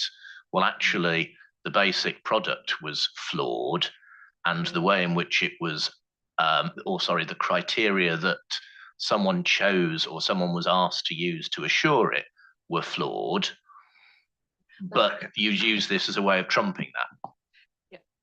I'm sorry, Mark, but we have to discuss this further, but I'm getting a little bit concerned with these arguments about what are we going to do with Part 4B, because if this is truth for situations where the law requires information, which for me makes it sure that it is in the public interest, because the law does not require sustainability information for any other purposes than for the public interest, then all those arguments would be valid for voluntary frameworks. So I mean, we can not go in this direction for many reasons, but I would not refuse or put aside the value of having these situations covered, because otherwise it seems we stop here and we can't move forward with anything else but anything that is reported according to a general purpose framework. And I'm sure that it's not what we want to do. Plus, again, I will recall you that ISA 5000 covers all the assurance reports, irrespective if they are mandatory, voluntary, based on a general purpose framework or whatever. So there will be, in any case, an assurance framework on which this could rely. Again, I don't want to go in any specific direction, but I think that this is the kind of comment and suggestion that we have to address in a broader, having a broader understanding and bringing into the discussion a lot of issues, not only the technical ones. Christelle, I think that you still want to. Sonam, please. Thank you. I heard in response to Mark's framework or rationale for putting A being general purpose framework, putting at the top. I believe when the law or regulation has a requirement to provide information in accordance with the law or regulation, I believe in most cases, the law or regulation will be very specific about the purpose or objective to publish. And also it will be specific about framework to be used and applied. So I support the proposal moving the current B at the top and then A and C later on. Yes, thank you. Thank you, Sonam. Sadia, please. I note that this was advice for the task force and how they take this forward. I would be interested to know if anyone else made similar comments on the scope and what nature of the comments on scope was going to come through. This shouldn't sway our judgment, but this seems like a substantive amendment. Changing the scope of the exposure draft when everyone was reading it in one way, and now we might be changing it, does concern me that people might not have identified unintended consequences of this. Okay, thank you for your comment, Sadia. Luigi, please. Yeah, thank you. And then worried and concerned about this extension because we don't know what and how large is what we are scoping in. There are many reasons that we see nowadays for which laws and regulation require information to be with some sort of comfort. I would not call them necessarily assurance or audit. And some of them, or most of them, has nothing to do with the public interest, basically, because they are not directed to those that need to take investment decision or for other reasons that represent the public interest. So simply considering a request, including the law regulation, the reason why we need to apply the highest approach in order to protect an assumed public interest. I don't think it is probably the right way to deal with this matter. If we would like to consider this point, probably we need to do some more in-depth research and analysis in order to make sure that we do not have unintended consequences in these terms. And probably it should be scoped in a way that we do not scope in inadvertently too many unimportant type of engagements that there is no reason to include in this way. I have no practical example to propose, and I don't know whether someone has now this example to explain why in these specific circumstances is required. But on the basis of my experience, when legislator or lawmaking decided to impose a certain treatment, they did in the law or in the regulation or in the application of the implementation of this regulation and law. And this is scoped and included into the exposure draft, because there is a following paragraph stating that it is not only the general purpose framework and the other characteristic, but it is where a specific law or regulation clearly state that a specific engagement should be treated as in this way. So I don't think it is an incomplete approach. And if there are reasons to change the scope, I think that they should be supported by research and by evidence. Also considering that I agree with what it was said before, it would be a significant change. So we need to be careful about the potential consequences. Yeah, I see that argument as possibly irrelevant, but let's see. David Ray, please. Thank you. So one of the things that went through my mind as I was reading this was two things. One is the source and thinking about what their mandate is, which is markets. So when we think about the application of Part 5, part of what I was reflecting on is the scope of what they would be looking to protect in the public interest would be publicly traded companies and potentially some PIEs. So back to the point that Andy made a little bit earlier, I could then see quite a large population not being subject to that scope because they're not publicly traded, or they would be on other markets not necessarily covered by IESBA. So I think there is space for the two. That said, I think it's an interesting question around whether or not we would add more confusion by taking an approach like this and potentially having some industry, some companies fall under one, other companies fall under another one. And would that become confusing to the assurance profession when they were looking at application? Could you have disputes in reality? Because there could be debates around what's scoped in 4B versus what's scoped in Part 5. And I think to the point that Luigi made, and I agree with him wholeheartedly, I think there needs to be some assessment for what's the population, what population would fall into Part 5, what would fall into Part B, what would the consequences of something like that be? Could it have an effect that was unintended? I have to be honest, I'm less troubled with the comment about provided by or in accordance with law and regulation, because to me that's a given. It's not even a debate. So it's more about the application beyond the law, because the law will be prescriptive by definition. So those were some of the reflections I had, was just the source, their mandate, and then that naturally would lead to some in 4B, some in 5, but then will that cause other issues or potential confusion in application? So those would be my thoughts. Thank you, David. Chana, please. So I go back to the point where we started in terms of the equivalence of the financial statement auditor and the sustainability assurance information. So when I go to that, I think what we have got in the ED works. Laws and regulations could say, if I compare to the financial statements, that you should prepare special purpose financial statements and lodge it with the regulator. So that's not the same as general purpose financial statements.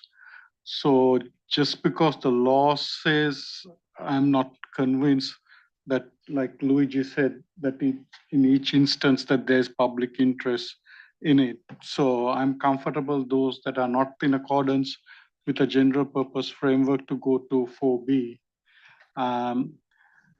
I think the way it is, it's fine because I agree with Mark because the first hook is the general purpose framework, right? B and C, it has to be a or. It can never be joined by a and. I can't sort of see the situation where it's an and. So I'm sort of going back to the original ED, and unless, as David sort of said, can we, and Luigi said, can IOSCO show us what we are not capturing, do we need to capture now, right? What are the ones we are missing that they want us to capture now? So if we have an understanding of that, then maybe we can revisit it. Okay, Chana. Tomoyo, please. Thank you, Chair. So I think maybe we have to assume, but we have to be clear what is the intention of this proposal, whether it is to include those specific purpose framework and required by laws and regulation, or whether the 4B scope is too broad and some have to be in 5. If the former case is the purpose, then this change is a bit is a bit too big change. Maybe there will be unintended consequence. So maybe like change A with a general purpose / specific purpose framework or some kind of change if the purpose is to more include the specific purpose framework which is required in the laws and regulation. I think there's another way to change the wording, but this some people think that it is to just broaden 5 and narrow 4B. So I think we need to consider that. Thank you. Thank you, Tomoyo. Ken, please. I don't think we have anyone else. Ken, please. Yes, thank you, Gabriela. Yeah, I do have a lot of sympathy for a number of concerns that have been raised around the table. I'm particularly concerned about the potential for unintended consequences with inserting the broad provision hooked into law regulation without really understanding the purpose of the particular law regulation in requiring the particular sustainability reporting. And I was trying to come up with an example. I mean, it may be that in a jurisdiction, the law requires every company in that jurisdiction, no matter the size of the company, to report in accordance with a KPI that's related to occupational health and safety. Maybe it's every company has to report whether it does mandatory maintenance of its heating systems, let's say, and there's a report that's required in accordance with that particular law, and every company has to do that. And if that particular law regulation deems it so important that the information be credible and trustworthy, one would presume that the law or regulation itself would specify what type of assurance is needed. That's reasonable limited assurance. But importantly, this board then will need to make a determination as to whether the information that's being reported is in the public interest, because then the code needs to specify whether the engagement would be within Part 5 or Part 4B, because otherwise, by default, it's going to be all captured within Part 5, and would that be in the public interest? Because essentially, you're going to increase the cost of the engagement. Maybe entities might not be even able to find assurance providers because there's going to be limitations as to firms that might be available or being able to carry out these engagements because of restrictions under Part 5, etc. So yeah, there's a lot of unknowns and there are potential uncertainties. And again, this is so broad that we just have to be very cautious. Okay, I don't see anyone else. So it's clear that the board doesn't support this proposal. and that, so it will not subject to changes, as far as I understand. And, and I think that sorry? And we go back to your scope to see if there were some specific intention, because this is very broadly yes, I think it was expressed. it was a suggestion from some of you, but and from myself. But I don't think I'm not sure that we have time to. We're going back to Committee One. In fact, next week, Yeah. Gabriela will be in Montreal engaging with Committee One, so we will certainly raise this with them. Okay, Tom, please. Just a clarification, it's not a decision of the board not to adopt this suggestion, but as Christelle suggested, we need some sort of what is the particular concern they have for the IOSCO. So there might be some sort of way to deal with this. So this is the understanding we are sharing. Okay, thank you very much, Tom. And yes, certainly we will connect with IOSCO C1 next week, and we'll see if there is anything that we are missing and that can be easily solved or slightly tweaked, or etc., or anything else to address a little bit their concerns. But I think that most importantly, we need to understand exactly what is the concern and what are exactly the situations that IOSCO would like to see covered beyond what is being proposed at IESA. Okay. Tom, do you still want to speak? Oh, okay, thank you very much. So I think that this is the end of this conversation and this initial discussion on the first preliminary feedback that we could get from the responses. This is work in progress, so it doesn't mean that we have this, what we have discussed here today is the final discussion, and not at all. Sorry? Yeah, sorry. Oh, I thought we, sorry, I was, okay, sorry, I was missing that. I was thinking that we were moving to the benchmark. Very sorry. I did not want to preclude any discussion. Okay, you're right. So, Mark, is it you or Sylvia or? I'll cover non-assurance services, and then I'm going to hand over to. Okay, thank you. I think Christelle on Laura on the final one. So if we can just move on to the next slide, please. You'll remember when we discussed the NAS provisions in part 5, what we'd sought to do is mirror the NAS requirements in part 4A. And we did that because we said we wanted an equivalent approach to the requirements that apply in an audit of financial statements. The work stream sort of continues to believe that that's the right approach for us to take, but a number of respondents to the consultation said that as a result, the NAS section was quite long and quite complex, particularly for non-PAs, although the caveat to that is quite often it was PAs telling us it was long and complex for the non-PAs to apply. We will give further thought when we meet in June as to whether or not we can do anything here to try and make it cleaner and perhaps a little shorter. But we don't want to be in a position where we're accused of going away from the equivalence that we'd sought to put in the exposure draft, and which we'd held as quite a high bar. So if in doing that, some people raised particular questions about if you were a sustainability assurance provider, some of the non-audit services that we refer to, you're unlikely to provide. And I agree to that. But if you are a very large global provider, and an example might be, for instance, the likes of an Accenture, that a company of that size has the capability and capacity to perhaps provide a broader range of services than some of the more boutique ones. So we need to think about that.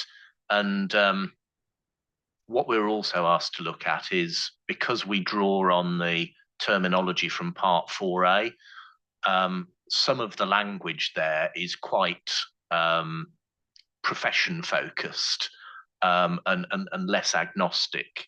But if we can just move on to the next slide, just so I can ask the question of the board. Like, firstly, is the board happy that we continue to keep the NAS provisions in Part 5 equivalent to Part 4A, and that obviously we would look to make any refinements that we could bring back to the board if we decide we can do that while maintaining that equivalence. So that's all I wanted to say on that. Thank you very much, Mark. Comments? Laurie, please. This is the question I was asking. And I think I don't have my head wrapped around this, but if we're talking about sustainability and there are services that firms perform that are outside of that space, the self-reliance threat, the issues that would be raised that require independence might not be there. So I think the list needs to be looked at.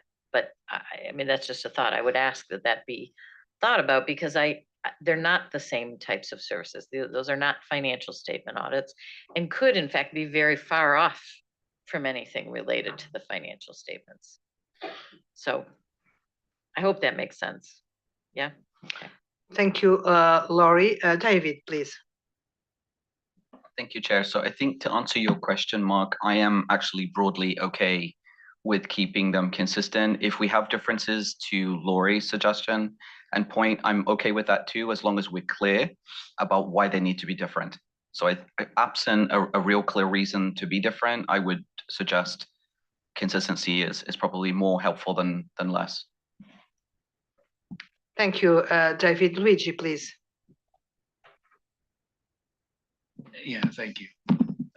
I think that at least an exercise of considering the relevance of all of this very long part would, let's say, would be something to consider, because at the end, I don't think there is nothing that could jeopardize completely Part 5. I agree with that, but it is really more complex than needed, at least for in certain parts. So probably just to say that an exercise to check relevance of all these parts may be something to consider in order to make it easier to apply for everyone. I'm not saying for a group or another group, for everyone, because the matter is pretty complicated per se. Part 5 will not be an easy job for anyone. And if we are able to simplify it a bit and considering what it is really needed and relevant for this type of work and this type of activities, I think we will do a very good service to everyone. Thank you very much, Luigi. Laurie, do you still want to? Thank you. Rich, please. Thank you. I think when we set out for this, we looked at, well, first of all, I thought we did this because if you look at, for example, some of the things in bookkeeping and a couple other places, we already made adjustments to allow things that would not have been allowed for the financial statement audit. But I think what I was coming back to is we are expressing an opinion, this relates to independence for assurance provider, expressing an opinion of reasonable assurance at one level, and all of the threats, the threats under the code and the fundamental principles are applied, and therefore I don't think we need to revisit what's in 601 to 610 in any extensive way, because I think we've went through that and concluded that if you are expected to provide a reasonable assurance level opinion, you're expected to be independent, and we already have set those standards as to what that entails and the risks and threats that have to be addressed. So I would be along the lines of leaving it largely where it is, absent some very specific example or something that somebody can identify. Thank you. Thank you very much, Rich. Sadia, please. The task force has a lot of things to do, and I'm not sure if this is one of the areas that you should be spending a lot of time. I don't think people would have said, we support this and it needs to stay in for each one of them. So the absence of someone staying silent of this shouldn't be an indication that it's not needed. I did read the comment that it should be more focused on examples for sustainability reporting, and I think that should be the focus of the revisions to NES. Thank you, Sadia. Anyone else? Tomoyo, please. Yes, as Sadia mentioned, I think we need some examples, but not the change is not required. Thank you. Thank you, Tomoyo. Mark, back to you. Thank you. We'll reflect on those when we meet in July. I'll hand over to Laura now for the final piece of this jigsaw.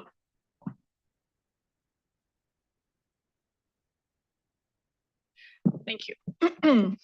So I'm going to briefly go through some of the comments that we received regarding our proposed requirement for the sustainability assurance practitioner and the auditor to consider communicating instances of non-compliance with laws and regulations with each other. And I would draw everyone's attention to that little box on the corner of the slide, because this is just a preliminary analysis and based on a sample of comment letters that were read so far. Even though this sample tried to be inclusive and included regulators and big six firms and public sector organizations, investors, preparers, etc., but it's still a sample, and the analysis is far from complete. And so in terms of the feedback that we received, the majority feedback was the general support for the ED proposal of requiring these two practitioners to consider communicating with each other. There were some dissenting views, and this slide shows the first one. This first view was supported mostly by regulators, including IOSCO. And it's a suggestion to reinforce the requirement that we have in the ED, instead of considering communication, to actually requiring communication with each other. This would be, per IOSCO suggestion, subject to the entity's permission, preferably in writing. And the reason to suggest this change is that the mere consideration to communicate might lead to an inconsistent interpretation, because the practitioners, depending on the situations, some could decide to communicate and others wouldn't. So another dissenting view is the one on this slide. This one was also proposed by a regulator. So there is a support for the requirement for the sustainability assurance practitioner to consider communication, but not for the auditor to consider communication with the sustainability assurance practitioner. And the reason for this position is that basically the sustainability assurance practitioners might not be as regulated and subject to oversight as auditors. And so any communication that the auditor makes to the sustainability assurance practitioner might not be covered by confidentiality, professional confidentiality, etc. And so there would be a risk of breach of these kind of duties. The final third and fourth dissenting views is no support for the requirement when the practitioners are in different firms or network firms, or even no support at all for a requirement to consider communication no-clear. And the reasons for these views, it's because these respondents understand that it's the responsibility of management and those charged with governance to communicate the no-clear situation to the auditor or the sustainability assurance practitioner, or because local confidentiality laws may prohibit such communications. Even though in respect of this last argument, I think it's important to point out that the requirement to consider communication that was proposed in the ED was also accompanied by a list of factors for consideration. And the first factor was whether the local laws prohibited such communication. So that was something that was already covered in the proposal. And these respondents make some alternative suggestions just to turn the requirements into application material, or just have the practitioners to confirm with management and those charged with governance that they will communicate the NOCLAR to the other practitioner. And so in view of the general support that was shown to the ED proposal and the other dissenting views, the workstream 2 has discussed a possible alternative to what was proposed in the ED, and that proposal is twofold. So on the one hand, we could turn the requirement to consider communication into a requirement to communicate, so to reinforce what we currently have in the ED, when the practitioners belong to the same firm. And this would be caveated by, unless that is prohibited by laws and regulations, of course, and it would be done according to the firm procedures. And then the second part would be to retain the requirement to consider communication when the practitioners belong to the same network firm, or they belong to different firms or network firms. And in this case, we would retain the list of factors for consideration, of course, subject to analysis of other comments that we have received regarding that list. So why is Workstream 2 proposing this solution? Because on the one hand, it considers the mixed views that we read so far, and this would be a halfway solution between the first view that suggests one of the extremes, which is requiring communication in every scenario. So whether they belong to the same firm, to the same network firm, or different firms or network firms. And so this is one extreme, and view 4, as we saw, would be the other extreme of not having a requirement at all. The second argument is that there are practical challenges with simply requiring communication. If the practitioners are in different firms or network firms, it might not be easy to make that communication. And the third reason is that this approach is aligned with the extant code when the professional accountant is providing a non-audit service, and he identifies NOCLAR and then communicates with the auditor. It's the same structure. So the code currently requires communication when they both belong to the same firm, and only requires consideration to communicate when the accountants belong to the same network firm or are in different firms or network firms. Then we also read some comments regarding practical challenges with our EDU proposal. And one of them is that some respondents pointed out that there is a risk of inconsistent reporting to management or those charged with governance, or an inconsistent determination of whether to disclose to the appropriate authority if the practitioners are in different firms or network firms. And this could happen basically because the NOCLAR regime has a series of actions that should be performed by the accountant in part 3 and by the sustainability assurance practitioner in new part 5. For instance, they need to obtain an understanding of the matter with the management of or those charged with governance. They should address the matter together with management, and depending on the appropriateness of the response of management, they should also determine whether further action is necessary. And this may include communication to the relevant authorities. And the code currently sets out these actions to be taken both by the accountant in part 3, the auditor, and the sustainability assurance practitioner in part 5. And if they are not the same person or the same entity, and if they belong to different firms or different network firms, then the point that is made by this respondent is that there could be inconsistent or duplicated compliance with the code by two different people who have the same information because they communicated with each other.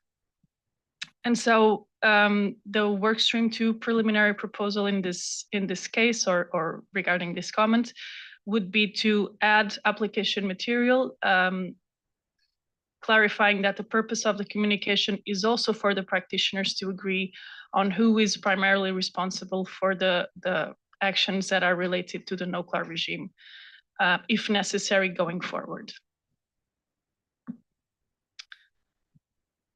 And then finally, we have also a suggestion made by one respondent to extend the no-CLAR provisions in Part 5 to also cover the value chain entities.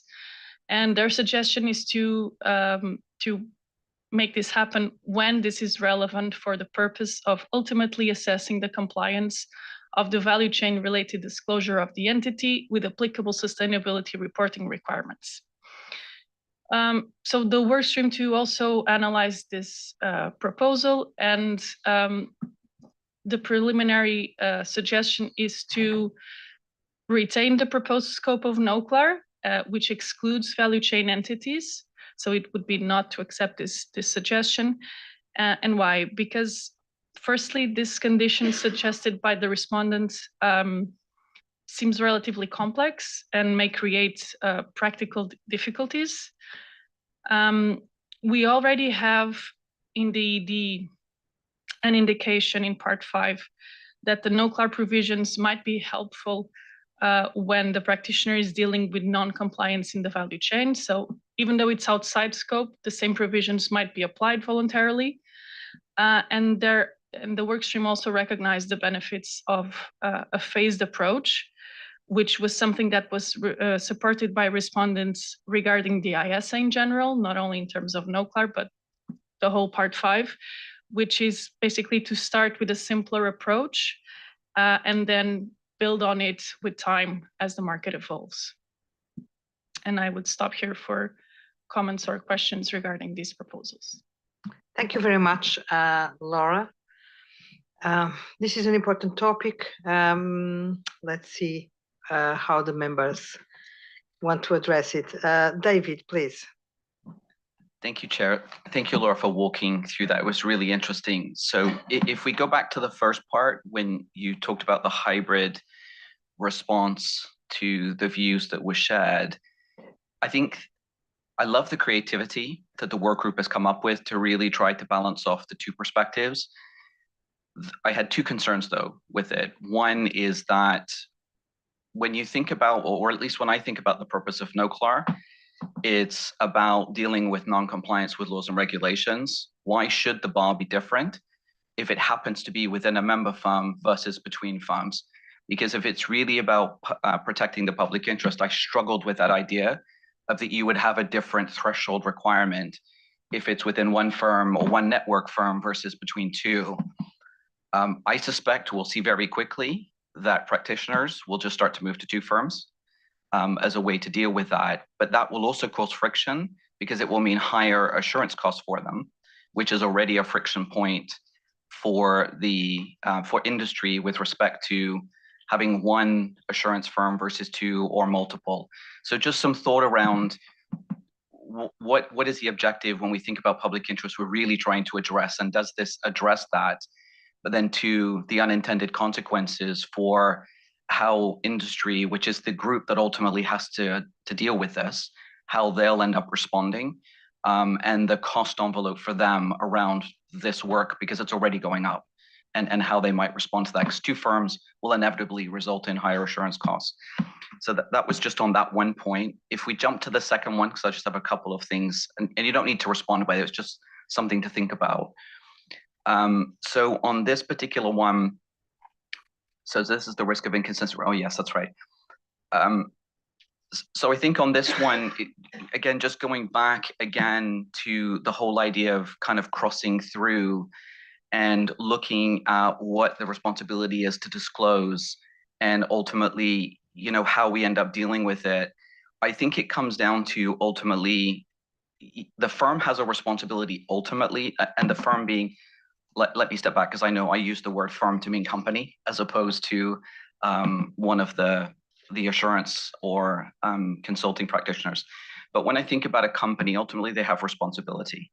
The assurance practice and profession has a professional responsibility to make sure that they're addressing, again, in the public interest, these things that are broadly accepted as being reasonable. So I think there's always going to be a tension in my mind between those two things. And I didn't have a strong view as to what your proposal was in terms of it being, good or not good. I think it's just something to be aware of in terms of this tension that exists and how, again, are we addressing it. So I'll jump to the last one where I did have a stronger view, and this is about the value chain.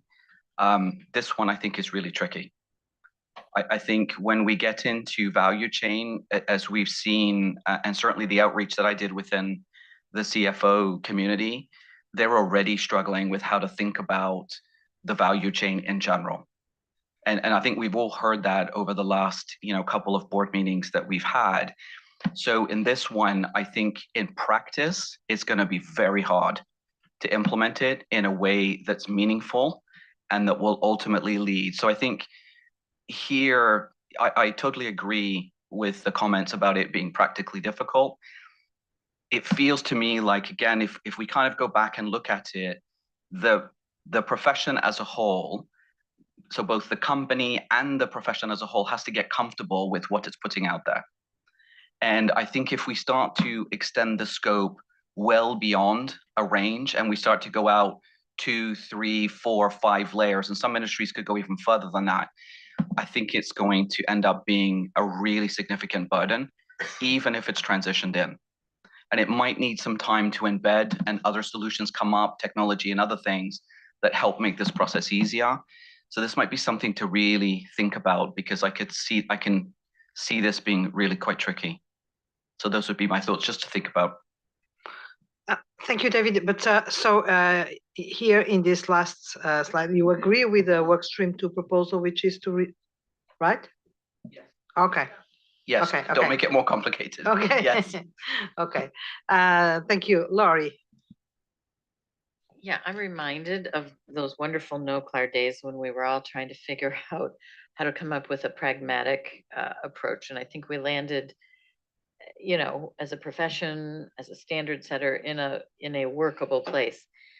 I agree with this value chain thing, with the exception is, as an auditor, if someone tells you about something as an assurance provider in the value chain, you're on notice. So you don't get to say, oh, value chain excluded, because once you hear it, you know something. And so I think then the obligation kicks in your role as the group assurance provider, whatever that is. So I just think we need to be careful when we say exclude value chain. If we hear about something in the value chain, you're going to have to do something, because the whole question of NoCLAR was, why didn't the dog bark during the financial issues back in 2007, 2008? And so when I go back, and by the way, I agree with David's comments about NoCLAR's was very complicated. It took a long time to bed down, as we know. We want to preserve that obligation. When I look at, if we go back to the original slide, the bits that are, if you're in the same firm versus not, I totally get those, because look, the reality is there are legal prohibitions around moving data to different legal entities. So I think, Laura, that's what this is about, right? Like if you're in the same firm, there would be an expectation that you'd tap the guy or gal down the hall on the shoulder and say, hey, I saw something really bad, or I heard something really bad. Whereas when you become more attenuated across a network or a different firm, so this makes sense to me, as long as we can keep it as simple as possible in the articulation and the way we draft it. So I'm supportive. Simplicity is good here. So you are supportive of Yes. the workstream 2 proposals? Yeah. Even if you share some concern about the last one. I just want to be careful that we. What happens when the dog barks? You hear the dog. If you hear the dog, you need to do something. If you're an assurance provider, I think you, in the spirit of NoCLAR, you need to do something. Now, does that mean if you haven't heard something, do you need to go looking way down the value chain? I don't think so, but I mean, once you agree with that, David? Yeah. Okay. Good. Okay, thank you, Laurie. Sadia, please. So I noted one of these comments were from a regulator, and I think that we need to be mindful that the regulatory environment for sustainability assurance providers is very different than the regulatory environment for auditors when we introduce NOCLA. And with that in mind, I think that the task group proposal is one of balance that will allow for something that works in the now while regulatory environments and legislation changes to accommodate something we would want to allow for sharing of information that's in the public interest. I think that will allow for a fairer framework rather than requiring certain individuals to have a higher requirement and not being applied consistently in a jurisdiction. I'll refrain comment on the value chain entities because I think we'll have to see how it works when it's drafted and what's the requirement on it. The other one relating to those charged with governance, am I correct in saying that's actually an amendment that the IAASB was taking on board because of the provisions we've made, and that would be captured in the IAASB standards? Consequential amendment. I believe that the IAASB will be including provisions for the communication in general with between the practitioners and management as well, but not necessarily on NOCLAR, I think. Okay. Thank you, Sadia and Laura. Amarjit, please. So, here I agree with IESCO's comments completely. There is a need to strengthen the communication, and I think I'm not very clear as to why we should not have the information exchange, even if the firms are different and the networks are different. Unless there are very strong reasons, we should go down that path. Otherwise, I guess, otherwise the whole purpose on a substantive side, in terms of risk assessment by one set of auditors based on the information received from other set of auditors, risk assessment and risk disclosure from the company's point of view would be completely lost. So unless there are very strong reasons for not insisting when there's two different networks of firms, or maybe we can find some way around that based on some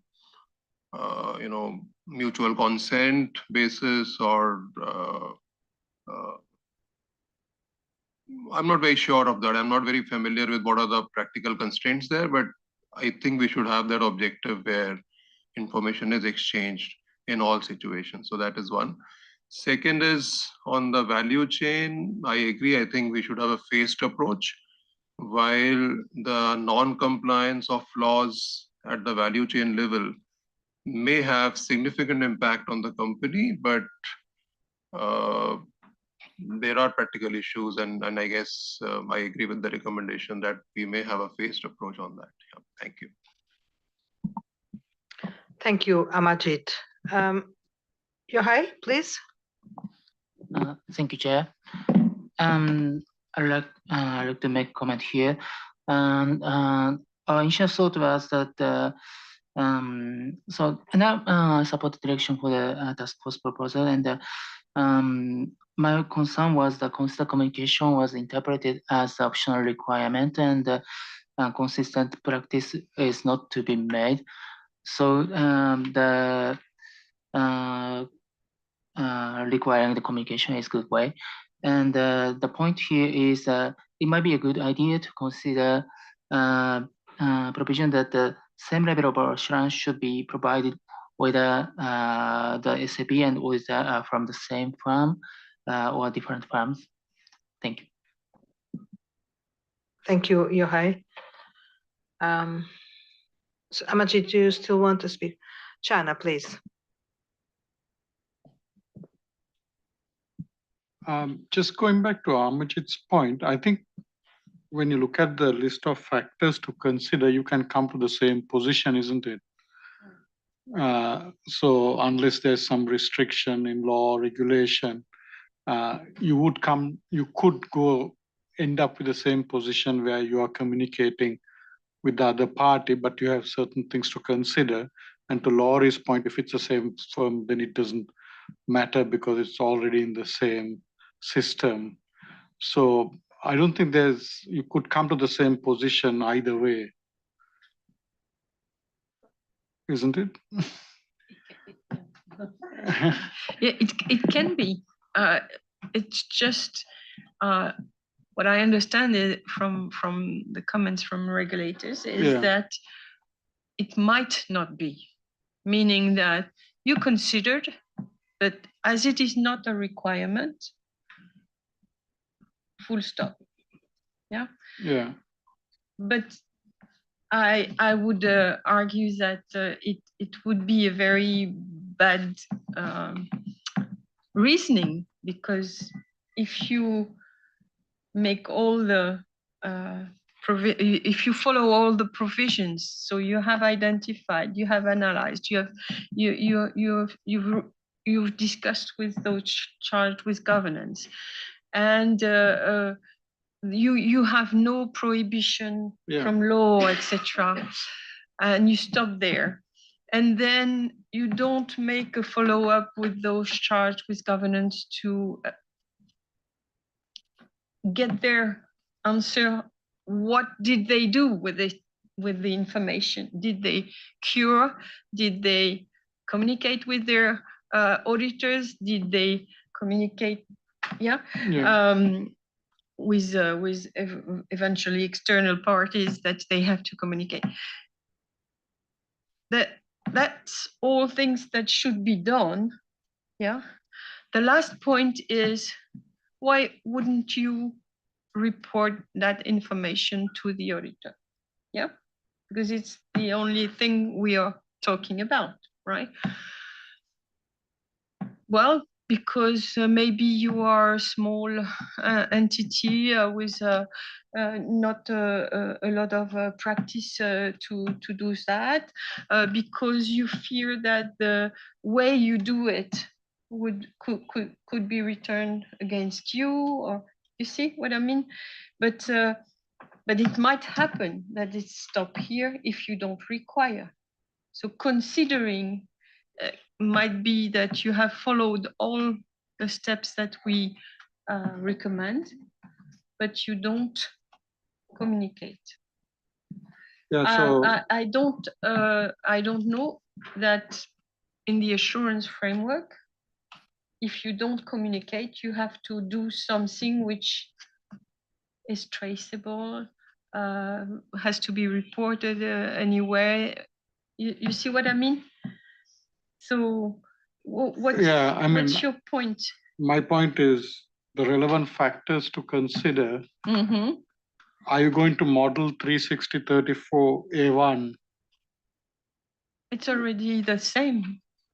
Yeah. It's just already the same. Okay. So there was only one discrepancies between what we do in the extant code and in part 5, which was the question of same firm. So we propose to align to that one and to keep the rest just the way it was done. And I remind you all our discussions about how long and difficult it was to land with a NOCLA setup. And so going further now on the sustainability would make No, more I'm sense. happy with that. I was just trying to react to Amajit's point that we can get to the same point as long as there's no restrictions or a prohibition in law and regulation. So that was the point I was trying to make, because generally the auditor is coming from a legislative framework, so they generally have legal protections and legal rights, which in the sustainability space is still developing. Yep. So I understand that this proposal. And by the way, if we asked for a requirement, I would argue that it should be also done in the extant code, which has No? Okay. Okay, thank you very much, Christelle and Chana. Sadi, sorry, Rania. Yeah, thank you. So I think what we are being asked to do is, or the issue at hand is one of messaging.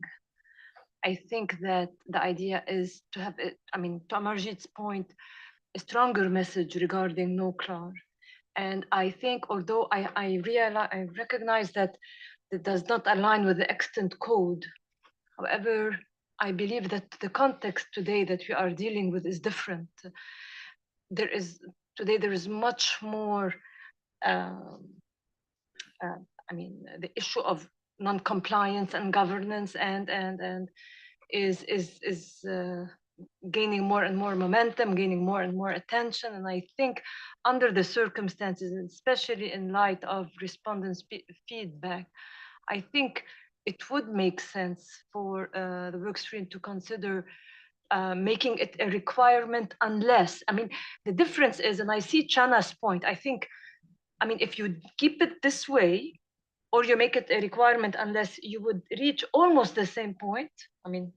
But not exactly, because you are, when you make it a requirement, unless there are strong reasons for not doing so, then in a way you're asking the practitioner for justification, for a rationale for not communicating. And so I think that's important, and I think that the messaging behind it is even more important. Thank you. Thank you very much, Rania. And finally, Ken. Yeah, I would just ask Workstream to maybe give a bit of further thought as to the rationale for the differential approach taken under the existing nuclear provisions in the code. And I just want to make sure that there's been consideration of the explanations that were given in the basis for conclusions in the original nuclear standard, but importantly in the explanatory memorandum for the original proposal. And I can just very briefly bring those explanation of the rationale for the differential approach to the board's attention relative to the extent nuclear provisions.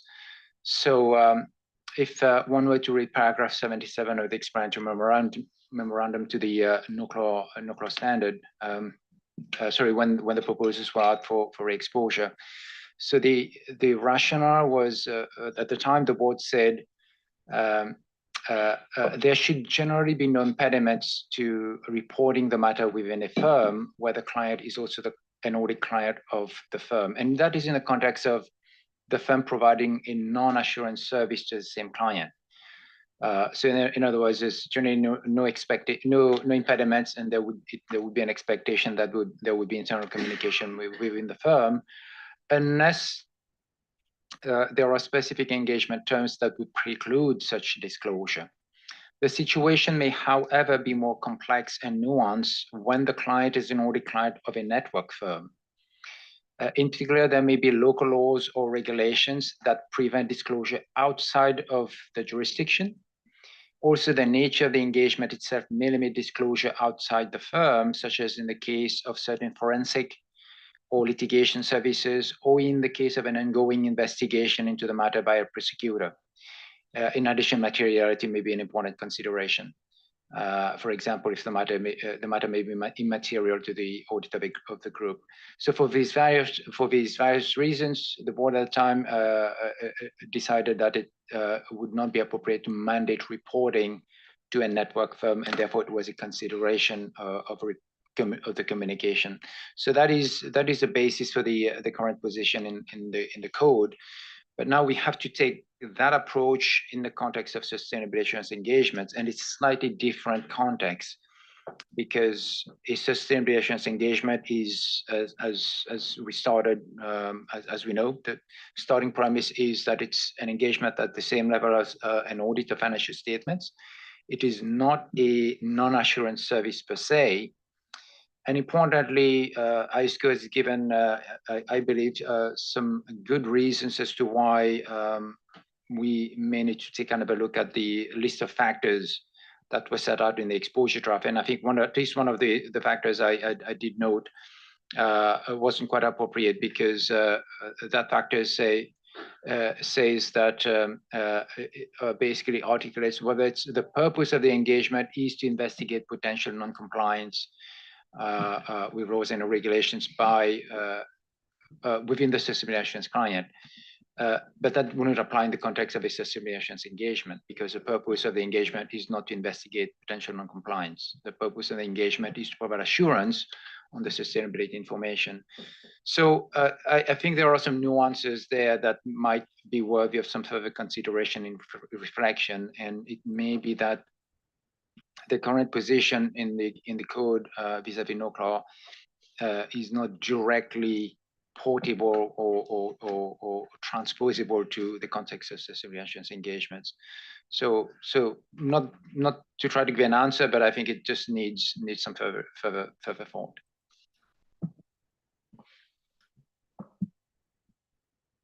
Just want to say that, to my understanding, of course, I stand corrected that if the sustainability information pertains to governance very specifically, one of the main pillars is compliance with laws and regulations. And so that is what I think in that case, it becomes extremely relevant. I mean, NOCLAR becomes even more relevant.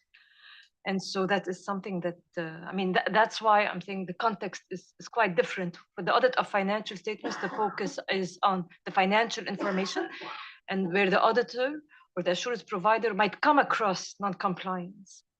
But here it's completely different and the context is different because with sustainability assurance, in my mind, there's a sort of assertion being made by the entity is that they are socially responsible. There's a higher level of assertions being made in the reporting, and that's why I feel that NOCLAR becomes even more relevant. Just a clarification. Thank you. Yes, Laura, please. Thank you. Just reacting to some of the comments and thank you. And I think, well, I know that Workstream 2 will take these on board and discuss on Friday and in July. But just a couple of notes. One thing I think non-compliance, it's non-compliance with laws and regulations. So every law and every regulation is as important as the next one. So I don't think NOCLAR is more important in sustainability assurance than audits, because we're talking about laws and regulations. So they all have the same importance, I would say personally. And I also think that we need to consider something that we discussed pre-ED, which is communication between the practitioners is a fallback solution. So the first responsibility of the practitioner is to talk to management and those charged with governance and address the matter with the company itself, with the entity itself. And so we're talking about an extra step. And that's why at the time the Workstream 2 proposed and the board agreed to frame this as a requirement to consider communication, because the primary responsibility would be to address this with the management and then by management, who also, by the way, have a responsibility to inform the relevant parties, which include, of course, the auditor or the sustainability practitioner. And so this was framed as a consideration to communicate, considering the practical limitations, the laws and regulations, and we had the equivalent of that list of factors that Shana just mentioned as a guidance. And as Christelle mentioned, so this halfway solution mimics what we have currently in the code when we are talking about professional accountants communicating with each other. I think we should, if we're departing from that solution in part 5, I think we need to think about the consequences in part 3. Because of course we Workstream and we will think about this, but I'm not so sure the situations are that different. If we're talking about audits or sustainability assurance, because precisely they are at the same level, or this board decided to set standards because they have the same level of public interest. But anyways, I think thank you for your comments, and we will obviously reflect on them. Thank you. Thank you very much for that clarification, Laura. Amajit, please. Just a quick follow-up, and this is an off-the-cuff suggestion. So can we look at a middle path where, the requirement to communicate would be mandatory, even, I'm just putting a thought on the table, even when the firms are in different networks, give some exceptions, excepting following situations. In all other situations, it would be mandatory. And those situations are anyway listed, which are the factors to consider. So barring those situations, it should be mandatory. That could be one potential solution to look at. Okay, thank you for that proposal. And that I think that the task force will address. Ken, please. No, I was thinking precisely of that avenue, Margit, which is essentially to go with a requirement subject to those factors. If management has already communicated, if there are restrictions imposed by a regulatory agency that's undertaking an investigation, or if there are prohibitions in laws or regulations to make the communication.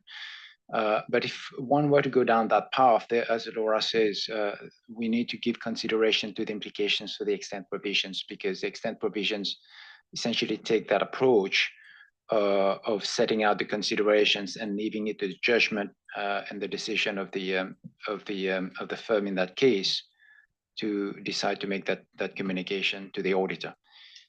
So if, as you say, we make it a conditional requirement, as it were, we need to consider whether we'd have to take the same approach in the extent provision. Okay, Sungnam, please. On top of what Laura said, my understanding about the 360, the external nuclear provision. I was told many times during this meeting there were a lot of legal challenges, implications affecting the practice. So even though the current provision is not complete, I believe there was a suggestion and conclusion that we are gonna implement this provision, and later on we'll come back to see how effectively the provision is taken in the practice. So our plan is to have a post-implementation review, I believe, a few years. So at that time, I believe we can have more consistent position and a consistent approach, not only audit, but also sustainability assurance side. Thank you. Thank you, Songnam. Well, I think you're the last one wanting to comment. I don't know if Tom has anything to add to this interesting discussion. Oh, thank you very much. And I think this discussion overall is very fruitful, and I would like to leave. I'm very comfortable with the development of discussion. Thank you. Thank you very much, Tom. So I think that the group in any way, the task force has anyway some food for thought here. But anyway, I think that in general, the suggestions were welcome.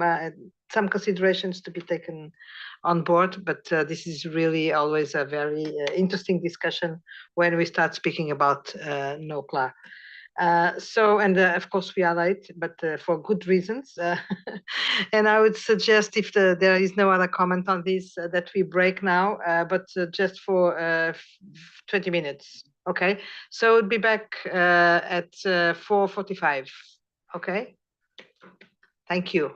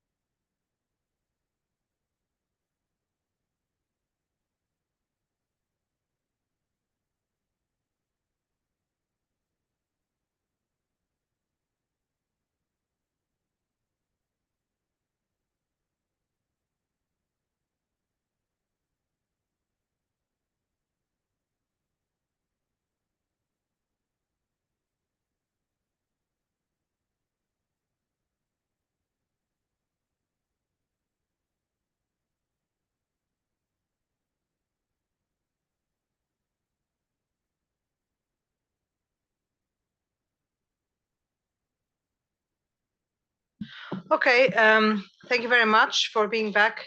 This is the last session of the day, intensive and productive day, and the last session of the day still on the topic of sustainability. Has the purpose of providing the board with the result of work, research, analysis that has been made by the staff with respect to the EU, the European framework. I will just recall you the background of this exercise. We discussed in March, and I had the opportunity to provide you with some information and some feedback, some thoughts about how this standard, namely IESA, will or will not be interoperable with the European standard. Apart from its material or substantial interoperability, which I'm sure that we will achieve at the end and that we are very close to that, there is a different question, which is what will the European Commission do with respect to ethics and independence standards or rules for their framework, and how much is the IESA and the European framework coincident, convergent, consistent, if there are areas that the European Commission has not covered and we do cover, if everything is consistent, and etc. This is an exercise that we needed, that we needed to make sure that in our conversations with the European institutions, but also with other stakeholders, that we are sure about what we are saying. If we say that this is there is a correspondence, it's equivalent, it's not equivalent, there's some differences, etc. So it's basically a technical exercise of which is very much important to us all, because you will in your outreach and conversations, this will be, at least for you, subject to some questions and concerns, and to understand how should we deal with this relationship with Europe going forward. This exercise was absolutely necessary. So I will give the floor to Sylvia, who has been working with on this topic, and kindly ask Sylvia to present to provide us with what were the results of this exercise. Thank you very much, Gabriela. And I recognize that I am between you and the end of the day, so I will try to keep this presentation as focused and brief as possible. And the objective of the session today, as Gabriela mentioned, to provide you an overview of the key areas of the preliminary findings of the comparison of the ethics and independence framework applicable to assurance of sustainability reporting or sustainability assurance engagements in the EU, and also in the IESBA code, so what we in the IESA, and really just to provide you our findings, and also then most importantly to discuss how can we use the information from these outreach, and what should from these benchmarking, and what should be the next step. And with every benchmarking we carried out, namely regarding the SEC, I think we learned that the most important thing is the caveat to provide that what is realistically possible to do during a benchmarking exercise, and how to compare two different frameworks. So as part of this presentation, and also the documents we have circulated to you before, the table of comparison is really just a high-level comparison of the key characteristic of the two frameworks. And also this is a preliminary analysis that was carried out by the staff. So we didn't consult with the European Commission on other European member states. It was mainly a desk research done so far. And the other important thing I wanted to mention, that it wasn't our objective to determine which framework is more stringent or less stringent. It was really just to help the board with its work regarding the sustainability assurance standards. And also, given that, as we will talk about that later, the EU framework choose to integrate the ethics and independence standards applicable to audit and assurance. So we didn't try to prepare a comparison of the currently existent audit framework. So really focusing on what's relevant from sustainability assurance point of view, and what was the decision points that the EU make and could be informative for the board's consideration.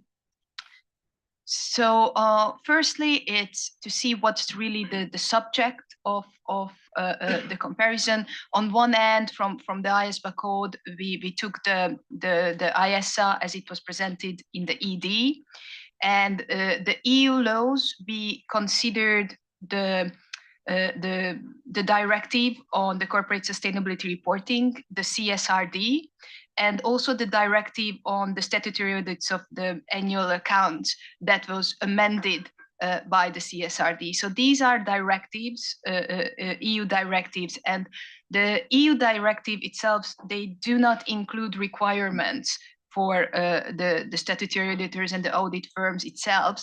They require or they set out some obligations for the member state to transpose the requirement in the national laws. So obviously, one of the limit of this benchmarking as well, that we are focusing on these directives, but these directives need to be transposed in the national laws and regulations. So on the top of these directives, there is also a regulation on the specific requirements regarding the statutory audit of public interest entities. So unlike the directive, the requirements in the EU law, they are directly applicable in the member state. So there is no, it's not necessary to transpose the requirements in that. So just really some background on what was the subject matter that we considered within the EU laws.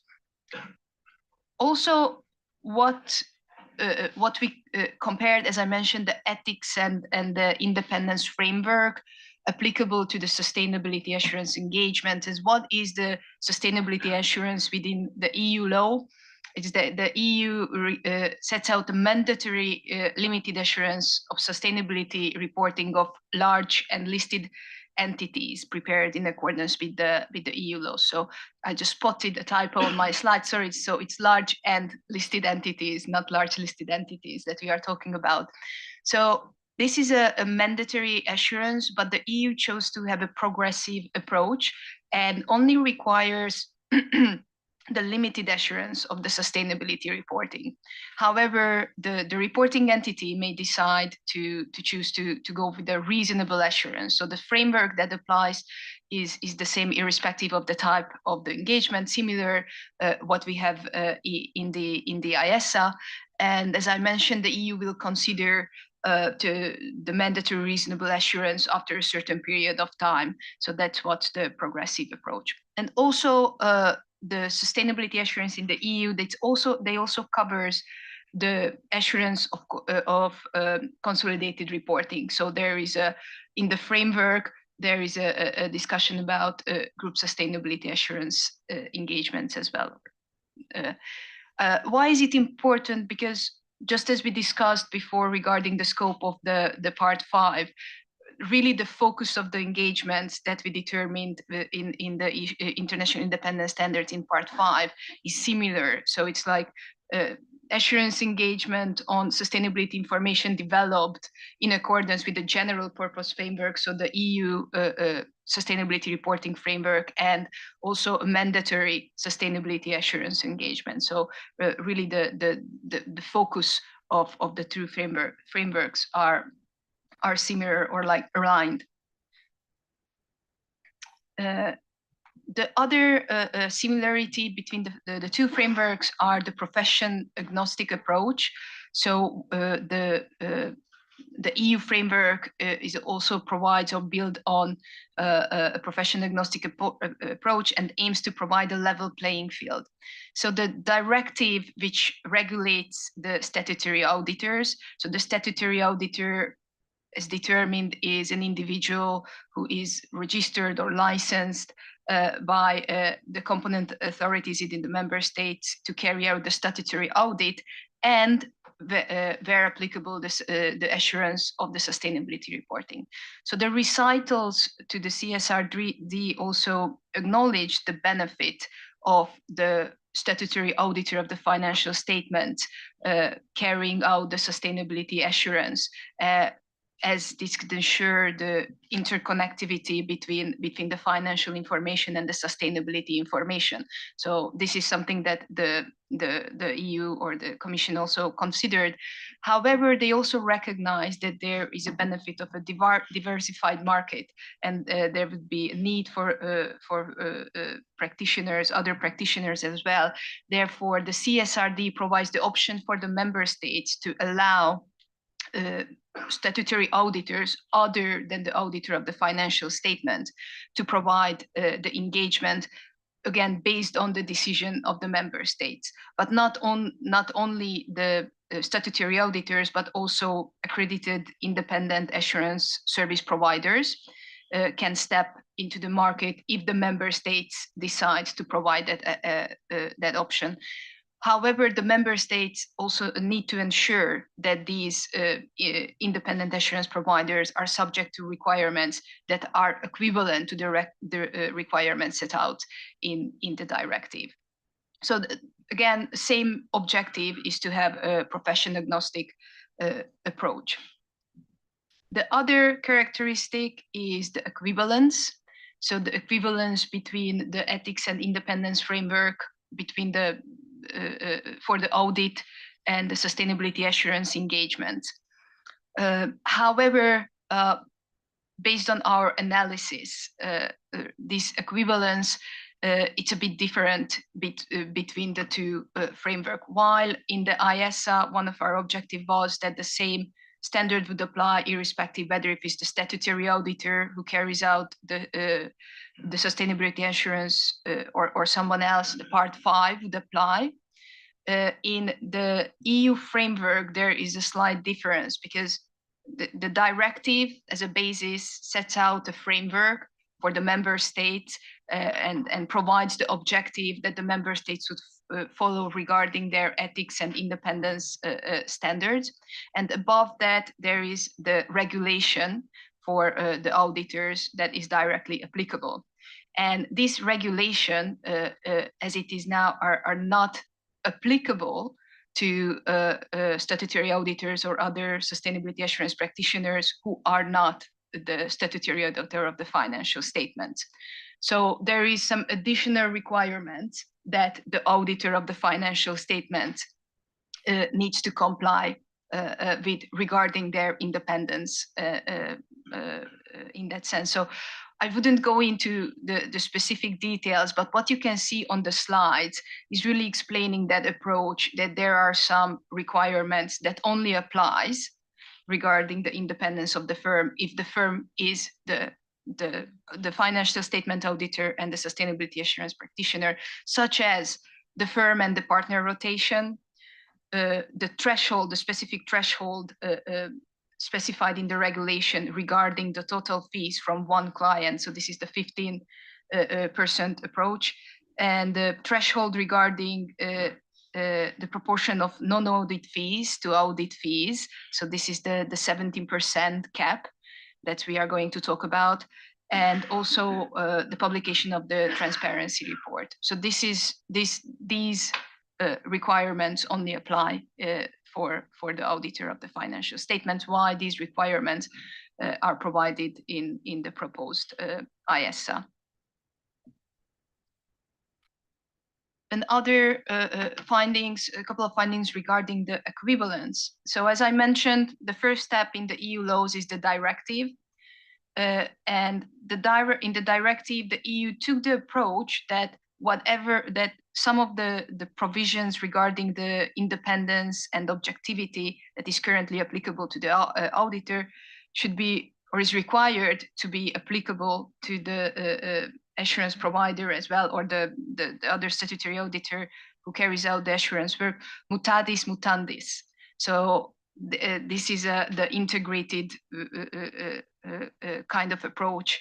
So there were no changes to the actual wording of the directive, but there is a requirement that the sustainability assurance practitioner should apply these, the member states should apply that to the sustainability assurance providers, mutatis mutandis.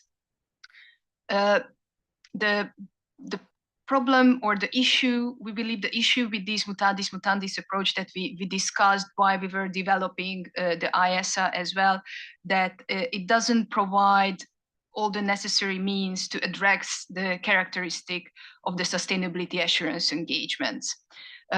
For example, in the EU framework, there is no specific acknowledgement or provisions around the different reporting boundary compared with the financial reporting. So they are not addressing the value chain concept specifically, or they are also repeating the period during which independence is required and referring to the period of the financial statements that we have already identified that could be problematic in that space. And also the prohibited non-audit services that we will talk about later, that there are no specific acknowledgement or refinement in the sustainability assurance, in the context of the sustainability assurance.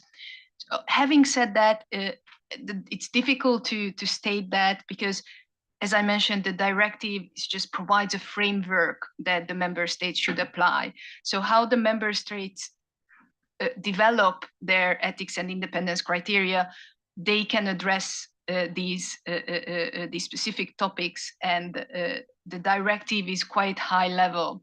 So it doesn't mean that it's not necessarily covering, but not specifically addressing these issues. But we believe that this is one of the area where there is a difference in approach between the two framework. The next topic quickly is the professional ethics. So the requirement or provisions regarding the professional ethics. The directive requires the member states to ensure that all statutory auditors and audit firms are subject to principles of professional ethics, covering at least the public interest function, the integrity and the objectivity, and their professional competence and due care. So as I mentioned, again, this is the same requirement that applies for the auditors as well, and it should be applied mutatis mutandis. In the directive, there are further requirements related to confidentiality and professional skepticism as well. But in general, the directive itself does not provide a detailed ethics framework as we do in the IESA, or a conceptual framework. It simply determines the objectives that the member states should follow or set out in their own framework, and these objectives are in line with the fundamental principles of the code. So we believe that if someone follows the ethics provisions in the code, would meet this requirement in the directive regarding having a professional ethics provision for the sustainability assurance providers. Regarding the ethics, the directive also requires the application of the requirements in the regulation regarding irregularities or suspected irregularities that aims to achieve the same objective as IESA. So the directive also covering what we are intent to cover in NOCLAR. However, this is what we have in NOCLAR is a more comprehensive set of provisions. And also what's not on the slides, that what's in the directive, these irregularities are only applicable in the context of PIEs, so public interest entities. Regarding the independence framework, there are more provisions on independence in the directive itself, and it sets out requirements on the internal organization of statutory auditors and also the organization of the work, so the audit and the assurance work. The directive also requires the statutory auditors and the firms participating in the engagement to be independent and not to assume management responsibility. And it addresses the independence of the network firms too.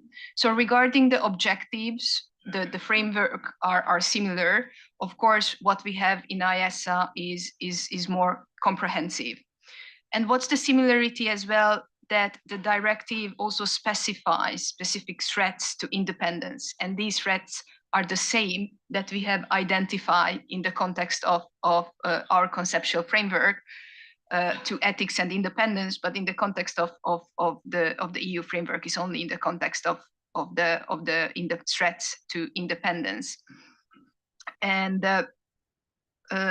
there is no specific conceptual framework approach in the EU framework. It refers back to a threats and safeguards approach, which is in line with the approach that the code included before the 2018. I'm looking to Ken, I think it was 2018 restructuring. So it's not a conceptual framework. It's whether the safeguards applied. So it's more of a threats and safeguards approach, if we can describe it. However, this is not just a difference applicable to the sustainability assurance. As I mentioned, it's an existing difference within the context of the audit as well. So regarding the relationship with the reporting entity, this is also something that is addressed mutatis mutandis. The directive addresses certain relationship with the reporting entity and also its related entity that could compromise independence or create a conflict of interest.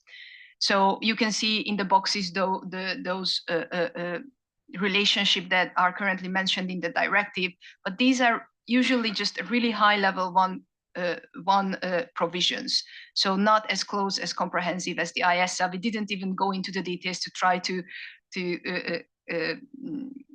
compare the description of the services or going so far. It's really just to try to see what are the relationship that are addressed in both frameworks. And the similarity is that in both frameworks, they are not covering only the engagement partner or the team members, but they are also covering the individuals who are in the position to directly or indirectly influence the outcome of the engagement.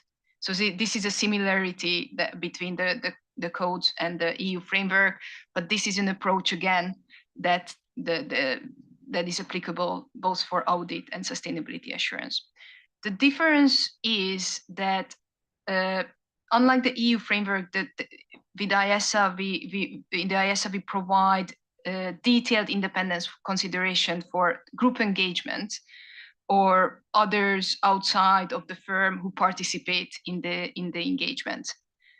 For example, like other practitioners and external experts, they are not specifically addressed in the directive, but that doesn't mean that in the member states transpositions they wouldn't be addressed. And again, it's not something that it's sustainability specific.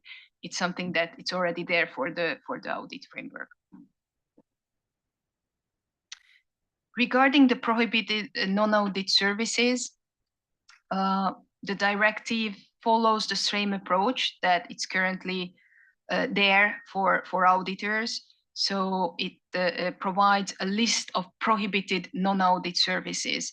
So this is a different approach between the extant code and the EU framework as well, that in the EU framework there is a list of prohibited services, while in the code we provide a principle-based approach in addition to the specific prohibitions. And the directive refers back to the list that it's in the regulation and currently applicable for the auditors, and requires, again, the mutatis mutandis application, except for two services, namely the payroll services and the tax services. So these services are prohibited for auditors, but not prohibited for the sustainability assurance providers. And the CSRD also amended the regulation for the auditors as well, and included a prohibition regarding the financial statement, so the services regarding the preparing the sustainability reporting. So it's an amendment that it's now therefore for the auditor of the financial statement as well. But again, apart from these specific services, the other difference is that the description of the services that doesn't include any refinements, and the other element is that that it's not in the regulation. So unlike for the audit, it is not directly applicable. It needs to be transposed in the national laws and regulation. And the final topic we wanted to point out that could be relevant to the board's consideration is the fees. So both frameworks, the EU and the IESA, address contingent fees and the influence of fees for other services on the assurance fee. However, in the as I mentioned, in the EU framework, if the regulation includes requirements only for the auditor regarding the transparency to the fees, the threshold regarding the total fees from one client, and the threshold regarding the proportion of the non-audit fees and the audit fees. And I will just pause here for a moment regarding the proportion of the fees, because that's the topic that that was raised in a couple of comment letters as well, pointing out that there is a difference between the EU framework and in IESA. But there is a difference already how we address the proportion of the fees for in the context of audit engagements as well. So the EU framework provides a specific fee cap. This is the 70%. So there is the prohibition that the firm cannot go or cannot exceed these 70% fee cap. And the amendments of the CSRD was that when calculating this 70%, if the firm provides both engagement, the firm shouldn't include the fees for the sustainability assurance in that 70% calculation.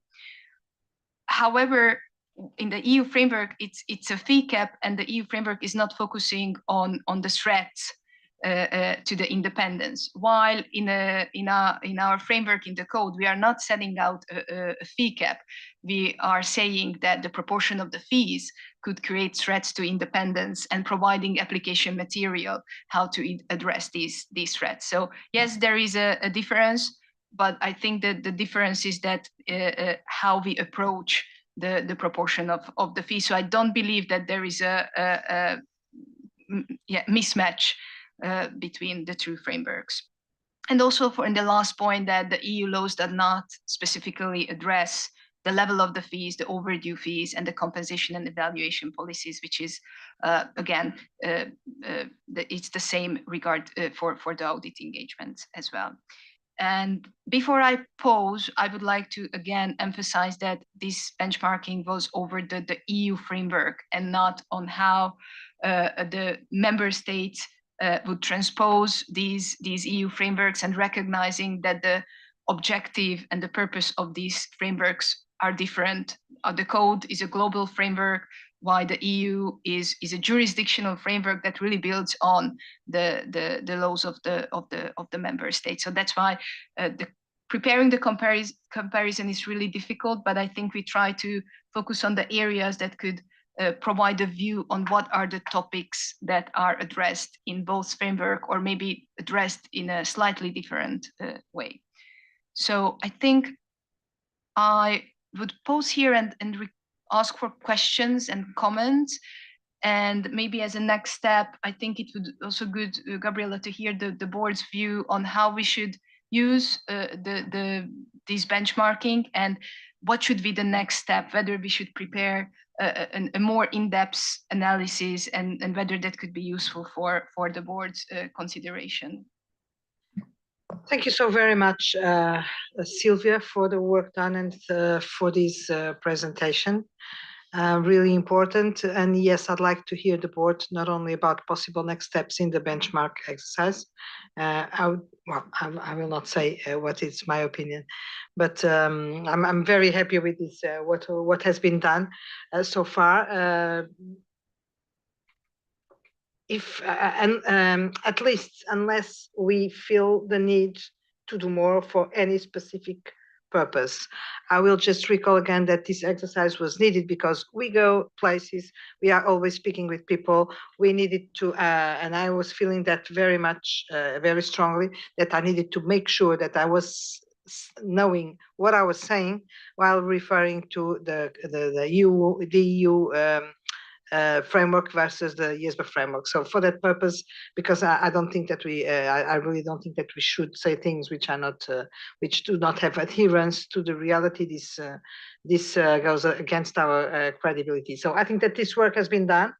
And I'm satisfied with that. But of course, let's listen to the board, because I think that this conversation links to the conversation that we'll have tomorrow on implementation, adoption, and etc. It's where we are already. But I'd like to hear from you if you think that more granularity in this this analysis is needed, or if with this analysis we just need to arrange or organize the information in terms of knowing in red characters what is missing in the EU framework, and if that is necessary, and really how to deal with this, considering how do you look at this, how do you see this framework compared to the EU framework, and then what to do with it we'll see probably tomorrow. So I see that there are still already some requests for comments, and the first one, I think it was Christelle. So thank you, Chair. Thank you for this presentation. Very interesting and high level. So it's very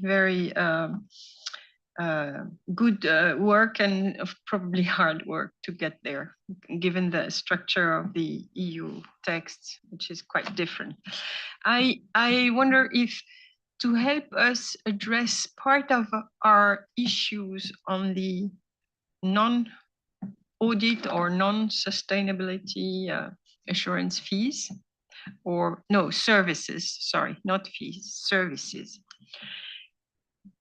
I have a question to better understand what's in the EU, which is, I suppose that what is not prohibited is authorized, or should I suppose that what is not prohibited can be considered if analyzed in substance with some threats? Yeah, so this is my first question. And the second one is, their basis for conclusion for not including payroll services and tax services in the new prohibitions for sustainability? And if so, I think it would be interesting to hear a little bit on the ground of non-prohibition. Because, for example, payroll services, well, I think in general, it's interesting to hear about their ground for analysis. Thank you. You mean the grounds for not prohibiting? Yes, right? Okay. Yes. Okay. Yeah. Okay, Rania, please. Thank you. So I think it's really a great analysis, a great presentation. My question would be, like, I mean, your conclusion ultimately, like the bottom line that I would be interested to know as a board member is, so what are the areas where they are not as demanding as our code, and vice versa? I think if our code is at all not as demanding in any specific area. I mean, we know that in terms of value chains requirements, their code is silent, or their requirements are silent.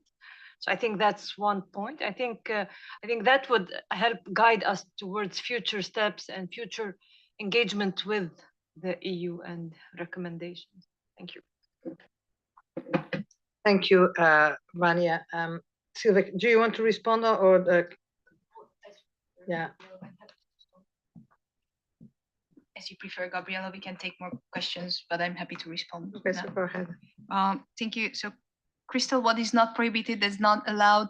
So also in the EU system, there is the directive that provides that general requirement on independence and the threats and safeguards approach. So just because it's not specifically, there is no prohibition, it doesn't mean that it's allowed, but the list is a bit more concrete regarding the services that the prohibitions in the IESA. And the background for not requiring the payroll and the tax services, I don't specifically know. We can dig a bit deeper on that, but even in the tax services, for the audit engagements, there is a member state option. So the tax was a bit different for audit engagements as well than the other engagements. And just responding to Wanya's point, the conclusion, it's really difficult to say because again, the EU framework was written for the member states, so they need to transpose these requirements. And I think it's hard to say without seeing the member states' laws, where are those specific points. And as I mentioned, just because the value chain is not included, it doesn't mean that it's not covered.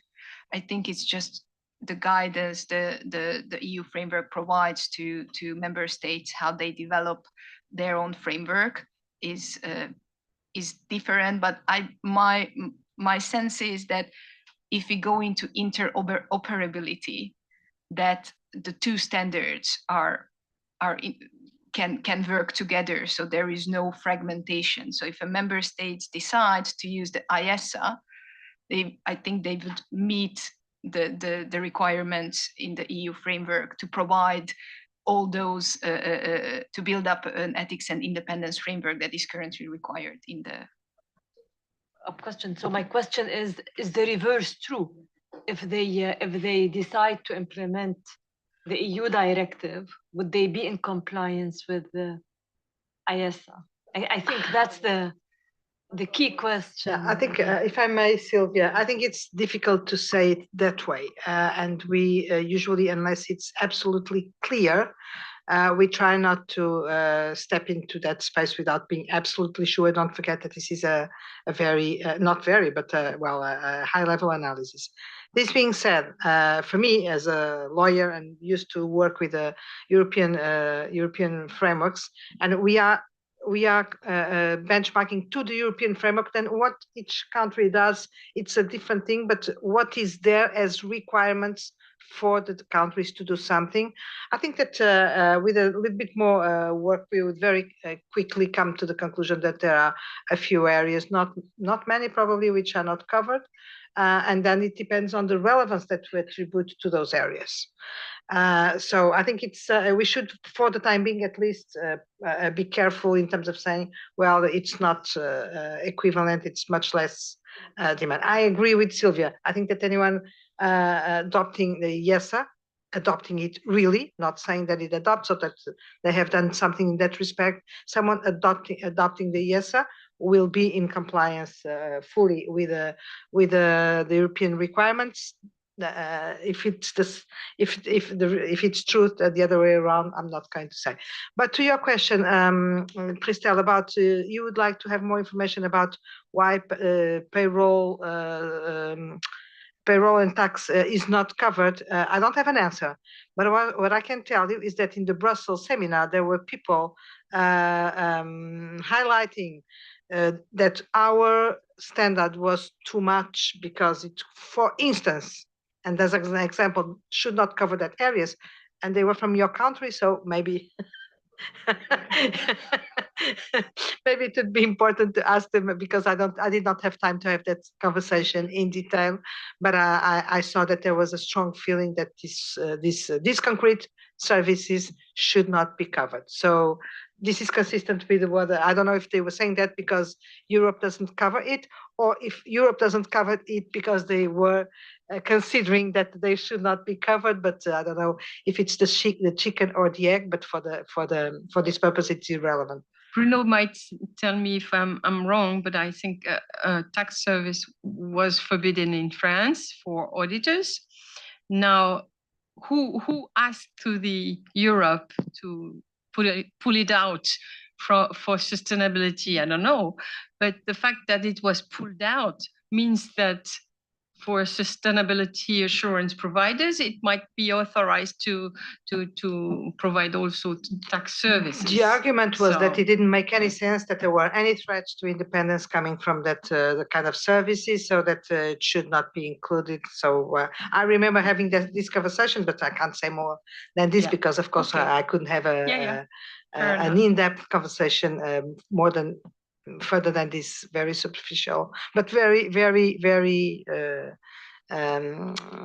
strong comments shared. So, sorry, Sylvia, sorry. And sorry, on those tax as well, because we hear the comment that this is something that a contradiction, which I don't believe, because if someone applies the general requirements on independence and providing those services, that would provide a self-review threat that would be already still prohibited under the EU framework as well. So I don't think that as a green light for tax services based on the EU framework either. Okay, thank you very much, Sylvia. Amajit, please. Thank you. So first, I would like to compliment for this good work. I know it's a very painstaking job, but having said that, so I think it would be useful if we can very sharply define why we are doing this.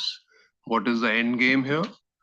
Obviously, to my mind, it's promoting our own code, promoting the implementation of our own code. That should be one of the objectives for this kind of exercise. And if we agree on that objective, then I think while we've done it, I believe, without engaging with the authorities in EU, right? It's a desktop exercise. So if you engage, going forward, if we can engage, I think it would be more useful. And then when we are doing it in consultation, we could also publish this kind of study, highlighting, what the gaps are and what is the way forward. Just one last point, I think IESBA is also doing something similar.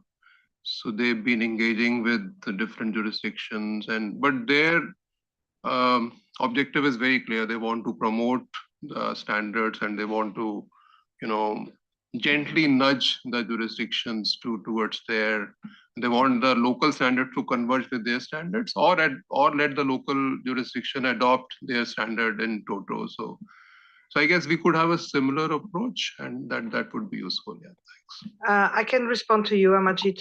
That's why I started by saying that this conversation links with the conversation that we'll have tomorrow on adoption, implementation, and those things. Of course, this conversation or this exercise started because we were having since more than 1 year ago, almost 2 years, very many attempts to engage with the European Commission to see if there was something that could be done in terms of setting up a convergent, consistent framework for ethics and independence, which is the most noble objective that we can pursue. The European Commission has now its own framework. They decided, because in the initial draft of the CSRD, I don't think that they had a plan to do anything in this space of ethics and independence, probably driven by our insistence that they needed something. They included those amendments in the CSRD and the audit directive via CSRD, but on this very much mutatis mutandis basis, so without a real tailor-made, fit-for-purpose framework for sustainability. But still, they have it, and it's what we heard about. Now, what the objective of this exercise is really because going forward, we need to know what to do with our code, with the European regime, and etc. It's more or less easy to say in theory how it would like, for instance, with IESBA standards.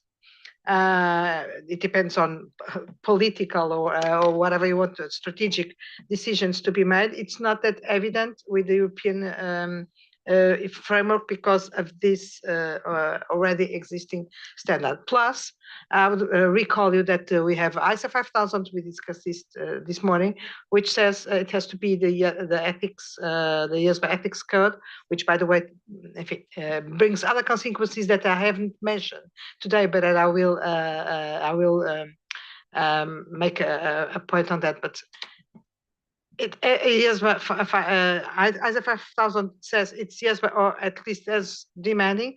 So for the European Commission to, if they adopt ISA 5000, let's see, it has to be clear if this is equivalent, not equivalent, etc. This is a journey. It's not an end point where we are. It's really preparing and moving forward in this journey of speaking with the European Commission, trying to establish something which is interoperable or complementary or whatever. And by the way, and I know that others wanting to speak, but this, I don't know, I told you that the CAOB is preparing, received a letter from the European Commission and is preparing an interim guidance. It's not a framework, but guidance for sustainability assurance, where they will probably mostly take ISA 5000. It would be very, very interesting, and I was very sorry, and it was very regrettable that the European Commission didn't even mention the ethics part to the CAOB. So the CAOB says, we don't have a mandate, we are not going to do anything, it's not for us, but it would be very interesting that when setting up this framework, that something would be said. And for me, the ideal thing is that they mention ethics and independence because it's part of an assurance framework. An assurance framework cannot go without an ethics and independence framework, and that it could be, okay, there is the European one, but there is the IESBA one as well. Something like that would be desirable to avoid, again, fragmentation, doubts, and etc. And in addition, the fact that the changes were made in the directive and not in the regulation, as Sylvia rightly mentioned, means that the 27 European countries will do different things in the context of this directive, and so there will be some fragmentation across Europe, plus the fragmentation against other jurisdictions. But that's what. So, Amajit, to your question, yes, it's very much about adoption, implementation, and all these things that we'll have to care about going forward. Sonam, please. Thank you. Thank you for Sylvia. I understand the directive is very broad and high level, leaving a lot of discretion to member states. My question is, if there are any member states that have transposed this requirement or this directive into national law or regulation, and plus adding more stringent provisions. If so, I'm wondering if we need to be aware of those requirements or national transposition. That's my question. Thank you. Thank you, Sungnam. Yeah, in the context of the directive, there are quite a lot of member state option as well. So first of all, this profession agnostic approach, whether they would allow independent assurance providers in the market, that's also a decision, and I believe that will impact the decision on the ethics and independence framework as well, whether they would apply the framework that is available currently for auditors, or they will add further requirements or national laws for sustainability assurance practitioners as well. But yeah, I think it's a good point. And sorry, responding to other parts of your question, yes, the member states can introduce more stringent provision, but cannot be less stringent, and maybe that's something we will also consider. And thank you for your question, Sunam. This is really important, and I must say and confess that I'm not completely updated. The European countries should be finalizing because the date is 6th of July, but I haven't heard of any country which has already transposed. Maybe I'm wrong. Oh, France, of course. France, yes, France a long time ago. I'm so sorry, Christelle, of course, and with very, very groundbreaking decisions with respect to profession agnostic. But apart from France, I don't know, but maybe I'm wrong, and there are already countries which have transposed. Sorry, Hungary as well. Oh, so I'm really not updated. Okay. But that monitoring of the transposition status and the options would be interesting. Also because for the implementation, etc. From now on it will be a little bit of a door knocking on the door, even if it's a bit late, because they are making the transposition decisions already. Vanya, please. I would say that it is very useful to keep this kind of study, and congratulations, Sylvia, you were brilliant.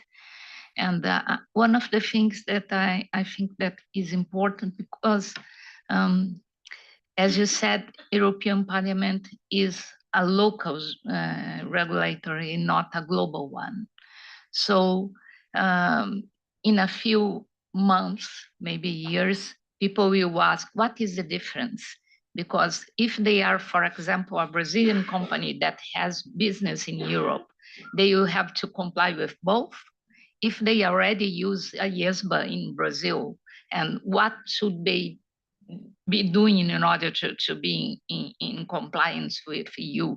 That's the kind of questions, even to IEESB requirement that at least as demanding as IESBA, companies and governments will start asking, what are the difference? What should I do? If they do not have this answer, they will have to redo the work in order to be sure that they will be in compliance with the others. So I think that for educational purpose, that's why IFRS Foundation did that, in order to, because they are global standard setters, and so they want to be able to answer this kind of questions. I think it is very useful for us to have the answer as well.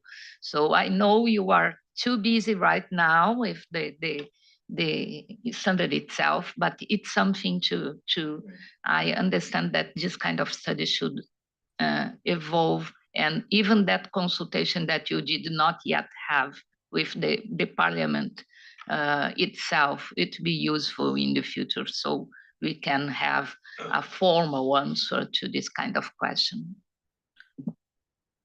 Thank you very much, Vanya. Luigi, please. Thank you for the presentation.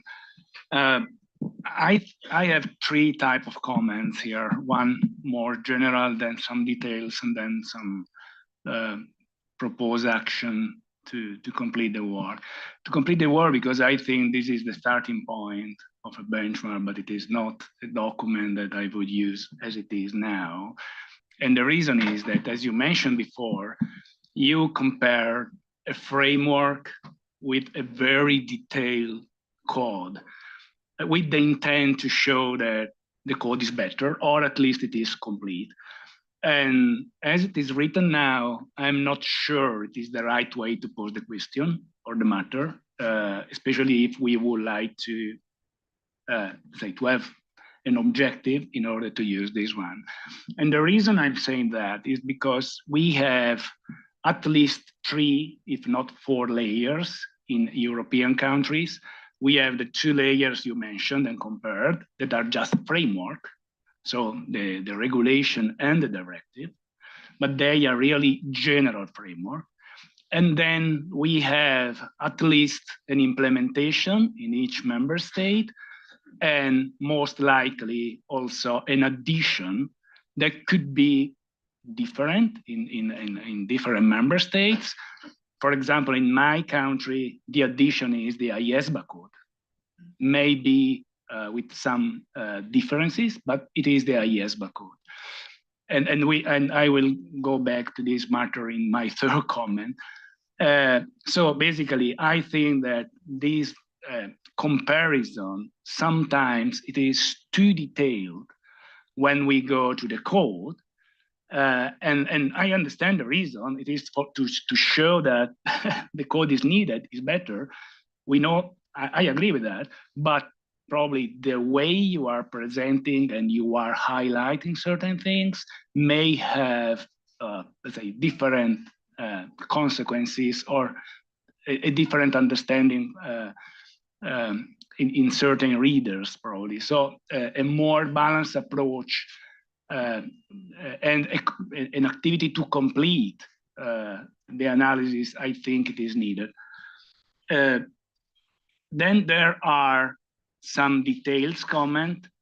I found certain conclusions that are not really consistent with what it is written into the framework, not considering the implementation and the additions.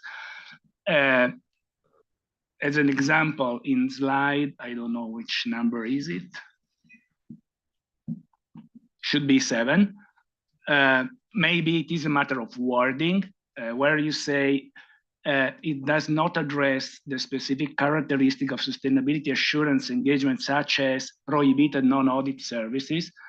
In the following slide, you highlight that there are a list of prohibited services. So there is an inconsistency here. And in fact, there are. Another example of an issue that should be clarified in slide 12, you say that both framework prohibit contingent fee, but let's say contingent fee with respect to the audit or assurance engagements, not contingent fee as a general concept. And this is probably something to fix.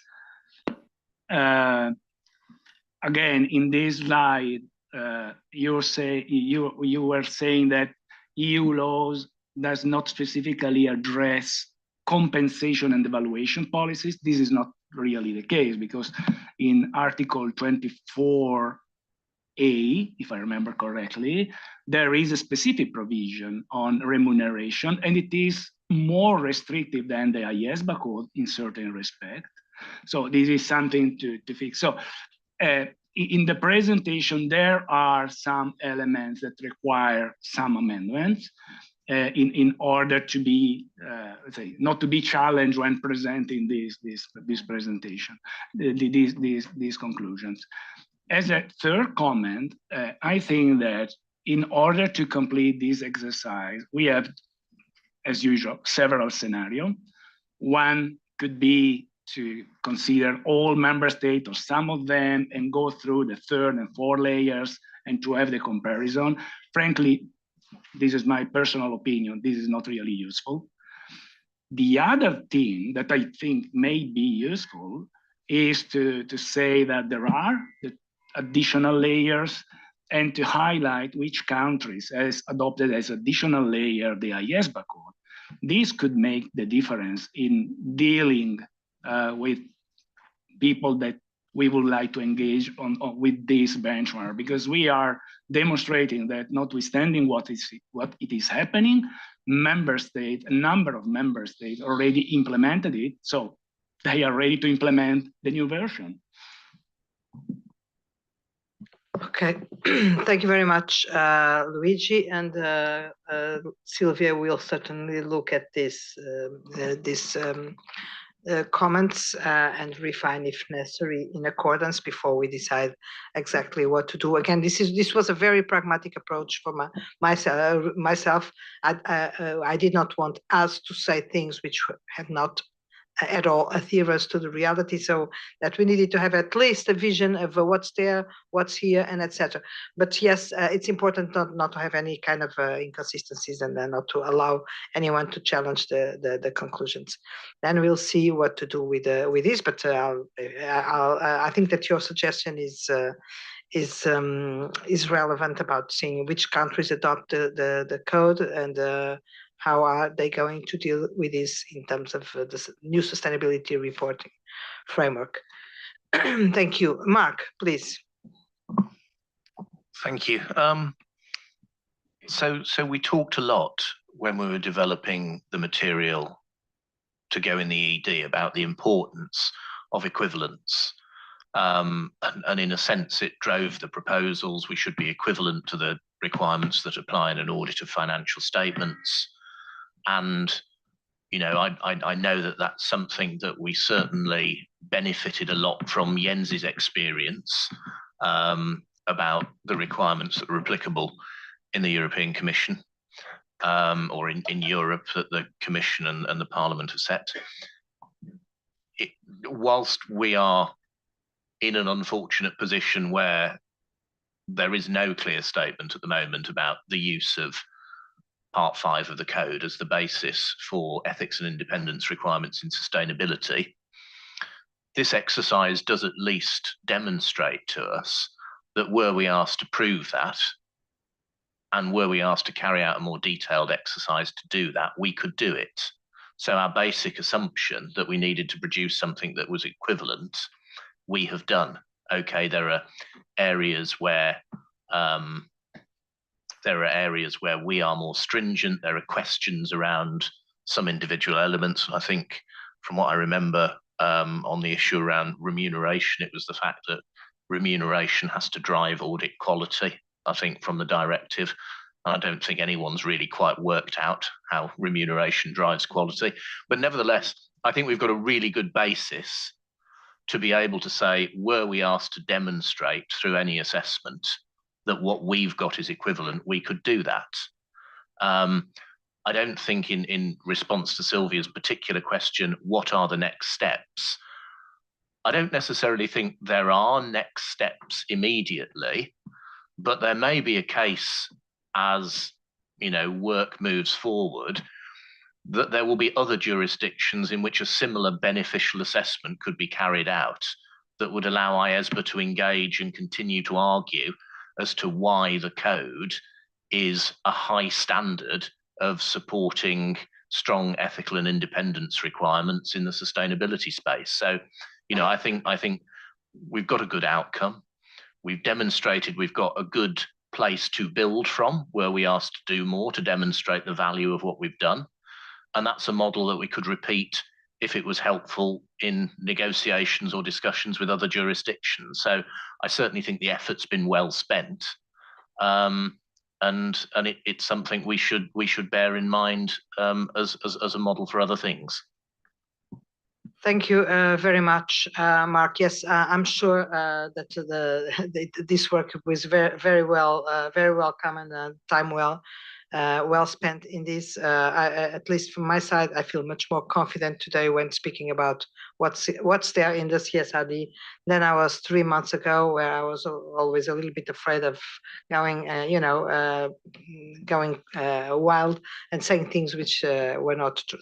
And this is important. This also will allow us probably to start thinking about things like interoperability and things like that. So this is a basic, fundamental instrument for us to move forward with the negotiations, with the interoperability, with even, I don't know, if there was that possibility, asking the framework that is going to be developed by the CAOB to cover areas which are uncovered by this framework. I don't know. I think that there is a reflection to be made upon this for the time being.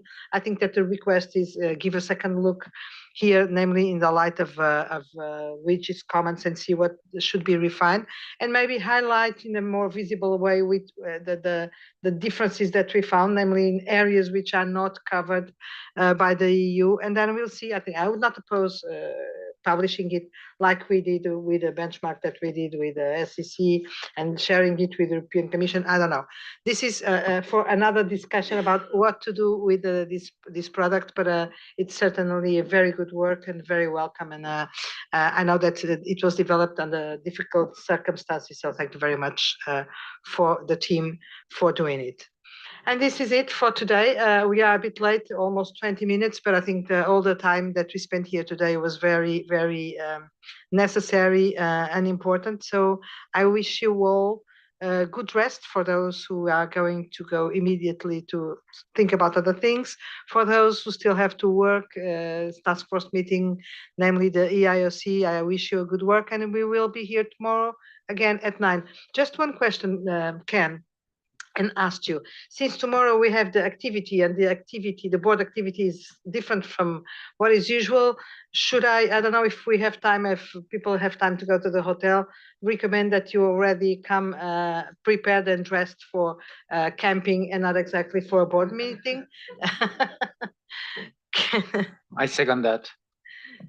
Comfortable, you will be okay, no problem, comfortable and ready for the program, and Astio has shared the instructions, so don't forget about that in case you don't have time to go to the hotel. No shorts though.